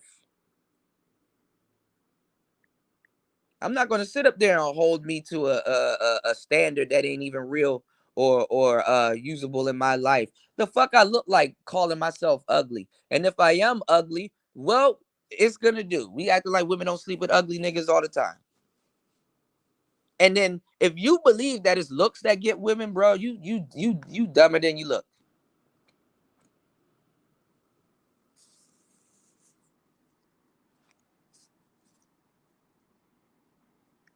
You niggas don't even you niggas take yourself seriously and don't even realize. If I'm an ugly looking nigga, I know I look ugly. You could walk up to a girl and be like, "Listen, baby, look, I know I'm ugly, but I'm funny as hell." She damn near gonna laugh at that. I know I'm ugly, but I'm funny as hell. This nigga just called himself ugly, but he said he's funny as hell.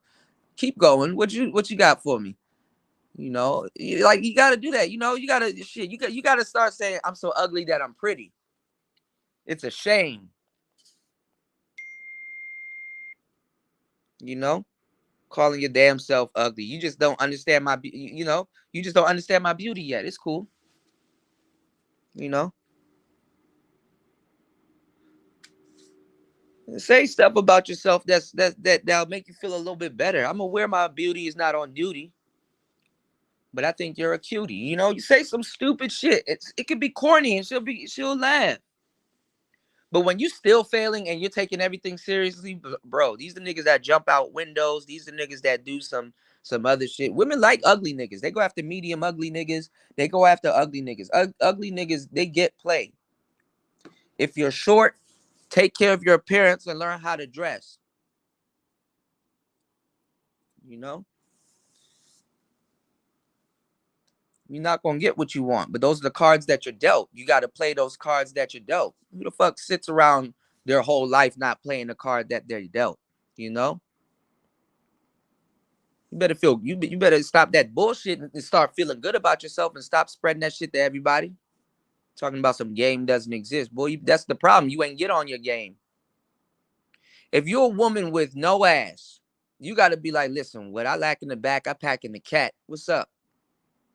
Nigga, get the laughing. Are you going to fucking hit or not? That's what it really is. But a man running around saying game doesn't exist and believing that he's ugly, oh, you ain't going to get shit.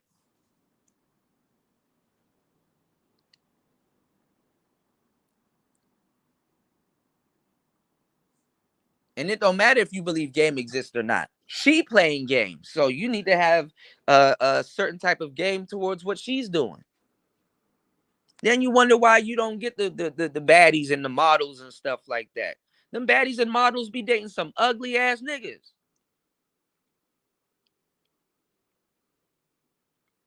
Y'all niggas don't even say funny shit to women. It's good that you're pretty, and it's good that I'm the ugly one. So if something happens, I can protect you and won't have to worry about messing up my face. Women will laugh at that. You know, I'm not going to be subject. I'm not going to be goddamn subject to whatever. If your manhood small, well listen, bro, you got to make up in other places, you know. So since you think you're ugly and game doesn't exist and you want to take everything seriously, what places do you make up for it in? Niggas don't even want to answer that question, you know. But you could talk about women's looks and features all fucking day, and you scared because somebody gonna call you ugly. If it's true, it's true. But you don't sit up there and wallow in that shit and lie to yourself and other people. Start working on you. Don't lie to people and run around here saying game don't exist. Nigga, not for you. Game doesn't work. Not for you. Because everybody got a set of game. Ugly man game be working like a motherfucker. Talking about something, it's about looks. So you don't believe you're handsome. I'm a handsome man. And I'm going to tell you right now, looks can fuck you up bad. Looks can fuck you up bad. At least when you're ugly, it's already understood. You can build your way up from that. You know what I'm saying? And when you're ugly, women, you see, this is why you don't know women, and y'all get on here and talk about women all day. If a nigga is ugly, but he has a personality and stuff like that, women will start looking at you like, okay, he isn't as ugly as I thought he was. He's funny as hell. They start looking at you. Y'all never had a woman just look at you like, okay, he's not a bad guy. Oh, well, you know what? That just gave him some more points. He's cool as shit. I'll give him some. Uh-huh. What you got to say, Mr. Ugly Man? Like, come on now.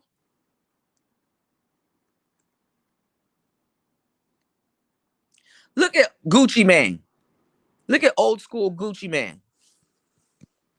And sometimes you're not ugly, you're just not rich. But look at old school Gucci Man compared to the Gucci Man now. And you get better. Like, who the hell wants to sit around in their prime and really think that they're ugly? You niggas is jokes, man. Don't talk. That's why when somebody say game doesn't exist, I take a hard look at them like,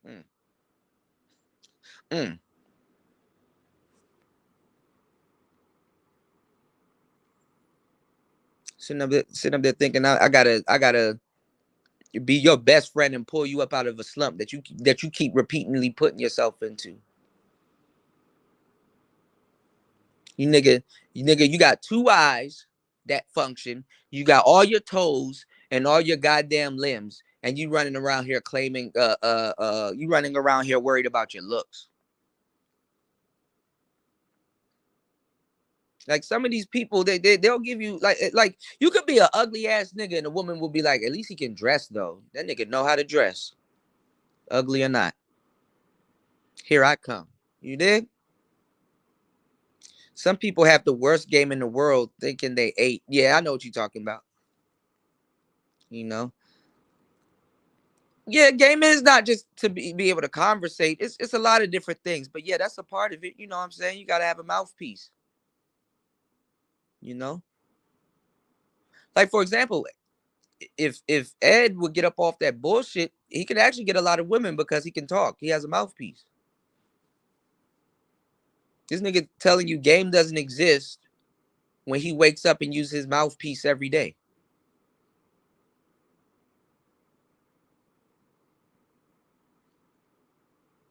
Fix something on you, man. If your teeth fucked up, fix your teeth. If you don't keep your hair cut, start keeping up with it. Start trying new styles and stuff like that. You know, feel good about yourself. Like it's not another nigga or woman's job for your self-esteem. That's like some women shit. Of course, a lot of women need compliments every day and shit like that. But you as a man, like, I want to look good. I don't look good. You a grown ass man. You better do something about that. Do something about that. Keep up with your appearances. Go get your nails done. Clean your fingernails. Go to the store. I keep telling y'all how y'all can do it for the cheap. Go to Target or some shit, someplace, or Macy's that won't. I ain't gonna lie. Target and Macy's do have some expensive shit, but go to there, someplace where they won't break the bank, right? And you go in there, you go find like an older lady or a younger one, preferably younger, and say, okay, look, this is my budget. I wanna buy something. I need you to be my makeover girl. So I need you to dress me nice, you know. And this is the budget. So I'm gonna need you. I'm a customer. I'm gonna need you to help, you know. And then you get the girl to dress you and shit like that, and see, you know, why she chose that for you. Ask her why she chose that for you. Go into the dressing room. You try it on. You look at yourself in the mirror. Take a screenshot or whatever, or take a picture of yourself in the mirror and whatever. And then, you know, when you get out there, especially if she a baddie, be like, damn, okay, you know what? Thank you. You know, I got a date this weekend and stuff like that. And you know, you looked out for me, so thank you. You helped me out. You'll stand out right there and then. Maybe we can go out sometime. Here's my number. You know what you're doing. Here's my number, you know, or would you like to go out with me this weekend? You know, or you can pull some, here's my number. When I need a stylist, I'm gonna have to come back and talk to you. You already stand out. That girl gonna go home or go talk to her friends and be like, girl, I dressed up this dude today, and I had him looking cute or whatever, or I have him looking real manly or whatever and stuff like that. And you pay attention and stuff like that. Take that same outfit, go outside. Other women are gonna look at you different. Some of these dudes never worked on themselves in their life to get other people to look at them different. And then come into the internet and then want to get on other niggas' nerves and stuff like that and argue with somebody and stuff like that. And it's like, bro, you have no earthly idea what you're talking about. Yeah, they bagging women regardless of physical appearance, but these niggas want to use data and all this other shit and percentages and shit. Like, I wish I would fucking let data and percentage rule my life, nigga. Numbers can change. Numbers can be manipulated and skewed. Your number changes every year. Don't every year you get older? Hopefully. You dig? I would rather somebody that's had game and had it work for them say that the game ain't real. Somebody that I know that can merch for that than somebody I know for a fact never had it that way. Ever. I can see where somebody that had it before is coming from. Yeah, I tried all that game shit and all that other stuff. Nah, I kind of didn't work and shit like that. That's more respectable. But somebody that you know for a fact that never had any of that shit or didn't even attempt, because you can hear the weakness in their voice. Come on, man. What we doing? 31 people in here. Let's get the support up. You can either hit the super chat. You can either hit the super thanks when this goes off air. You can either hit the Cash App or the PayPal. Pay a player. You did? He said, if a man can't find a woman, he's probably goofy as fuck. But that's the thing, though, Cynical. Women actually love goofy dudes. Because a lot of women are goofy as fuck. A lot of women are goofballs.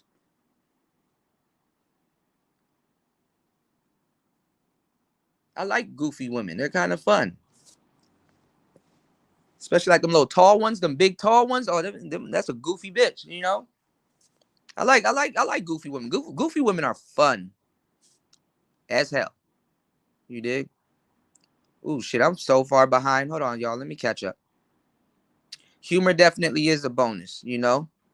Yeah, Biggie said he's ugly and he dressed nice. You know what? 50 Cent said some crazy shit about Biggie, which was actually true, how it worked. And I think he said that in his book that I read.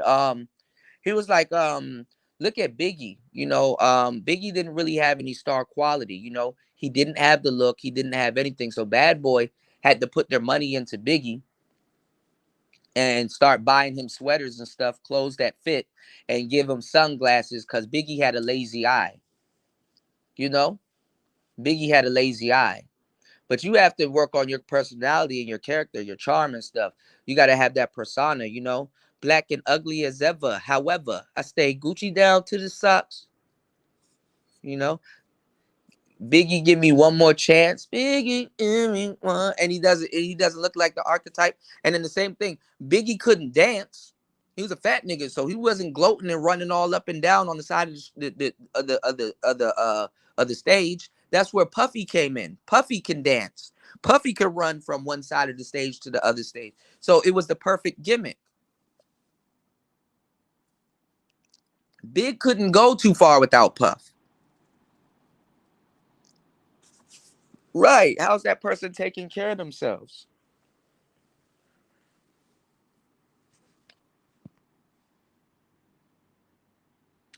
You said I'm more like Christian Slater and pump up the volume.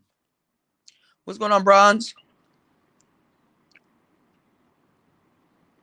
Yeah, a lot of dudes don't have it. They don't have the game. And it makes them envy dudes that they talk shit about and they don't even see it. You know?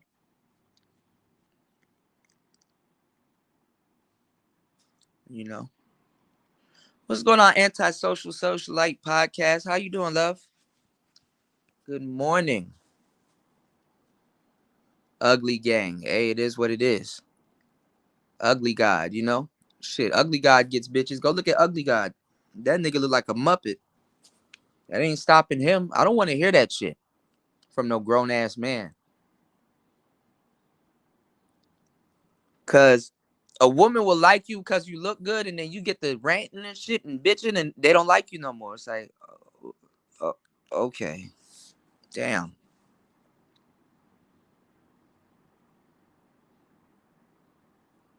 Women date ugly dudes all the time. Ugly dudes are preferred.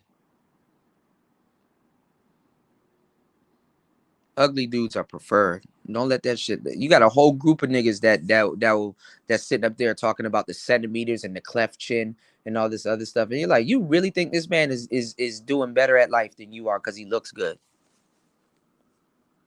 These are first world problems, man. So when a lot of these guys in the manosphere say that game doesn't exist, I don't take them seriously. So going back to what I was saying too, my bad. I don't went off on a whole rant. Look at ARC, look at Ron Wills, look at Locario, look at all the dating coaches. They don't look like that archetype that the manosphere is trying to tell you what you got to look like to get a bunch of women. And I know these dudes had a bunch of women, you know? Yeah, yeah. Let the woman be the judge. You may not think these are dudes that think they know women and they don't. Women, you're using too much logic.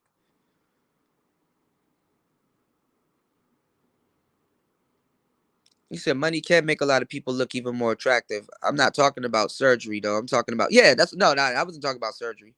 But nowadays, you know, dudes are getting and nigga BBLs and shit like that. You know. But see, if you're average though, this is the thing. Average women have their place. I love average women. I love average women. Average women are beautiful to a certain degree. It's beautiful. Sometimes people are beautiful because they're average. You know, sneaky fine. Shout outs to Rayology. That's what I'm thinking. Ed's mouth would fuck him up sideways. Like, you know. he'd probably be talking too much in the relationship, and the woman would just be looking at him like. And I wasn't talking about Ed. I'm talking about a lot of people. But like in Ed's case, bro, clean yourself up, lose a little bit of weight, especially in the face area, and just change your demeanor a little bit. You're gonna get some women that'll be like, I like it. You know, you got women that will like you, but you got women that wouldn't spend a long time around you. Kind of what I see with Ed, I doubt he's a long-term relationship type guy. You know, he seems like he'll talk his way out of something good, as a lot of guys do. I've talked my way out of something good. I got such a mouthpiece. I talk the draws off a woman, talk the draws right back on her, and then talk it right back off. Like I've fucked myself up in conversation and saved myself again. You know?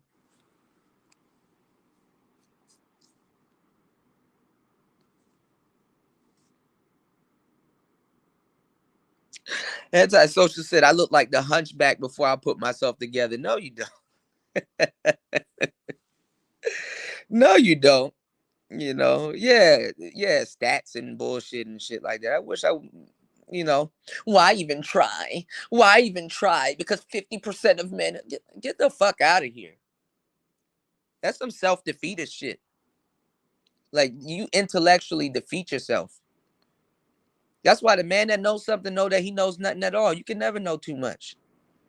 There's certain girls I was like, yo, she gonna reject the shit out of me. And then ended up being in long-term relationships with them. Y'all can't be saying single too long as men and start letting, like, you know, you running your mouth and doing all of that weird shit stifle you, because honestly, your single years, I'm gonna tell you some real shit. It's really ironic. I had the boo, she had the chronic, the Lakers beat the supersonic. Now, let me stop. But see, I have a little bit of character to me. It's like you got to be fun and unpredictable and stuff like that. But let me tell y'all something. Somebody, let me tell y'all some real shit. When you're single, you need to have yourself together, honestly, to preserve yourself. Because when you're single, that's at the time in your dating life or your social life where you can sabotage yourself the most and not be able to be in a long-term relationship. Being single, you know, being single. So if you're single, make sure you're taking care of yourself. You're a happy person, you're a happy-go-lucky person, or you're cool, or you're chilling and stuff like that. So you can be in a long-term relationship if it happens. You can preserve yourself. Don't sabotage yourself and have all them sabotaging feelings and limited beliefs of yourself and stuff like that. Because women will sniff that on you. And then after a while, you're not going to be boyfriend material. And you're really going to be blaming women when it's not women, it's you. You know? So, like guys like Ed and other people and stuff like that, y'all gotta have high regards for yourself. You know what I'm saying? I've never seen none of these niggas say, "Yo, I'm boyfriend material." Damn, man, women just be really trying to rush into a relationship with me. When we gonna get them stories? So if that's not gonna happen here, how the hell you gonna fly somewhere else? If you fly somewhere else and find something there, how you gonna be an advocate for that? And that's how you think,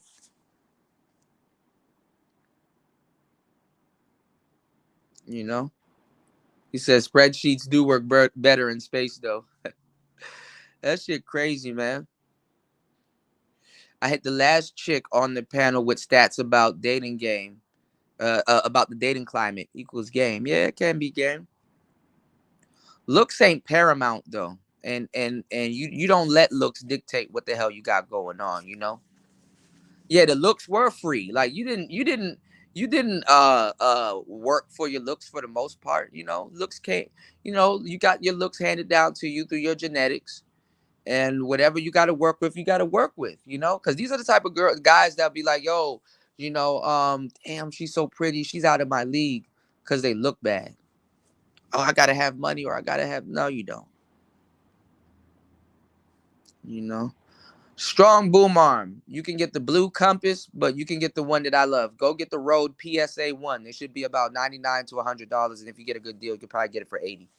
The Rode PSA 1. RODE PSA 1. And if you buy an RE20, that actually comes with a good boom arm. I have one that's just like the PSA 1, and it actually comes with a clamp. Very sturdy. It comes with a clamp, and it actually has an XLR cable built into it. I'm sitting right here looking at it now. Goofy game works. Goofy game, goofy game, goofy game, goofy game. Shout outs to my girl Antisocial Socialite Podcast. Dropping the 3 on the super chat. Thank you, love. You said thanks for calling me out out of my BS, JT. You did? You said you'll love me then. I'm goofy on 9,000. Of course. I mean, I already look, Antisocial Socialite Podcast be playing Hitman. A lot of women that consider themselves average and goofy. Like if she average and goofy, that sounds like a fun woman already. You know, that sounds like a fun woman already. Like y'all can go to the mall, y'all can laugh at shit, y'all can have inside jokes. You know, she's not taking herself too seriously. She kind of knows if she's pretty or whatever. That'll make you 10 times prettier to the man that you're with. You know, I don't understand why we don't get this concept as men. You know, there's been average girls that I've dated. I had way more fun with average girls than some of these beautiful women that stressed me. Didn't even really stress me the hell out, but it is a different type of muscle and stress when you're with an attractive woman. Trust me, niggas that ever had anything attractive know what the hell I'm talking about.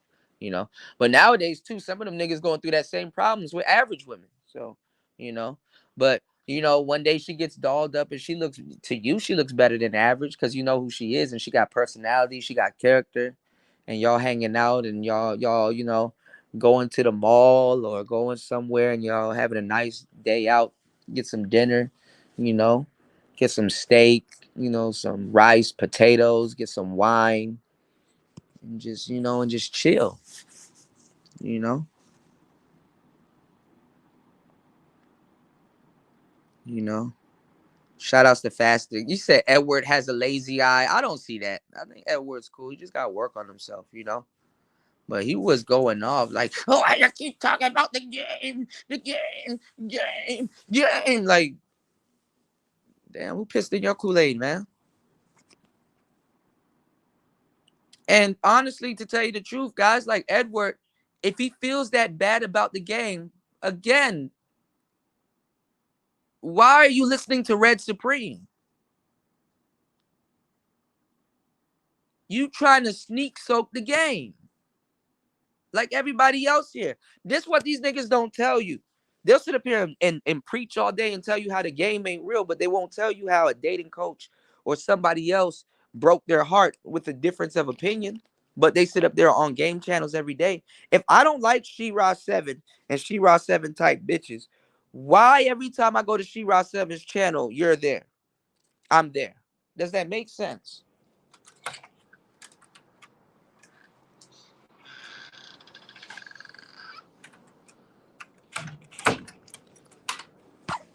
If I don't like She-Ra 7 and the type of women and the stuff that the women that She-Ra 7 if I don't like that shit,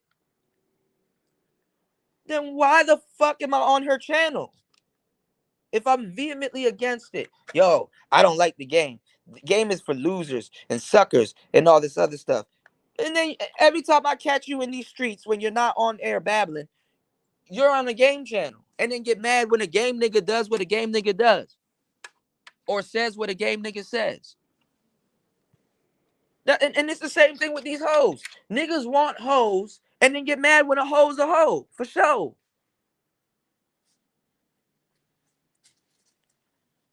When I met her, she was sucking dick. And then now while I'm with her, she thinks she can just suck some dick. Boy, who raised you? Who raised you? Just because she met you, you think she's supposed to stop dick sucking.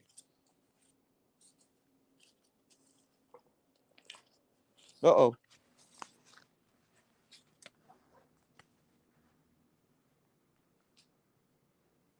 So a lot of these guys, they do have control issues too. And sometimes they're just as insecure because they believe that hold on, y'all. Let me take a picture of something. They be having control issues. And a lot of times they believe they have a control complex too. Because a lot of times, they believe that a lot of them are mad because a lot of guys are mad because and they have control issues or they're control freaks and stuff. A lot of guys are mad because if genetics came free and they didn't hand it down, it wasn't, I mean, it was handed down. But if their genetics, hold on, y'all. Oh, this looks good. Okay. Yeah, if the genetics are free and it wasn't handed down, I mean, it was handed down, but they can't control it. They're mad because they can't control their genetics. They're mad because they can't control their genetics. So they're trying to control other things, and it's not likely that a man will go under a blade. You know what I'm saying? So, you know, a lot of guys are mad because they can't control their genetics. So they have a complex with things that's out of control. You understand what I'm saying? They have a control complex, and that bleeds into their relationships and stuff like that. You know, I mean, I hate to say it, I don't think Ed is a relationship material. I don't think he has it in him to have a long-term relationship or a wife or stuff like that. And some of these other guys preaching that passport shit, it's like, bro, you got something else you got to work on because women abroad will eat that shit up. They'll eat you up. A woman abroad can sell you anything. She do one feminine gesture, you giving her a ring and shit like that. So you got other problems that you got to fix, you know. So a lot of those guys, like I said, they have a control complex because what was first given to them at birth was out of their control. So everything else, they want to kind of be in control of it and stuff like that. You can't look like that and say, man, I wouldn't date a Brittany Renner. Ain't nobody gonna take you seriously, bro. You're not even serious with yourself. So if dudes like that could and would look at how Bandman Kevo looked okay. He didn't have to do that to himself. And look, and in the same year that he did that to himself, he came to his realization. Where a lot of times it takes women years to come to the realization that, damn, I self mutilated myself, I harmed myself, my body. You know what I'm saying? Just to get what I thought. Your mind is a trick. That's the game. Your mind is a trick. Your mind will play tricks on you. Everything that you want is not for that. It's not for you. You understand what I'm saying? That's why I like rejection. These niggas are afraid of rejection and shit like that. They wake up and reject themselves every day. Everything that you want is not for you. Every single beautiful girl that passes me by, even though I would definitely smash or whatever I feel that she is, girlfriend material or whatever, I'm not meant to be with that woman. Every single one. I don't know why we have this complex or we think that we're obligated to every single pretty woman that we lay our eyes on,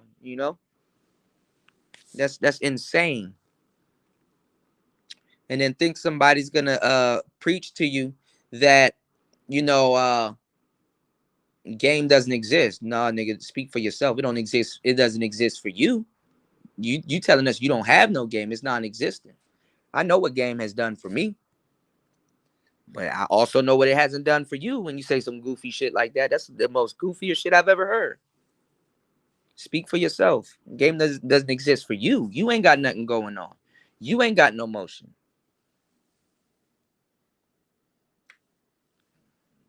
It's not for me. Like right now, like, see, Cynical, she's a woman, right? She said, I like men over 5'10". Yeah, but she find the right nigga that's like 5'7" or whatever that makes her laugh and shit like that. She will date him.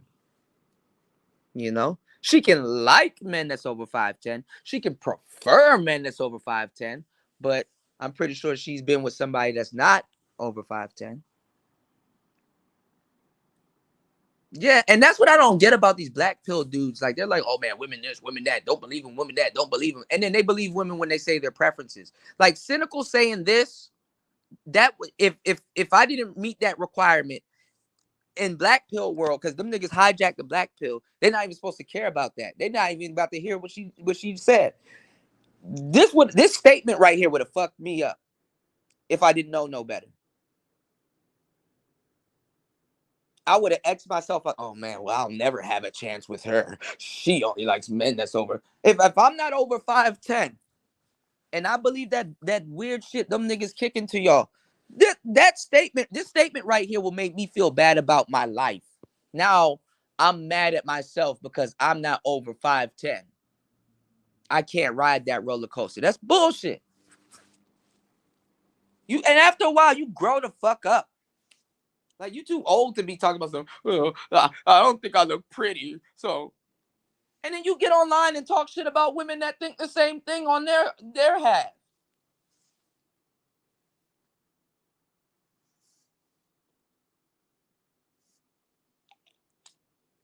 I wish I would be fucked up for the rest of my life, feeling that I'm not pretty enough or tall enough for a roller coaster and shit like that. You know? Shout out to Cynical. I'm just making an example. He said my wife doesn't like me. Starbug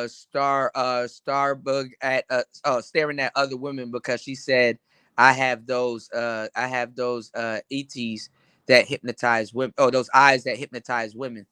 Well, it is what it is. I'm saying though, in fasting, you got a beautiful woman. Fasting's woman, bad as hell, badder than a 3-year-old. But fasting is not like a supermodel. Fasting be coming on here. Fasting be making faces, be hollering and being crazy and shit like that. Fasting is enjoying his life. I don't see fasting over there with them blue pill dudes like, I just wish. Cope. Cope. The game doesn't exist. Niggas telling you their reality. I didn't ask you for your reality. Because a nigga like Ed couldn't go to Future and say the game don't exist.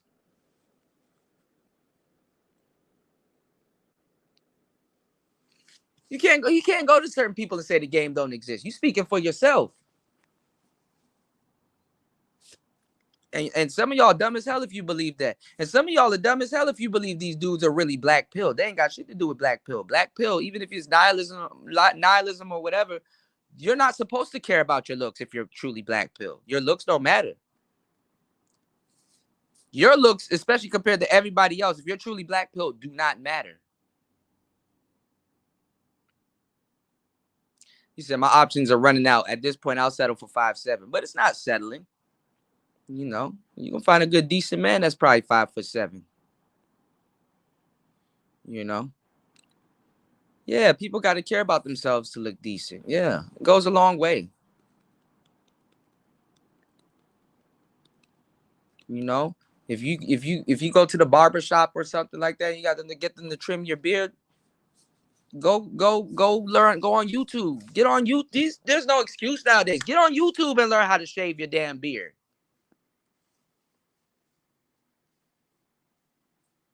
You can't be looking all stressed out and stuff like that. I know sometimes I look stressed out. I got exotic problems. I got different type of stress, but you can't be looking all stressed out and mad at the world because you feel a certain type of way or that's real for you.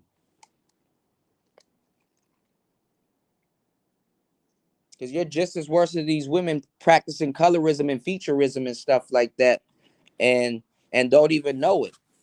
You need to know it. You're worse than these women that practice colorism and featureism and texturism and all this other weird shit. And fucking now you're judging yourself on standards that don't even make sense, much less real. I wish I would feel that type of way about myself. After a day, I understand if you feel if you get rejected in that whole day, it's like, man, all right, whatever, man. After that day, get over it. The fuck, you about to feel like that the rest of your life? Some of these niggas in solitary confinement when it comes to their own looks. That just somebody telling me the game doesn't exist. That means you don't even believe in your ability and your own looks. But fuck your looks, your ability. I seen butt ugly niggas get bitches.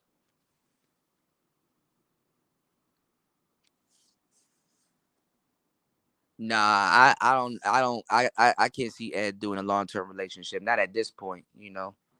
Some of us guys, we do the same thing women do. We sabotage ourselves in our single years and we just undateable for maybe a couple of years, you know. He be ranting all the time, so for some reason he got something to get off his chest every single time. A woman is not going to deal with that for a long time.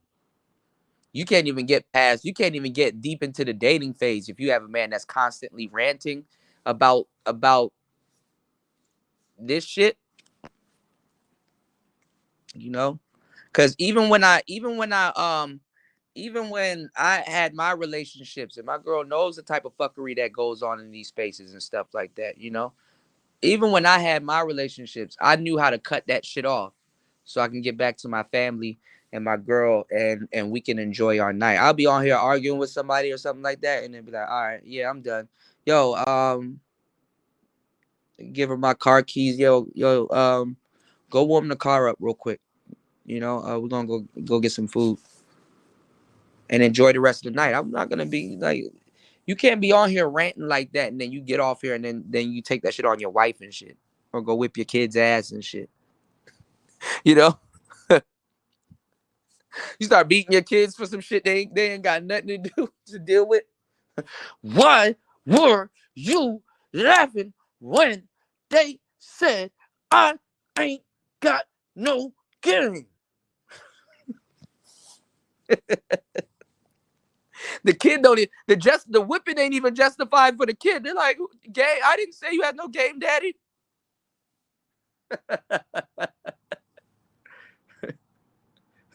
Dumb game. He said, I can't rhyme for shit. I was scared of settling down only to have a relationship turn to shit and then having to pick up the pieces. Yeah, that shit crazy. I get up. I guess like cause women, y'all, I be feeling sorry for y'all because y'all definitely can waste your youth. You know what I'm saying? Y'all definitely can waste your youth. Plantain, egg and beans.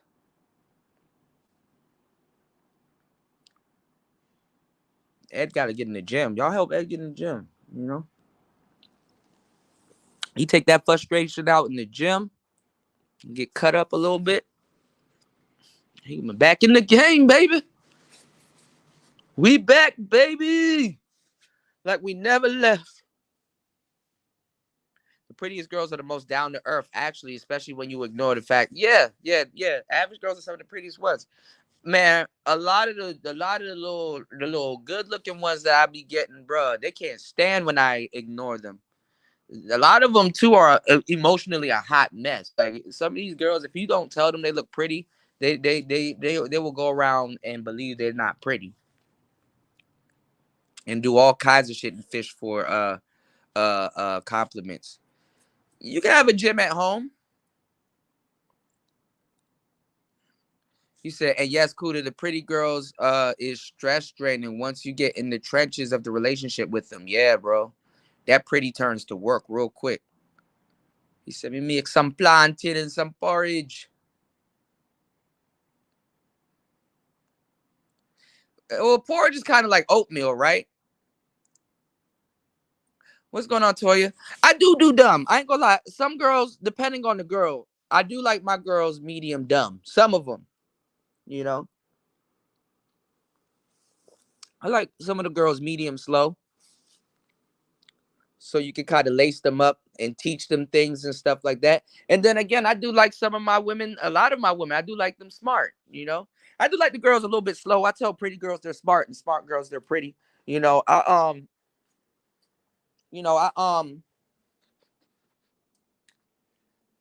I'm about to say, I like the dumb girls to a certain degree because you can, you can teach them something. You can learn them something. You can teach them something and then be like, see, you're smarter than people give you credit for. High five. Then she give you a high five, and then her attitude is better for the rest of the day. Versus, I do like smart girls too, because smart girls, honestly, they can tell if the man they're dealing with is smart. So they have their advantages on both. I like smart girls also. You know, because when you know something, or you doing something, or you make a move without her, like her input on it or something, like, you made the best move and stuff like that. Women can see that.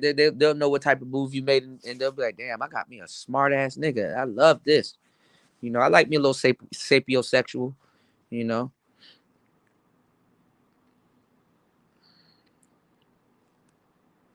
grits.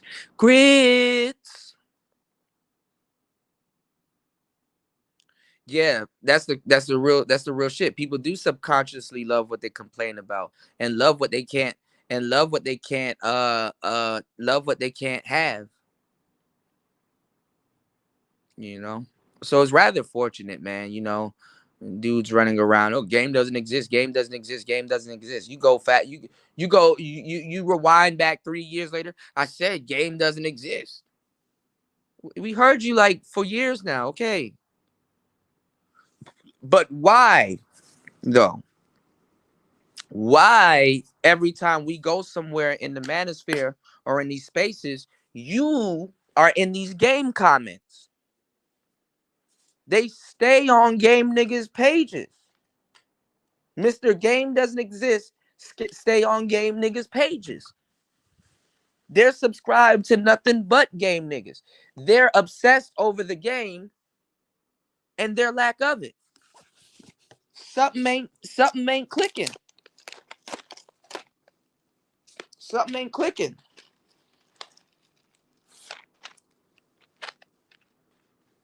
And they believe that they're smarter than dudes. Yet they're subscribed, like dudes don't see them. Why are you subscribed to Red Supreme if you don't like game? Then they'll hit you with some weird, because I like what he says, and he be making sense. And well, he's riddled with game.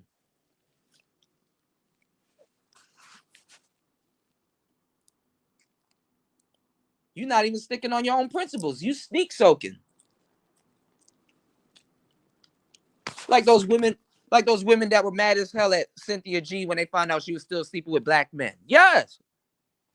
She likes big dicks. That divestment shit ain't gonna work long term. Not no goddamn long term.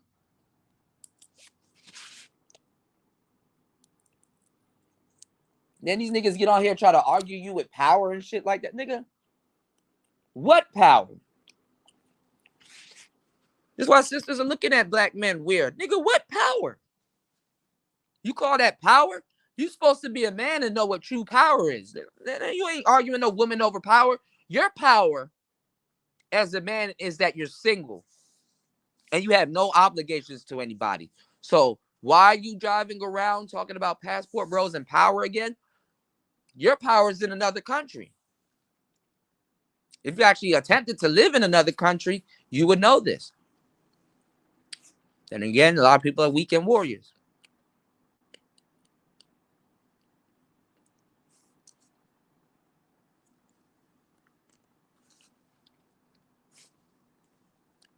What power?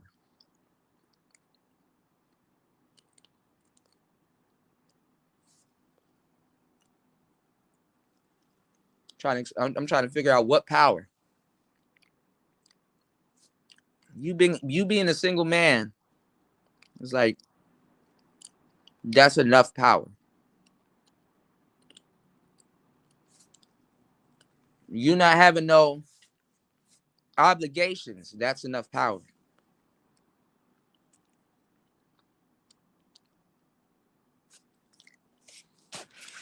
Yeah, I touched on that sex doll shit. I'm gonna tell y'all right now though, Y'all about to see all of my talking points get chopped up and regurgitated around this space. Jim is tricking.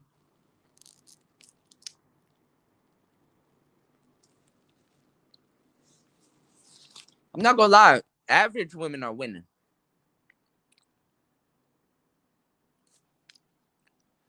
You know, a lot of women that consider themselves average, they're winning. You know. Here she go. What's going on, Brownie Ellie? How you doing? Cynthia G said, I don't give a fuck what I told y'all bitches. I want some dirt. It's my birthday.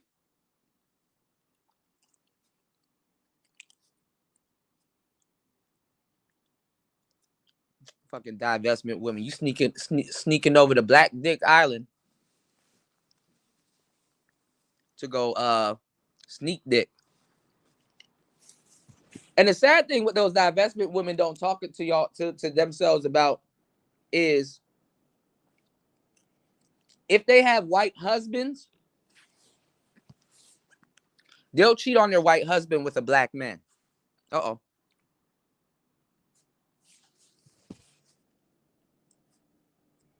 Oh yeah, you gotta learn about shutter speeds, frame rate.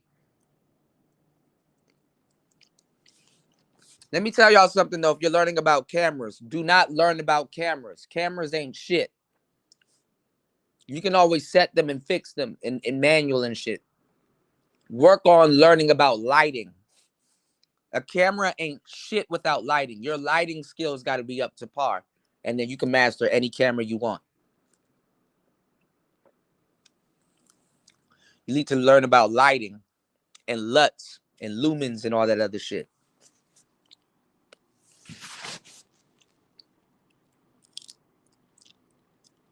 The camera should be the last thing you learn. Learn about your lighting.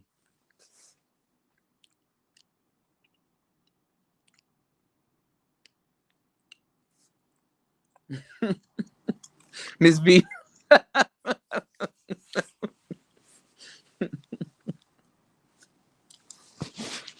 I mean, I'm just saying. You know, what's going on, Pepe? I'm just saying.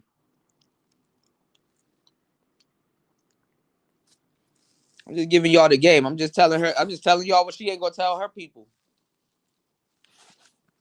Them girls were mad as hell when they found out Cynthia G wanted a black man for her birthday.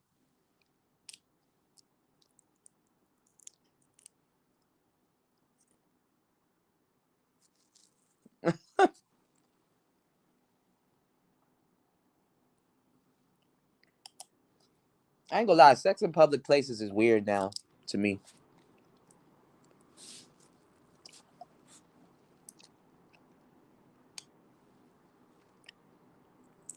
Don't go shim for some ass. Sapiosexual can never bore me as long as I'm into them. Yeah, you got some ways you can spice it up, you know. But yeah, definitely cynical one.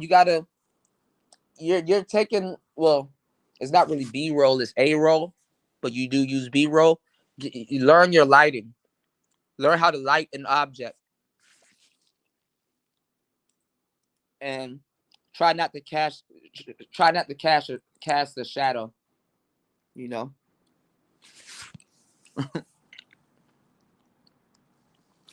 You said I'm surprised that I'm surprised that this space peep her hustle. Yeah, it's obvious. It's obvious. You said damn sure used to be fun. Yeah. I'm not gonna lie, there's things I wanted to try publicly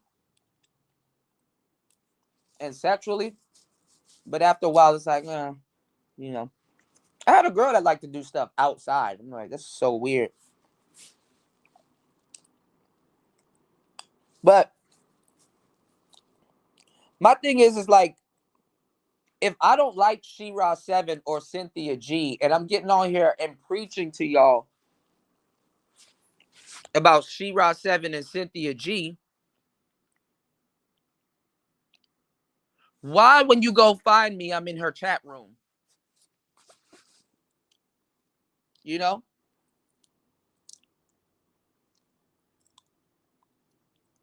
Why? Yeah, it was cool in public places, JT, when you couldn't get arrested. Shit.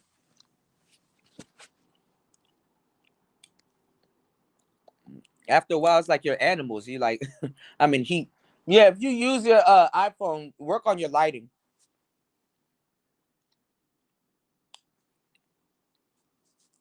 Work on your lighting. You can get a lot of great pictures off. You can actually get better pictures off the iPhone because you can edit it.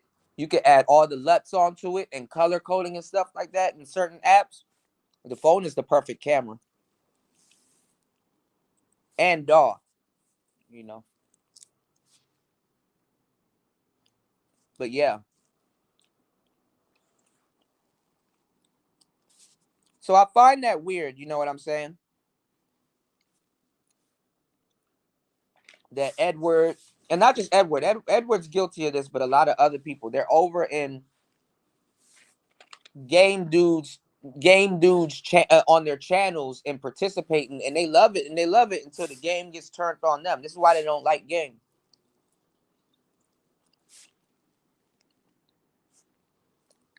What's going on, JR? Like, game, if the word game triggers you, the last channel you should be on is Red Supreme.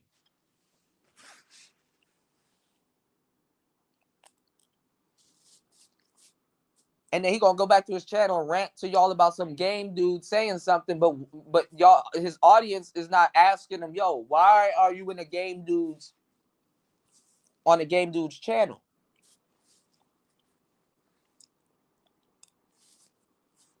Yo, let me tell y'all something that blew my mind.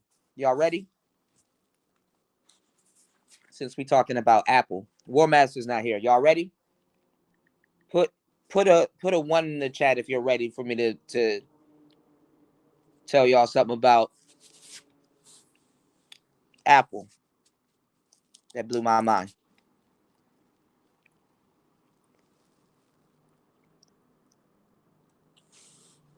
Okay, LSP put one.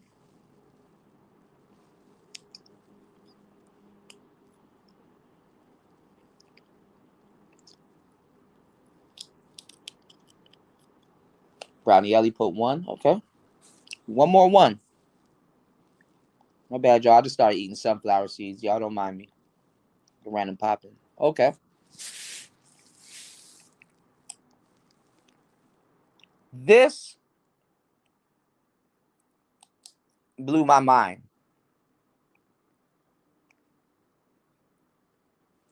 Somebody said dark humor is like a dead child. It never gets old. That's fucked up. But nah, this blew my mind. Hold on. Why is it not coming up? Okay. I don't want to misquote it. Hold on. Oh, I think I took the picture.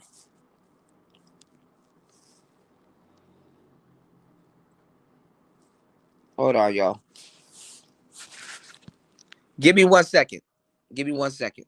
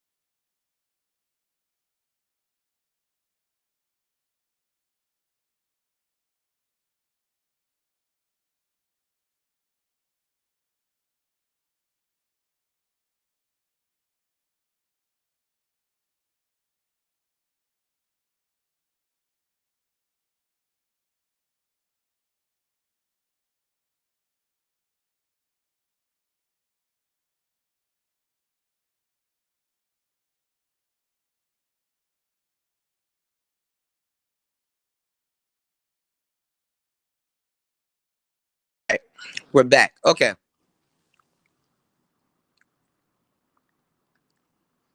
Y'all put one in the chat. Okay. Check this out. And this is for Apple.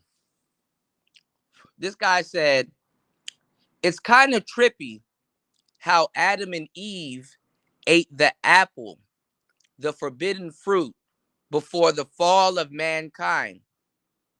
And now everyone is carrying around a device with them with a bitten apple on the back.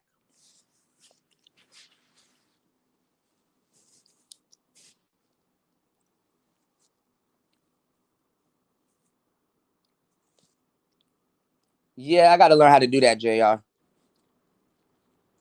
Think about what I just said. I'm going to say it again. He said, it's kind of trippy how Adam and Eve ate the apple, the forbidden fruit, before the fall of mankind.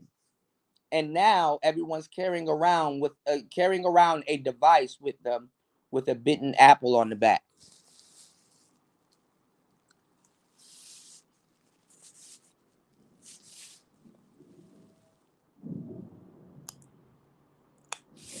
That's crazy.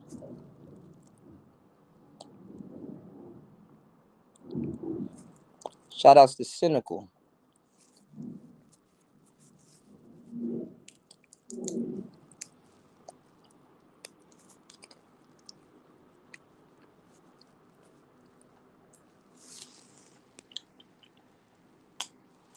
I was like, damn, that is true.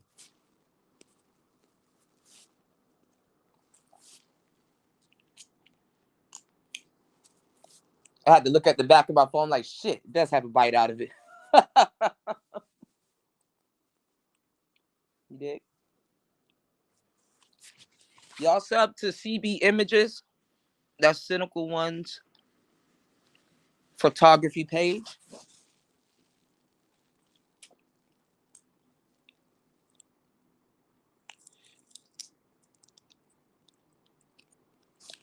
Is he live now?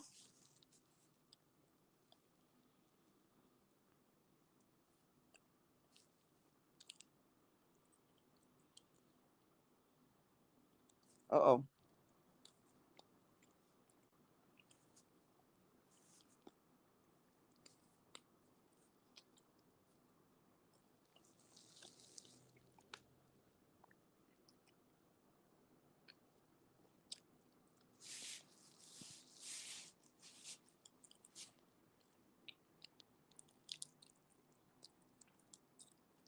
So Raven, you was here yesterday. No, when Raven was here, everybody was here actually.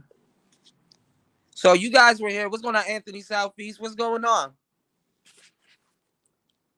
I mentioned you. I mentioned you yesterday too, during the live stream. That live stream that we had over at Bernard Riley's, and everybody was trying to tell me. Remember, Anthony? Everybody was trying to gaslight me and tell me everybody knows what I'm talking about and how they were taking it light and was playing around and talking shit about me, right?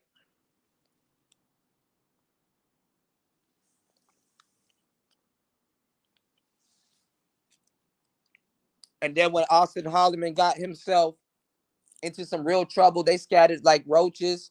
They did live streams on him, was talking shit about him and stuff like that. But yet they were gaslighting me when I was telling them you gotta have game and be safe when traveling abroad. Shout outs to JT. Thank you, Cynical. Now they done turned their back on Austin Holloman. And now a bunch of people are regurgitating stuff that I've been saying for months.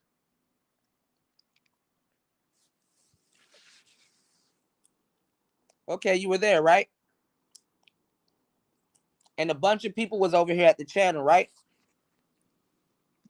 I got sent to this guy, I think Clarence Jr., right?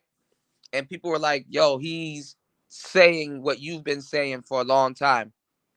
And then I got another message earlier this morning before he went live on Red Supreme's channel. And Red literally, this is what I said, word for word. Red said, shout outs to Red Supreme. Red said, the black manosphere is using passport brothers to stay relevant in 2023. And he said a lot of men who are not passport brothers are making millions of videos on passport content, but most are just riding the bandwagon. And he cited the CJ brother.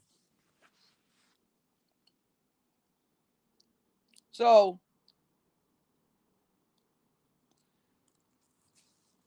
someone is taking credit for what they heard me say when I started that talking point, when I was the only one that was doing that talking point, and everybody was doing passport bro content, and I was the only one in my lane saying that the manosphere has abandoned its the manosphere has abandoned its own position to talk about passport. That the manosphere didn't have any content.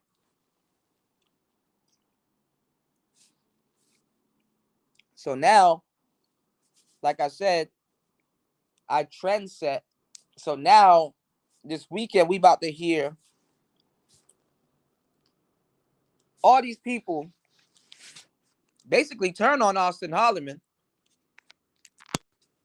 and try to get kudos for saying something that I've been saying the whole time and got attacked on. And it's just ironic that all of these videos are popping up less than 24 hours of me doing that live stream yesterday.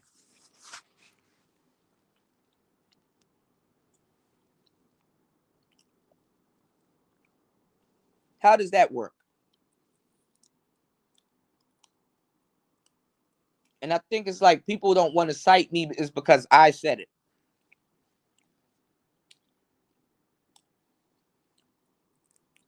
What should I do in a position like this? Because if I say, oh, that's my talking point, that's my original talking point, then people going to get mad at me.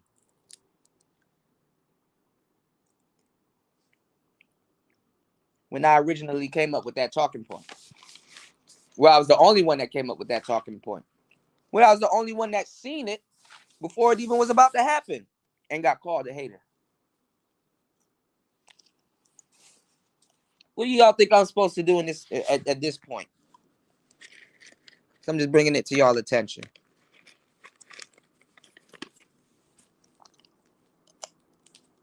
Hold on, JR. Let me hold on. He said, Shure MV8 portable iOS microphone for iPod, iPad, Lightning connector, professional. Yeah, I told a lot of people to get the MV88. That was one of my builds, but honestly, they're charging too much for that. You can get a cheap stand and dongle, and the only thing that's really valuable in that pack is the actual microphone. Is the actual microphone.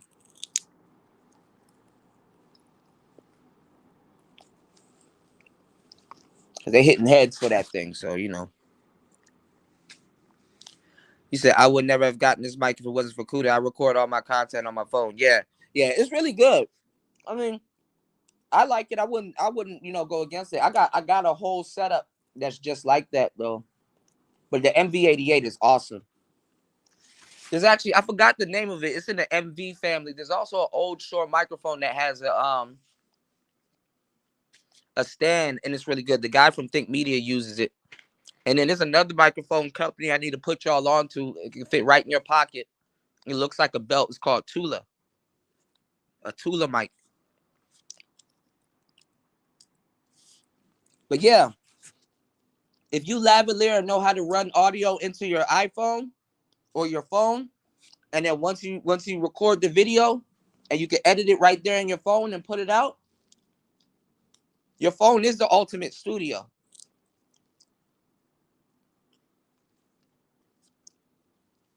But you also got to get that thing that I was showing y'all. There's a dongle that I showed y'all that has a mirror on it. And you can use that to monitor how you look when you're using the back camera. And you can use it for your you can use it as a teleprompter. I got 2 teleprompters on my phone that I don't use, which is annoying. Yeah, Brownie Ellie, I definitely am. I appreciate that, love. I definitely am. It's just that I wish I didn't get cursed out and discouraged like I do. I'm glad that I'm stubborn. This is why I'm stubborn, because I be knowing when I'm right about some shit. And it's like I probably can't prove it right now. But you know.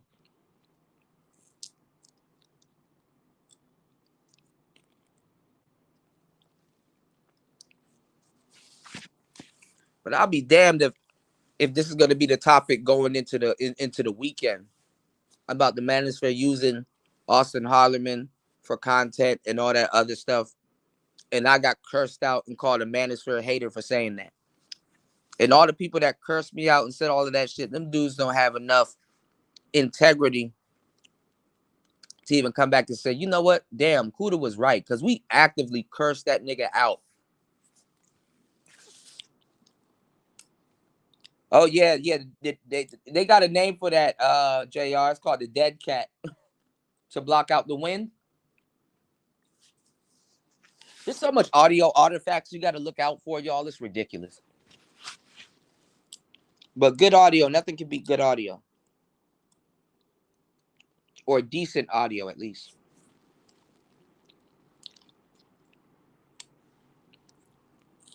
Shout outs to Cynical. Shout outs to Brownie, Ellie, JR, Tony, JT, Fasting, Toya, Miss V, UDIG. So,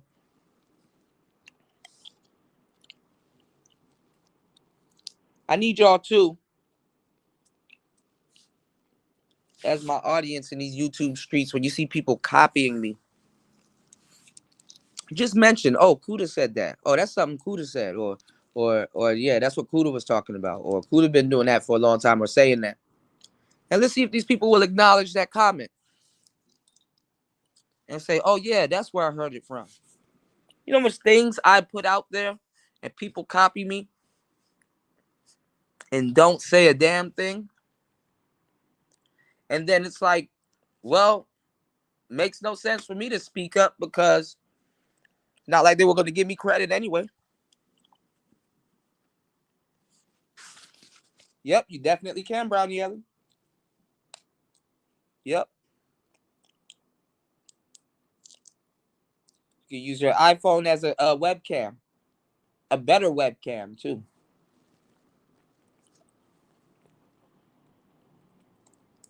That works good with StreamYard. If you pay all that money for that dusty 1080p. StreamYard's tripping. But they throw in other features because they know, damn, we charging all of this money for 1080p? What?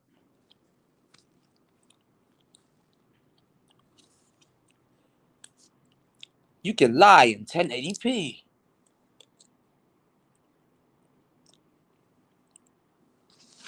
He said, listen, nigga, Mace gave you your credit when you... Nah, man. I just don't like the fact how I'm treated. And I continue to give to the space, man. That's why nobody can say nothing. Like I said that yesterday. I wish somebody from the Passport Bros would try to check me on what I'm saying because they can't. And I wish somebody from the manosphere would try to come and check me because they can't. They don't have the The majority of the people, even the the founding fathers can't really check me on the shit that I'm saying because they know it's true. I just be needing my credit. I just want my credit sometimes, man. It's like, damn, give me credit. Why would you steal? Why would you steal from me if I'm this fucked up ass dude like y'all claim? Y'all, they sure do steal a lot of shit. Like, my shit gets stolen so much. I gotta keep creating new shit. Like, for me to be a non-influential ass dude, I sure get my shit stolen a lot. You know? You see how JR could come through and freely talk about mics and stuff like that? Boy, and if I was to do that shit, microphone. Somebody called me microphone boy. A bouquet of mics. I done heard every single whack, Rhodes Scholar microphone joke you've ever heard. And you would think that a space that made all those jokes, did all that yapping and capping, you would think that they would have their mic shit in order and still having their mic problems. Minding someone else's business, and the manosphere has not shook the Kuda's curse. The Kuda's curse is still in effect. Can you believe it? The Kuda curse is still in effect.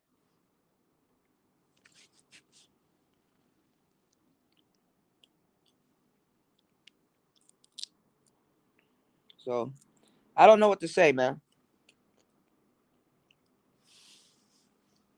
I gave away a bunch of free game to this day.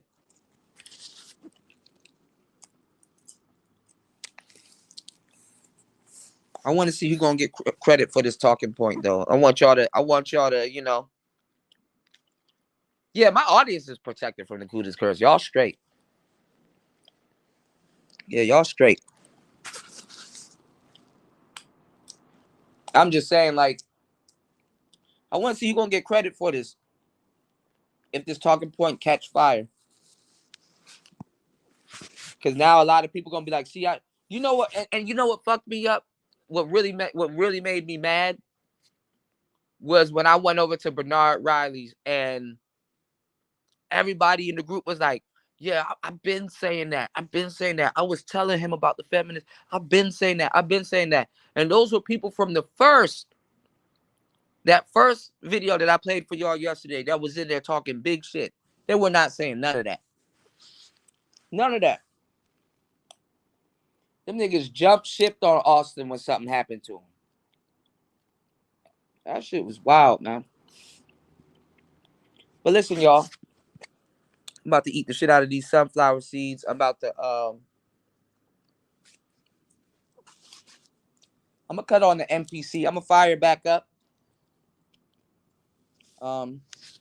Make a little bit of beats. It's about to be a little bit late here. It's like 5:05 p.m. The sun is setting.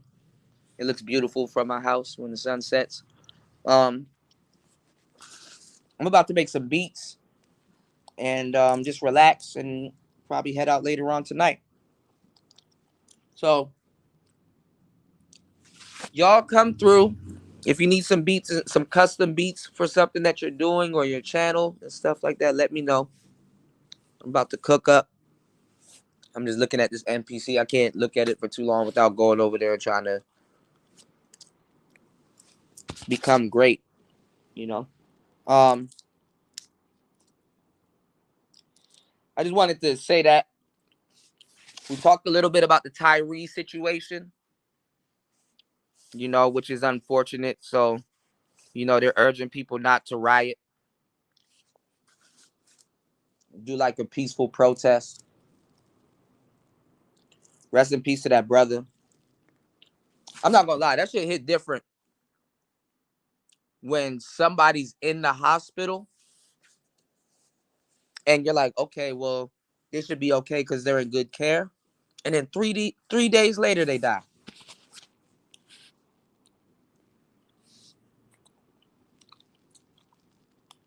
That's crazy.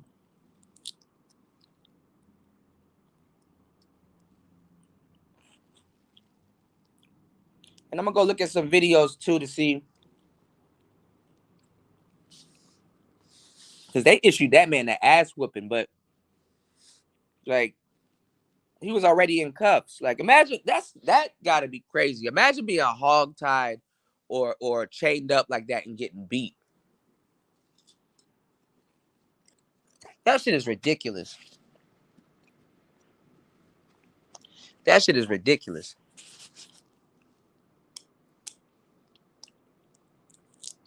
Y'all about to hear some more. And I'm glad Red Supreme said something about it. I hope this slows a lot of brothers down in the manosphere for talking passport.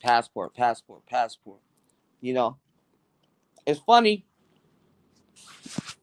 how that OnlyFans model got invited to Fox to talk shit about Austin Harleman, but that nigga didn't invite her ass down there to talk about Shaquella Robinson. Think about that. She had all that shit to say to Austin Harleman. Nothing to say about Shaquella. And that girl that was caught beating her on camera, look at how her name gone away. And the crazy part is, I think those gay dudes are beating her up too. That was with them, filming and shit. It's gonna start getting harder and harder for sisters. What you gonna do? You gonna rat on the gay dude, your gay friend? Y'all should see what they're gonna say about you. He said no one will do anything about it.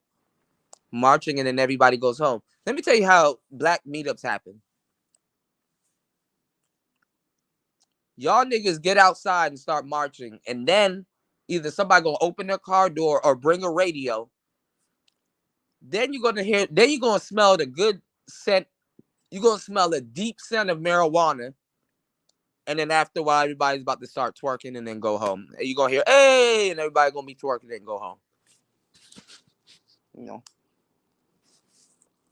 Yeah, Brownie Ellie. I think even though that woman was big as hell, I think them gay dudes got some licks in. Like her spine was broken. I said, damn. And she got beat naked. And they were moving her all over the house.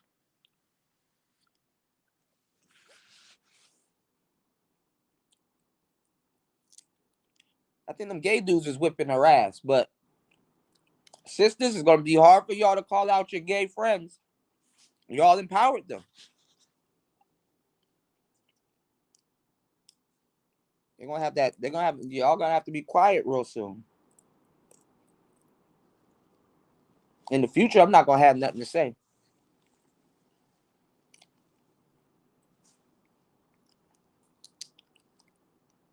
Hell yeah. I saw this one video. That shit was actually funny because she's always fighting. I saw this one video with Krishan Rock on the beach. And this gay man was like, I'm a whole woman out here. And she's like, you're not a woman, you a man. Why you always fighting me? I'll get a nigga to beat your ass. She said, I'm a whole woman out here. Well, I almost spit up. That shit was funny.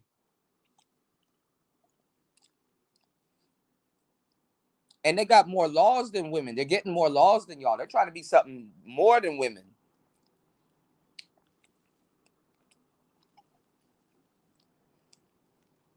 Like, how the fuck do you get mad at this? This a new generation of gay niggas. Cause I ain't gonna lie, the older gay niggas, they love They love Aretha Franklin.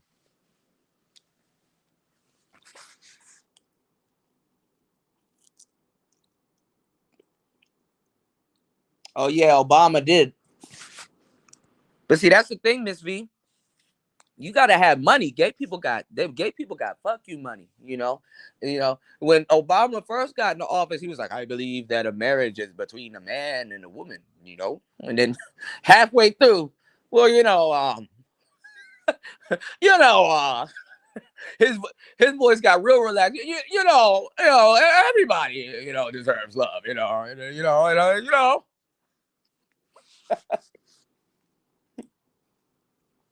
I believe marriage is between a man and a woman. Check cleared. Well,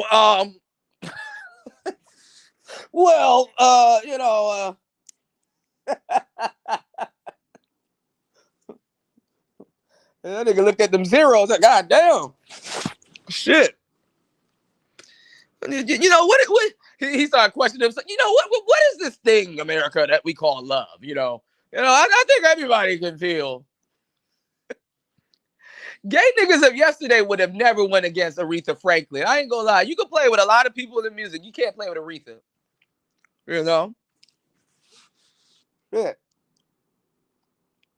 Yeah. Yeah. That Krishan Rock shit was funny as hell. Low key, she probably could beat his ass. But man. All right, y'all. Give me 1 second. We're gonna be back up. Let me get up off of here. Miss V, I'm trying to make you another beat. I got that, man. I'm on fire now. You dig? He said Aretha wasn't thinking about T's when she sang that. Yeah, every woman. TS want fallopian tubes and ovaries so bad. Yeah. Shit crazy, man.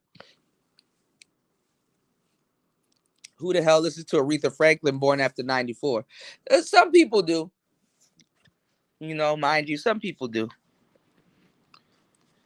You said they fit the government agenda. That's all. Yeah. They bring the money too.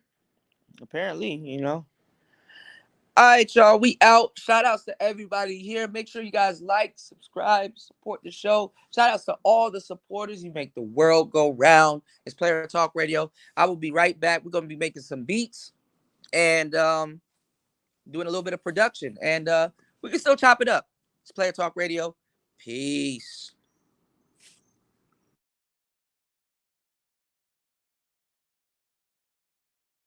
Now, look, I want to speak on this about a little young player. I see a little young player, Ramil, up in here. I ain't got no problem with the pump and dump thing. I see where he coming, and I feel him. He in Atlanta. Them hoes is going. You niggas be leaving that shit out. Them hoes is going out there. Them hoes is fucking all over the place. And niggas is getting at him. And niggas is getting at him. And you niggas start fucking me up with that weak shit, telling niggas not to fuck on the bitch. Nigga, I'm gonna fuck this bitch. That's what I'm gonna do, nigga. I'm getting tired of you trying to check my motherfucking game, nigga. I'm in this shit. I'm gonna knock on this bitch, nigga. Fuck you. And I'm getting tired of you, nigga. You can't take it. I'm in this shit to win this shit. And I'm sick of you weak ass, over the hill, dust ass niggas. You wanna go smoke cigars with some old white boy in the exclusive Moose Club, nigga? Fuck you. I'm out here with these bitches, nigga. I'ma hold it on. I'ma get it in. I'ma get it in. And you niggas gotta be out there. It's about having your motherfucking game. It's about being a motherfucking player out here. It's about being a real nigga. You niggas don't understand what it is to be a real motherfucking nigga. You don't know how to talk it up. You don't know how to get it in. You niggas weak in this shit. I'm sick of you niggas. Them hoes over there fucking with Kevin. Them bitches looking to get married. Them some married-minded bitches. I ain't trying to fuck on no hoe like that. Go over there and fuck with Kevin. Let me fuck with the rest. I'ma do my best, nigga. Fuck y'all niggas. And you gotta put this out because you niggas don't put the whole side of the black man out here. You put one side out here. And I'm tired of that shit. And real niggas out here like me, we getting it in. We ain't got nothing to cry on. We let the bitch lie on us. The bitch lied on me, nigga. That's what you did. And I'm gonna do it again. And again, motherfucker. That's what I do. I'm sick of these motherfuckers crying. I'm gonna give you some tissue next time, motherfucker. That's how we do out here, though. Look, keep pumping and dumping. I don't blame him. Respect the Cardi bitch, wild bitch shit. All these hoes wanna do is fucking suck. And why get fucked up, they go fucking suck your partner. You know what? Just accept it. Be done with that shit. You niggas go to church, man. You know what I'm saying? Take that shit to church. I can't help it. The hoe fucks you over, nigga. That's your problem. That ain't my problem, nigga. I solve problems. I don't make them, nigga. That's what I do. You guys don't understand what it is to be a motherfucking back out here. It's just like playing football, nigga. We get prep. We get a motherfucking pep rally before we get at these bitches. Let's get it up. Let's get it in. You don't understand that, though. That's what's killing me with that. But look, I'm gonna pull up out of here, man. I'm gonna pull up out of here. Look, appreciate you pop in, man. We need, that's the whole black man. Show the whole thing. You know what I'm saying?